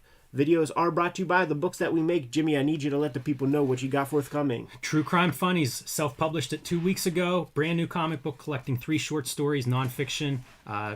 2 out of 3 at least are in the true crime milieu. But you can pick this up from me directly at jimrugg.com. You can also read my comics ahead of time on my Patreon, patreon.com/jimrugg. You can also pick up Plain Jane's, Street Angel, Deadliest Girl Alive, and Hulk Grand Design are all recent in print and available wherever you buy books. And my next release with Street Angel is Princess of Poverty, coming out later this year from Image Comics. This will collect all of the Street Angel comics that are not in Deadliest Girl Alive, so get them both. You'll have the complete Street Angel set for your shelves. Eddie P. is Santa Claus this year. Hip Hop Family Tree Omnibus is coming to you in time for the holidays. This is the 10-year anniversary of my Hip Hop Family Tree comic. More importantly, it's the 50th anniversary of hip-hop culture as a whole. We are ganging up all 4 volumes of Hip Hop Family Tree into this one handy-dandy volume. We're adding 140 pages of additional art and content that are not in that first round of Hip Hop Family Tree treasury books. This is the spine. It's a thick-ass book, size of a damn phone book. So put in your orders and your pre-orders sooner than later so that you can guarantee yourself to get a copy. That is not all that's coming out for this holiday. X-Men Grand Design Trilogy trade paperback is coming to you from Marvel Comics, collecting all of my X-Men Grand Design comics, including some of those treasuries that are no longer in print. The current comic that is coming out right now is Red Room. Crypto Killers issue 1 and 2 are out right now. That's the latest season of Red Room comics. There are 2 trade paperbacks of Red Room in the wild as we speak. Crypto Killers, every issue completely self-contained. If you ever see an issue of Red Room and you're curious, give it a shot. If you dig it, grab another issue. Keep parlaying it.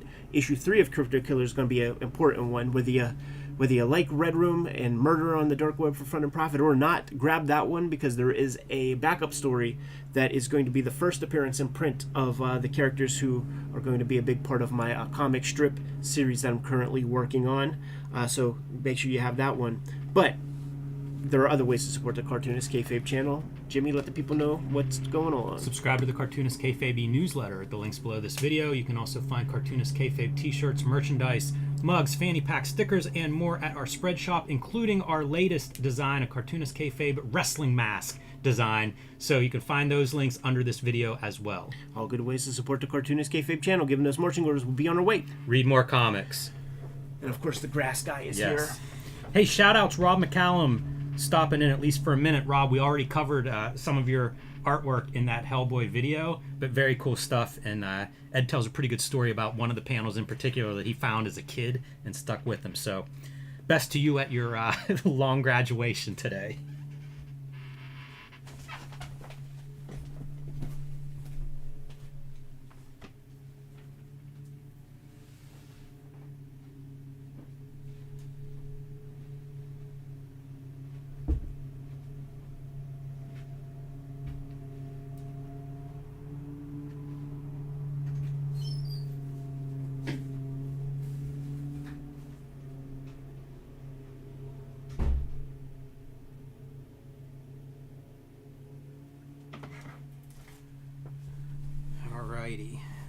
So we are going to be doing a little preview. Our next video is going to be a preview of the collected Faust. And this is a significant book, as you can imagine. Geez, man. 20 years probably put into this book. It's hefty, too. You pay a lot on shipping on this one. But we're going to pull out some pages and basically talk Faust and some of our personal highlights from Faust.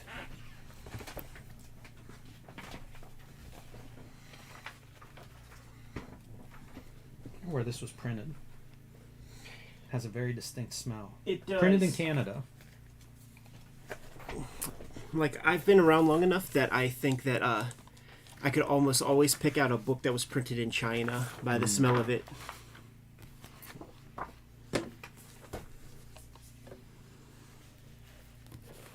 And for those salty dogs who are looking for trouble, I'm not saying that it smells bad.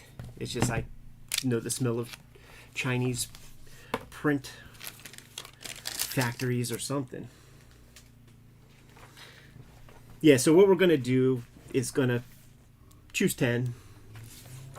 We'll see where the Venn diagram overlaps, and that'll be the fun thing.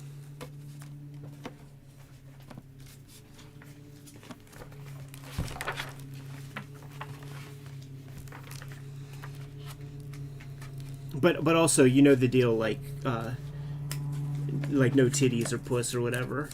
No dicks. Because I don't want it to be adults only. No dicks being cut off. Right. Flying through the air. Right, yeah, none of that.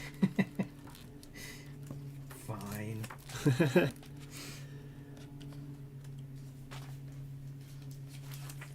It's so funny because I'm doing pictures of just black ink for blood being like just drawn out of people's midsections and stuff, and it's like, yeah, that'll be fine. Yeah, that's acceptable. No one will object to that.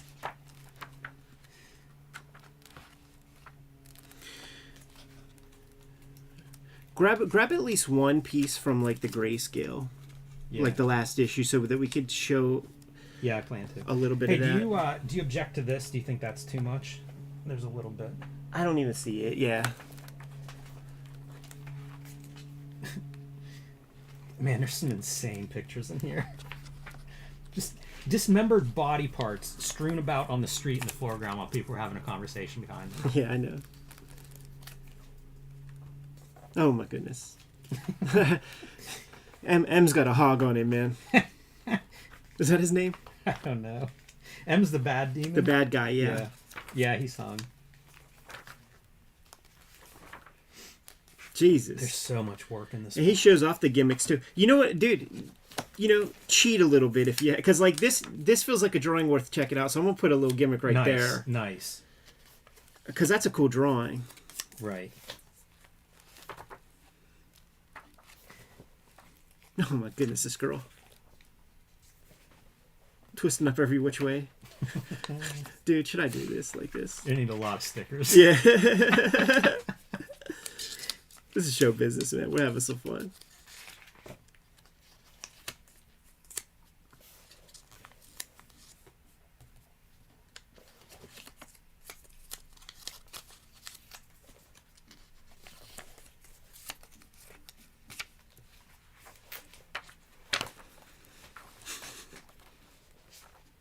Oh my goodness. This is a funny one for everybody watching at home. Just our reaction videos to looking through this quickly. Oh, dude. I bet we're both going to choose this one. Because to me, that's where Faust becomes Faust.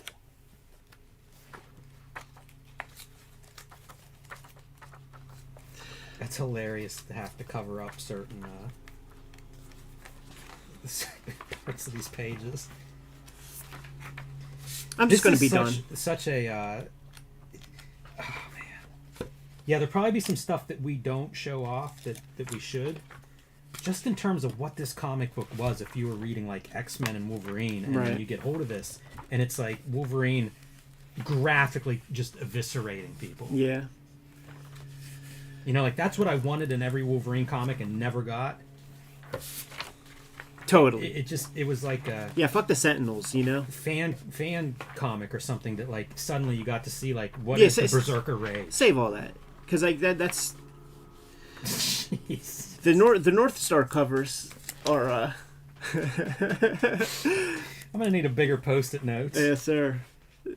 It would be funny. Like, oh my goodness.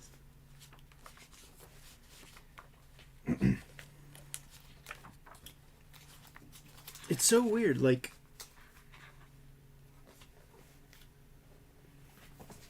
it's so like. There's Act 3 of the North Star edition, but not the cover for North Star Act 2. Wait, are you saying this is not a complete collection? But like, why would it go from the so because they'll do it North Star 1, Rebel 1. You turn the page, then it's Rebel Act 2 for, unless that's North Star also, which I don't think it is. Maybe it is. Fuck.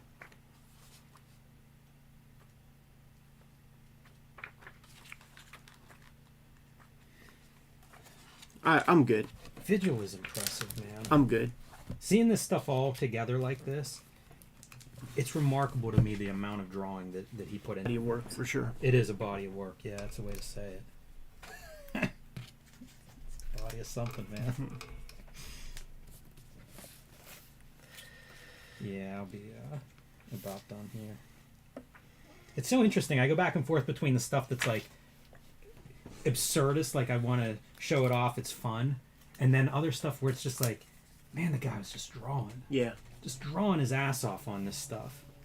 Like the virtuoso drawer part, I think gets lost a lot whenever you think about this stuff because the over-the-top stuff is just so loud. There you go. Yeah, it's a 2 post-it noter. Yeah, just on that one member. Yep. Did you flag some grayscale stuff at the end? I don't think so. But I got like the issue right before that. Okay. Maybe I did one grayscale.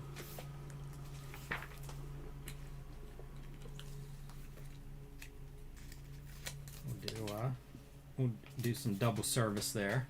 Hide stuff and have something to flag. Awesome. Oh yeah, highlight your piece. That's sweet. Alrighty.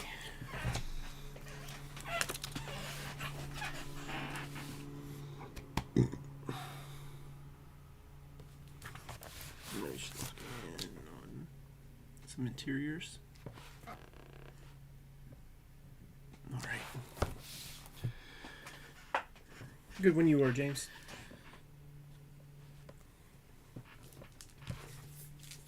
Welcome to YouTube's favorite comic book channel, Cartoonist Kayfabe. My name is Ed Piscor. I'm Jim Rugg. Got a good one for you guys today. Special announcement, but first got to let you guys know that Cartoonist Kayfabe Comic Book Christmas in July is coming sooner than later. It's going to be the last Saturday in July, and what we're all gathering around to do, we're taking our comic book doubles, we're taking good comics we have that we can part with, we're taking our comp copies from the publisher, and we are stuffing those into free little lending libraries in our neighborhoods and communities to bolster the potentiality of reaching new readers. This is the real free comic book day, and we had over 1,000 people participate in it last year. They tagged us in those social media posts and emailed us photos and things. We want to exponentially increase those numbers. Give me 10,000 people participating this year. Let's move 1 million comics to potential new readers all across the country this year. Last Saturday of July, please participate. Also, the videos are brought to you by the books that we make, but the Patreon is there for you to give us direct support to the channel. As a King Kayfaber, mitigates the Kayfabe effect. The videos that we talk about, the comics that we talk about, sometimes they become prohibitively expensive on the aftermarket. They're getting all the videos before anybody else, completely mitigating the Kayfabe effect so that they could get the cheapest versions of comics that we talk about on the aftermarket. Without further ado, the big announcement: Faust is coming back to print. This is a comic that we have hyped up since day one on the Cartoonist Kayfabe channel. Now YouTube's a little bit wussified and will make videos go adults only at times. So what we've chosen to do is we have flagged, as you can see. Various pages that we can look at that don't have dismemberments in true senses of that word. Too much nudity or whatever, man. Apparently, violence is all good on the tubes, man, but you can't show a nipple or anything like this. Faust. Jimmy, what's Faust?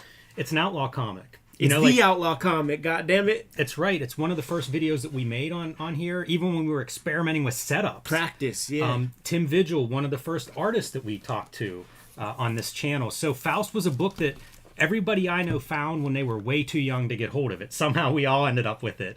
And it is a hard NC-17 kind of comic of violence and sex and demons and big ideas, but wild art. It's a vehicle for Tim Vigil, who really poured himself into this artwork. And on one hand, it's Wolverine in his berserker rage if you took off any kind of governor and just said, this is what it looks like if you take claws and cut a person in half. Yes. It's rigorous drawing. Starting in 1987.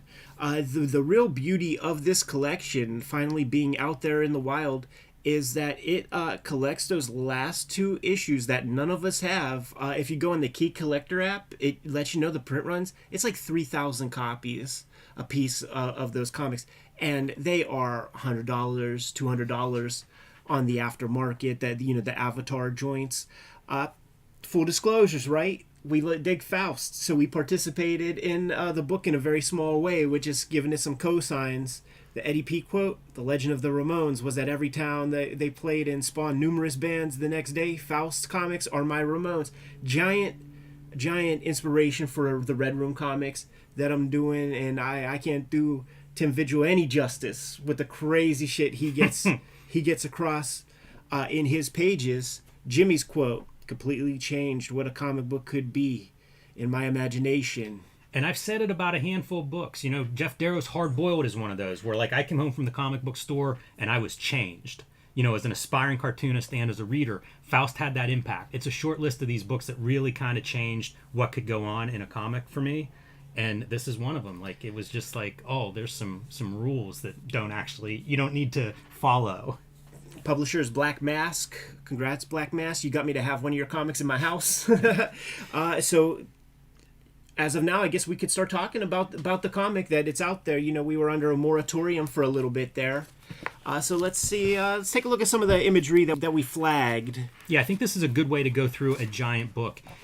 So much of Faust, for me reading it, was I would find an issue and then I just pour over it for a while. Because they weren't that easy to come by, and I didn't read them in order or anything like that. This all-in-one is a little bit overwhelming at times. Totally. Because of that. And this is a page that I flagged as well, Ed. What made you pull this one out? It's proto-Vigil. Like, this is like the cusp of, like, Grips Vigil and turning into, like, full Faustian Vigil. The anatomy is still, like, he knows where everything goes, but he's kind of selling you on each muscle and striation, which he continues to do, but he integrates the anatomy to the figure later on a bit. And you can see with all the inking between that and the muscles, you know, if you loved superhero comics, this had everything to offer you. I also flagged it because of this page. Absolutely. Because, like, look at the madness of what this is. I'm reading this as a teenager, and our hero is just possessed by demons. He's hallucinating things. It really felt dangerous. Now, this damage right here, did you... In my BW zine. Yeah. This is one of those classic, like I say, imagine if Wolverine really clawed somebody across the face. 2 claws, you know, so, like, you could only do, you know, 2/3 the damage that a Wolverine can do. But look at that. You never seen Wolvie do that shit. And if he did, it would happen to a Sentinel. Iconic in my world. But you get 2 pages of that stuff, man. And just seeing that, like, little bits of lip get ripped, teeth flying out, the black blood, very important. Drawn blood. This is not spatter. He's drawing those dabs and dots. Yeah, that black blood was something that really always spoke to me. Sexual components to Faust every now and then, man. You might get your little piece of nudity here and there, man. This ain't for the faint of heart. No, definitely a guy who likes to draw the female figure. So you're gonna get quite a few of those throughout this book. Yeah, but this chick is no pushover, dude. Like, she is a muscular ass girl, and you know he likes drawing that male figure also. Yeah, working out completely in the nude. Yeah, dude. Get a dumbbell work. They're probably going to be doing some fucking in a minute. Wow, Ed, this is quite a page. I did not flag this one, and I love that layout with the eyes at the top. cut with religious imagery. Yeah, man. Zooming in a touch, and then just the maniacal penmanship. When I never spoke about Faust to anybody until I met you, Jimmy. And of all people, another guy who was in the room with us at that time, it was Sammy Harcum. It was at the big signing for the giant Kramer's Ergot, and I don't know why we were talking about, but he heard Faust, and he came up. He called it. He said it was like prison artwork. You know, like that's one of the things he dug about, the rawness of it. When we speak of that, like American naivete, is that what we called it? Sure. There's a ton of elements of that in this, including the David Quinn writing. You know, like David Quinn, very, very ambitious kind of writing. In that first issue, you really got to kind of pay attention a bit because there are about 4 different voices. Some of it's in cursive and stuff. And, you know, it's a little tough to make heads or tails. They find some equilibrium with the storytelling after a while. But it's pretty nuts. We're starting to get close to those last issues, man. Like the ones that were super, super rare. But this is not far. You could imagine Wrightson is a part of the soup. Corbin is a part of the soup. That ain't far from like Hooky. I was going to say Spider-Man joint. That this is one that I was going to flag for that exact reason, because it does illustrate like how far out this stuff is. You know, these are complex illustrations. Like you can certainly see certain outsider, naive elements, but then there's the other parts where it's like nobody at the big 2 is putting this kind of labor on a page. No. And that was one of those IO things. It wasn't just we can do violence or nudity. It was also like, oh, you don't have to be a aspiring artist to be doing this black and white indie work. Wow. Stunning. Anatomy, Tim Vigil style right there. Totally, man. I see a kidney. You know, like the gateway drug of this was the violence. Yes. I wanted to draw always and stuff, but this was like so naughty, so hyper violent. The sexual part of it, it was a piece of contraband. Yeah. Growing up, and then as you grow up, and also Vigil would come to the Berg, and he was not the guy I thought would be drawing this.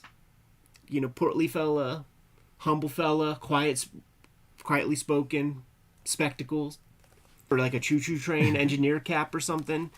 It wasn't like some crazy metalhead. That is not the page. Or maybe it was. Yeah. This is the page. Blindly flipping these pages, Ed, is how you get this an adult rating on this video. Can't do it. Something was like stuck to something, but I wanted to show off the original covers. You could find these are on high volume. Even the North Star edition you could probably find reasonably easy, but almost everybody can get their hands on the Act 1 Faust Rebel Studios version. So it was Chris Silver, North Star? Silverwolf? Oh, no. No, I always get that confused because of Silverwolf. So North Star, original publisher for Faust. And then the fellas took the reins themselves. David Quinn and Tim Vigil put together a little company, man, to do the rest of Faust. There it is in color, Jimmy. Tim Vigil, we did that shoot interview. Like he said, the first paintings he ever did was for these Faust covers. Pretty good hand, huh, Jim? Yeah. You know what I want to see now, though? I want to see the things that you flagged. All right. We'll start.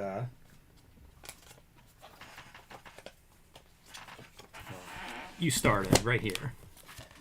So I was trying to show kind of different things that appeal to me. And one of them is this panel where you see he's going through some of his file folders. And Gil Kane is on there. Will Eisner is on there. Mike Gold, you know, like he's pulling out some artists there. He's naming some names. Yeah, and dude, I feel like that's pretty fun. That's good, man. And we did do an episode on issue 1 of Faust with a little bit of a deeper dive. Showing off the black ink for blood. That was something that really sold me because there's so much gray. He's even doing like some of these pages have duo shade or screen tone, so they're white, gray, and then black for blood. And that stuff, I mean, I added blood that way after I saw this. You see this piece, man. You think Michael Golden is a part of his gimmick? He lists them in the file folders, so yeah, for sure. Showing off again some of the blood, but also some of the drawing. You know, attention to light and dark. Very good at drawing a lot of stuff and not just like extreme anatomy. Good example also of methods and materials. We got some zips here. We got some duotone on this page. And some of the maniacal elements, because that is another part that really unsettled me whenever I would read this, is like you'll see Faust doing his business with like flaming skulls talking to him on his shoulders and stuff. And it's like, it's pretty uncomfortable, you know, in a lot of ways. Like, this is a guy who was in a mental institution, and now he's out and killing people. He's singing Papa's Got a Brand New Bag while he's chopping people in half and things. Here's your maniacalness. Yeah, just wanting to show off that figure work. You know, like you get a big shot of a figure there. It really shows how much Vigil's attention to detail and figure exists. And this is hard to draw, like this part, because like you never think about it until you have to draw it, and then you have to pull out your constructive anatomy and all of that kind of thing, man, because you just do not have the experience with that. Look at that, driving the claws up through dude's head. Wanted to represent what Wolverine can do if you give him a chance. And ultra violence, right? Coming into a car and doing this stuff, blowing a head apart. That was the stuff the young, immature me was first responding to on this book. So I think what's happening with this hardcover is that it's now announced and it's now like pre-orderable and things like that. I think it's going to be appropriately enough coming out in like October, like a Halloween kind of vibe. But it's it's limited. You know, like you got to make sure that you put in your order ahead of time so that you're guaranteed a copy. Got the dude, and then just bathe in the blood coming out of it. It's so satanic. It really is. It's a part that puts it over the top. If it were just violent, we've all seen a million violent movies. That was what VHS made their money on when I was a kid. But like you add the satanic elements with it, it starts to get into some dark places. Especially if this began, 1987, maybe the height of the satanic panic, having the balls to do it. Yeah, and this is where, once again, just showing some of the outrageousness, like a third eye or something sitting up on here, figures coming out of all over the place. You know, there's your flaming skull in the background, like panel in a panel, telling him stuff to do when he needs to kill. And then a Gerber baby. Oh, man. Talk about crossing lines. Be funny to see this get banned and there's not even like a any real sex or anything visible. This is just showing off some of his art once again, super close up of we've got our heroine in the foreground, but then also figures, cityscapes. Virtuoso in terms of drawing this stuff. Yeah, he told us on the channel. Well, I don't know if he told us on the channel or if it was the dinner before we did the shoot interview, but a practice that he employs with his art to this day is you produce the piece, you criticize the piece, you find 5 things that you want to work on, and then you frickin' work on them and sew that part up, man. Sew those deficiencies up so that you're good. Wow. Once again, the standout stuff is the Vigil art for sure, and you can see just how hard he goes for it. It never came out reliably, so it was never like a pull list thing or anything like that. And I think maybe those last couple issues came out while we were even hanging out. Yeah, and like you say, I don't have those last 2 issues either. It's however they were released, it might have been like an online thing or something. They eluded me. Yeah.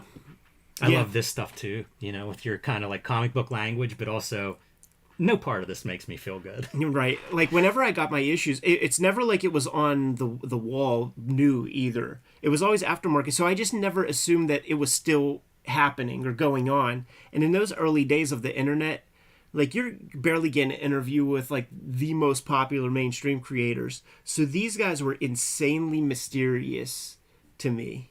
Yeah, it's same with me. It's funny, when I was a kid, I didn't want my parents to see this because I was afraid. Exactly, it's contraband. Yeah, but you know what? I don't feel any better about it now. Like I feel a little bit of shame right now. look at he's got some stuff in those panties, man. Yes, he's got that was something that wouldn't fly on the Marvel DC house style. It's this page. I wanted to show off. So this is the last couple of issues, and you can see he's going to a digital grayscale here. Right. And this was something when we talked to him, I was surprised. Like, did somebody else do that? Because he's an older artist at this point, but, learns Photoshop himself to do this. I don't know that it's better or worse than doing screen tones or doing duo shade like the earlier issues, but I thought it spoke to where he is as an artist, that it's like, I'm going to learn this technology and apply it. It prints well on this paper. It does. But at that period, there would be grayscale comics like this. Almost everything Sirius put out, Sirius, and various indies. And it would be on that uncoded, newsprinty type paper, like the archival stuff, the white stuff. So these grays would be so dark, and those comics were ugly. I bet you this printed ugly as shit. But it looks good on this clay paper or whatever we're dealing with right here. Yeah, it makes me wonder if the paper choice was based on, figuring out how to best reproduce this art, which is challenged because there's a lot of different media throughout, 20 years or so that he worked on this book. 500-page book, man. And, of course, the Kings of Kayfabe had to weigh in, as we have been promoting Faust and Tim Vigil's work since pretty much day one of the Cartoonist Kayfabe channel, hipping new people up to it. There was like a legitimate, like a little boy who was on YouTube redrawn Tim Vigil commissions and shit on videos, and with Cartoonist Kayfabe as being the place where he discovered the guy. So, each one teach one. Like we might get... Certainly with the boys' parents, man. Exactly. But, we got a page with the expert witnesses, Ed Piskor, Jim Rugg, and Jim Rugg included a cool piece of work. Did you draw this on a live stream or something? Ink it on a live stream? This was definitely done Cartoonist Kayfabe era, and I feel like I remember you. No. You know what I did? I inked the grips. That's it. This was a ballpoint piece. I'll have to throw it up maybe whenever we go live with this. I'll throw that up because it's a color piece. Sick. So it looks kind of different. With the flames and the skulls and everything, but that's the stuff that embodied Faust to me. So, ladies and gentlemen, do not sleep on this. Like, we've all been clamoring for the collected Faust. It's something that has eluded us in terms of the last couple of issues all this time. You cannot take for granted that this will always be available. It's not a cheap book to get. Black Mask, I know shit about them. I don't know if they're on the balls of their ass or something like this, but support Uncle Dave, support Uncle Tim. When you watch that Tim Vigil shoot interview, so many people have put in comments and stuff whenever Tim Vigil mentions the word poverty, that he's living in poverty. Support the motherfucker, man. Buy this book, support the book. It's well designed, it looks great. How about that spine? That's a perfect spine for a Faust comic.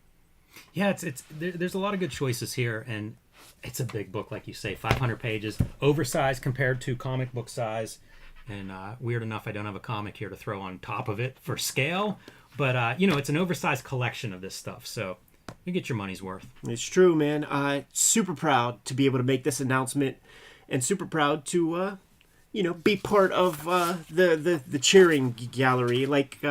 Let's take a look at the early, because it's fun to see some of the names involved here, man, who get the little shout out. Jimmy, you ever think you were going to be named next to Clive Barker? Yeah, I was going to say it's pretty good, the people that they did get some notes from. Glenn Danzig, Gerard Way, Kevin Smith. Yep. That's fun, man. Yeah. Yeah, it's good stuff.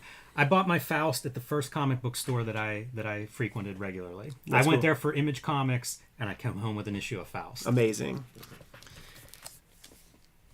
If you're good to go, I'm good to go, Jimmy. Kayfabers, follow, subscribe to the YouTube channel, hit the bell so that we can notify you when new videos are available. Cartoonist Kayfabe Comic Book Christmas in July. Last Saturday in July, we're taking our comic book doubles, we're taking our comp copies, and just some general comics that we think are good and want to share.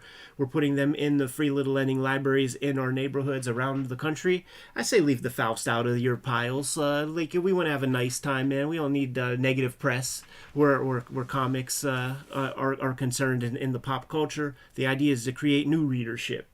Let the people graduate and discover Faust on their own. The video is brought to you in part by Patreon. The King Kayfabers on the Patreon who are hanging out with us in this live stream chat room. They get first dibs on everything we talk about. They put in the first pre-orders for this Faust hardcover because they are able to get these videos before anybody else is able to get these videos. And the videos are brought to you by the books that we make. Jimmy, tell the people what you got out there, dude. True Crime Funnies is my latest comic book release. I self-published this, and now I'm selling it myself on jimrug.com. You can get a copy there while supplies last. You can also join me on patreon.com/jimrug, which is where I serialize the 3 stories that are in True Crime Funnies, so you can see those along with a lot more of my comics and art. You can also pick up Hulk Grand Design, The Plain Janes, Street Angel Deadliest Girl Alive, all available in print right now. My next big book from Image will be Street Angel Princess of Poverty later this year.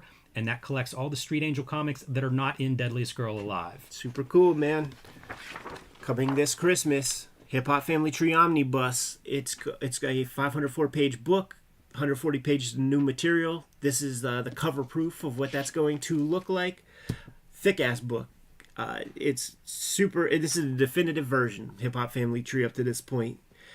It is the 10-year anniversary of Hip Hop Family Tree. It is, more importantly, the 50th anniversary of hip-hop culture. So we're hitting a lot of milestones this year with this collection. We put these into print, like it's being printed as we speak. And if you want a copy, make sure you get your hands on it as soon as possible, because a reprint might take some time. These things are coming over on a slow boat from China. Also, this holiday season is X-Men Grand Design Trilogy. Going to be putting out a trade paperback of the complete X-Men Grand Design, which includes the out-of-print volumes that have been hard to find for a little while now. This is the start of the Grand Design universe, the Grand Design imprint. So get your hands on that. But the comics that I'm putting out these days, Red Room, Crypto Killers. There are two trade paperbacks of Red Room out there as we speak. Crypto Killers is the new season of Red Room Comics. And I encourage you to grab issue 3 of Crypto Killers if it's the only Red Room issue you grab, because the backup story in that comic is going to be the first appearance of a bunch of characters that I'm spending a lot of time with for the foreseeable future. They are the subject of the comic strip, the daily comic strip that I'm working on, that I'll be serializing after all these books come out. Jimmy, let the people know what else we have to support. Subscribe to the Cartoonist Kayfabe e-newsletter at the links below this video. You can also find Cartoonist Kayfabe t-shirts, merchandise, hats, mugs, fanny packs, stickers, and more at our spread shop, including the wrestling mask Cartoonist Kayfabe design that just went up. That link is also under this video. All good ways to keep the Cartoonist Kayfabe channel going, given those marching orders, and we'll be on our way, Jimmy. Read more comics. That's it. Send me the yes, ad sir. before I go. Yes, sir. Jimmy, are you not going to be in Pittsburgh that last Saturday in July? That's a good question. Let me check my calendar.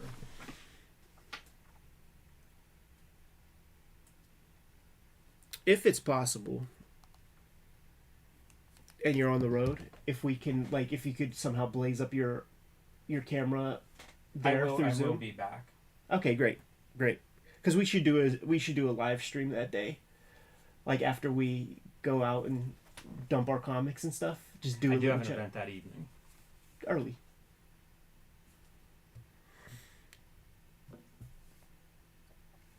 King Kayfabers, thank you so much for joining us. And within the next couple of hours, expect to see the produced videos to start showing up on the channel, on the Patreon. Good session this round, Jimmy. I feel like a chunk of the what's going on? You all good? No, I'm good. Yeah. I feel like a lot of stuff that we can do that I think would be good was informed by this Wizard episode. Like that Will's Iron Man or something like that, man. I'd be down to look at that one. I feel like there's a bunch of stuff in there that would be good. The amalgams are going to start to be we could start. I think I'm good. Doing a couple more of those. Yes. Yeah. If it's so funny looking at this stuff, because that is I was out. Totally. Not totally, but it's I wasn't looking at that stuff at all. Whatever Marvel versus DC. Yeah. Didn't even look at that. I was just completely divorced from any of that kind of stuff. So, the stuff I was getting would be whatever indie thing, I found and that looked halfway decent. Yeah. It's interesting to me to see Wizard cover some of that stuff. Right. So although, if they pivot away from that soon, yeah, it just, I mean, already that kind of fits the profile. Already, the article is so cool to get a Paul Grist, but it's nothing. It is a nothing. There was zero really to pull from it. It was like our conversation was not pulled from anything in those written words. What do you think? What do you blame for that? Because I wonder how much of it is Paul Grist. And I think a lot of not just him, but a lot of the comic people at that time, like, they weren't good at talking about that stuff. Like, I think part of a Liefeld's success, because he's in everything, like, he's always being interviewed. Yeah. I think he was a good interview. Right. And I think that not everybody in comics is. Like that article about the Marvel editors was awful. Right. And it's like none of those guys seem to have any sense of, like, dudes, 400,000 people are buying this issue of Wizard. Like, sell a book. Right. And, they don't. So I wonder, like, if Paul Grist was just, not cutting promos. Right.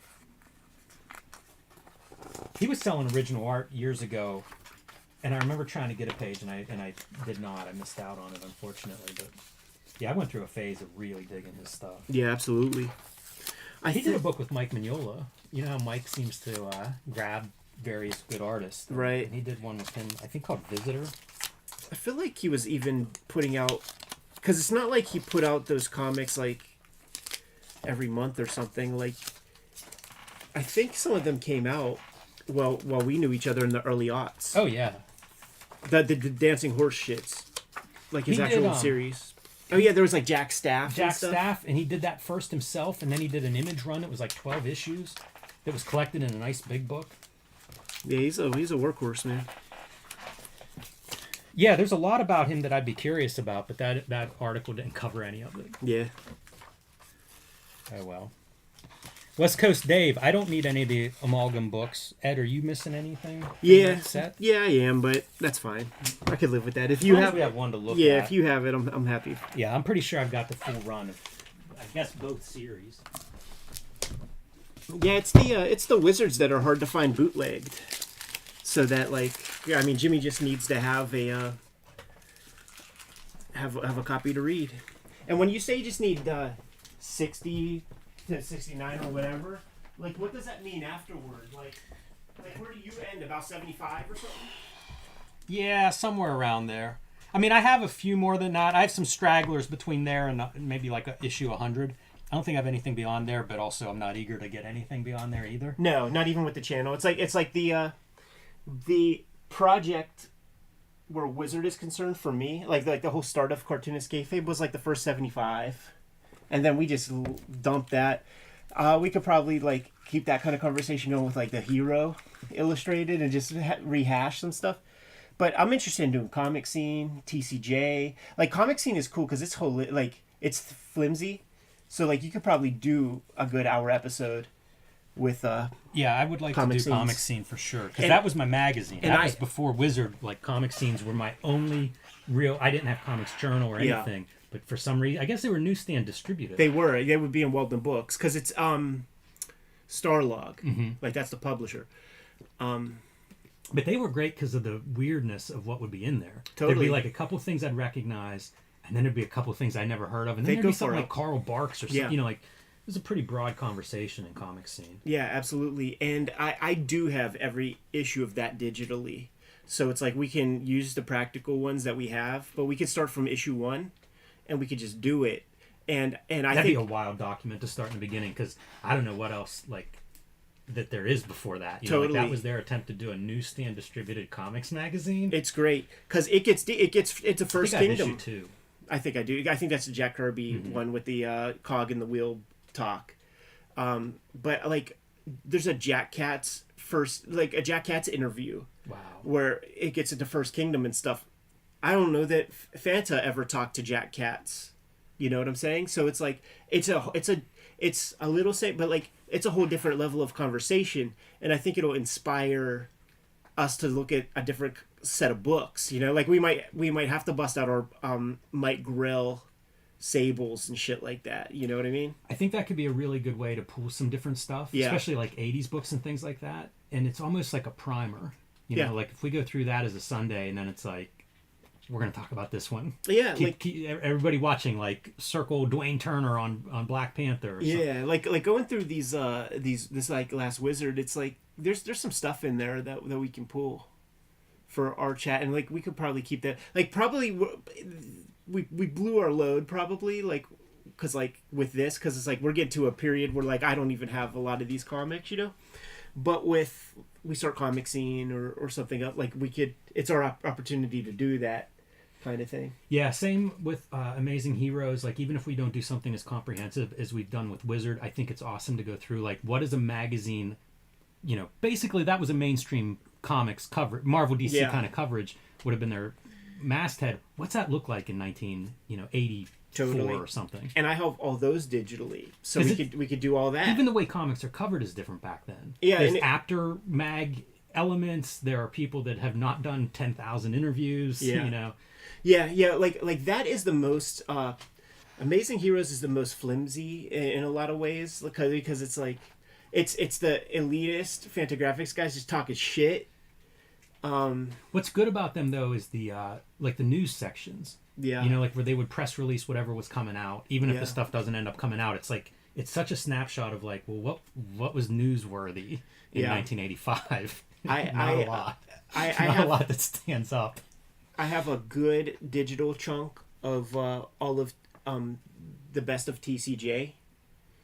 So like that could be a thing, and then it's just like kind of like with this Faust thing. It's like read as much of it as you want, anything that interests you. Yeah. And then we just flag the interesting parts. But I think that's one that we start super early. That's a great one too for like the news part of it. Yeah. That's some of my favorite stuff in those, just because like who else was chronicling what was going on? Absolutely, and it was deep. It's about the only record of that stuff. It was deep, and there's some great historical things, and I think that's like where we like lean on things like when we do the thing like the historically significant stuff, because like those new sections there where it talks about DC acquiring the Charlton characters, like you have to make mention of that piece, man, because it's so important for the history of comics, and certainly DC Comics in specific. This is forever, like this is endless. So like the whole thing should be like what can we get the most juice out of? And I would suggest maybe in a month, like we do like a comic scene for one Sunday, do a TCJ for another Sunday, fun. Do an Amazing Heroes. But then with that in mind, it could also be like a month, like a pull list where like the first Sunday of the month is like a TCJ, second Sunday of the month is like Hero Illustrated, and have that kind of breadth. Do you know how long Hero Illustrated published? Like, were they still publishing at this point? Probably not. It's too bad. It would be so much fun to like go like whatever the next month is. Yeah. But go do the Hero version of it. Yeah, it's pretty slight. It's like maybe 24 issues. I have every issue. I have a big pile of those. I don't have them all, but and I think I have those digitally also, so that I could slide you whatever, and I might have doubles and things. I know people say that's a better magazine. No way. No, they're both shit of the same quality. They really are. Yeah, like it would be. It really depends on like, well, what article do you like in this that you say it's better? Because it'll be like, oh, that one had an interview with Frank Miller. That one, because like that one was my cracked magazine to the Mad of Wizard. And well said. I can't think of anything that stands out really. I just got it because the new Wizard ain't out. And they would do those ash cans. And they would get me on those sometimes if it was something good. I think there was a highbrow ash can, which would have been highbrow was Larson, or lowbrow, whatever his thing was. Yeah. But it would have like black and white pages of stuff like Super Patriot and Dragon upcoming stuff. Yeah, and they would actually get full size at a point. Like during Dark Horse Presents 100, they put out an issue, and it has like Mike Allred like wraparound cover of him drawing all the characters, and that's like a full size comic, like. I don't have Dark Horse 100 anymore, but I did. That would be a fun one to look at, right? None of them. I have the last Blast Off one. That's the only one I have. Yeah, it's too bad because that feels like that would be a fun comic to look at just as a record of a time. 5 issues for issue 100. Yeah. Interesting variant. It's kind of great, but also like it's so ridiculous and over the top. Yeah. I'm good if you are, Jimmy. Oh, I had one other question. Yeah. I've been meaning to ask this. Mad Magazine's title, I always thought Mad was a reference to Madison Avenue. But now I wonder, is it mutually assured destruction, like the Cold War term? Oh, that's interesting. Because I came across that reading about something in the 50s, and it was like, oh shit, because they were just using it as like mad. Right. You know, it was unrelated to comics, but it's like, oh, of course, like that was a phrase that was known. Yeah. And I'm glad you brought that up because the cover to cover thing that we did is in 10K. Like it's 10,000 people saw that. So that makes me want to do another year worth where we look through. So maybe that'll be one of the vids for next week. that'll be fun. I like those. Yeah. I wonder what a good year is for it. It would be like this sweet spot. So it would be like, I think we did 89. So it's like 89, 90, 91, like something around there. It would be good. Like having Tom on board for like 80s ones would be good because he's got a year or two on you, right? Mm-hmm. Yeah. So he was just more cogent back then. But just even the next year, because like the year that we covered might have been like 1990. And it's like the Ninja Turtle movie and like all that. So like this is all our demo kind of shit. Yeah, that would be. I like those. Yeah, those are really interesting documents of the time. When I was like putting them in boxes, and you go through issue by issue, and it's like 5-6 presidential terms, all the pop culture stuff that just changes, and the stuff that was like in hula hoop. So here's the hula hoop era, you know, like because they almost hit on every like there's almost not a dud with the cover, you know. It's not like usually like flash in the pan kind of stuff. Where it becomes that is much later. But the issues that I got as a kid that I was like, is this even supposed to be funny?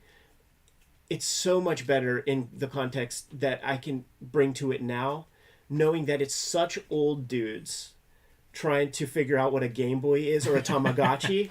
Like it is a different thing. Like it's not funny as a human, but it's like it's fun seeing these very, very old guys navigate the pop culture landscape because I will have nothing to do with it.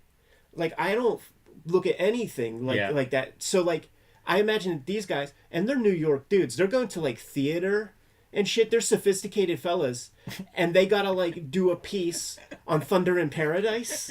You know what I'm saying? Like it's really remarkable for that. That's so much fun to frame it that way. That's what it is. Thunder in Paradise. That's what it is. And when you look at some of the old issues, there are phrases that you never thought you would ever see. We have young Don Martin introduced in this issue, you know, some issue in the 50s. Young Don Martin. You never would in a million years say that. Yeah, that guy never existed in my life. As anything but a young guy? Yeah. He's always an old fella. I'm going to tear things down. Guys, start putting the videos up sooner than later. So thank you for joining us. Yeah, thanks everybody.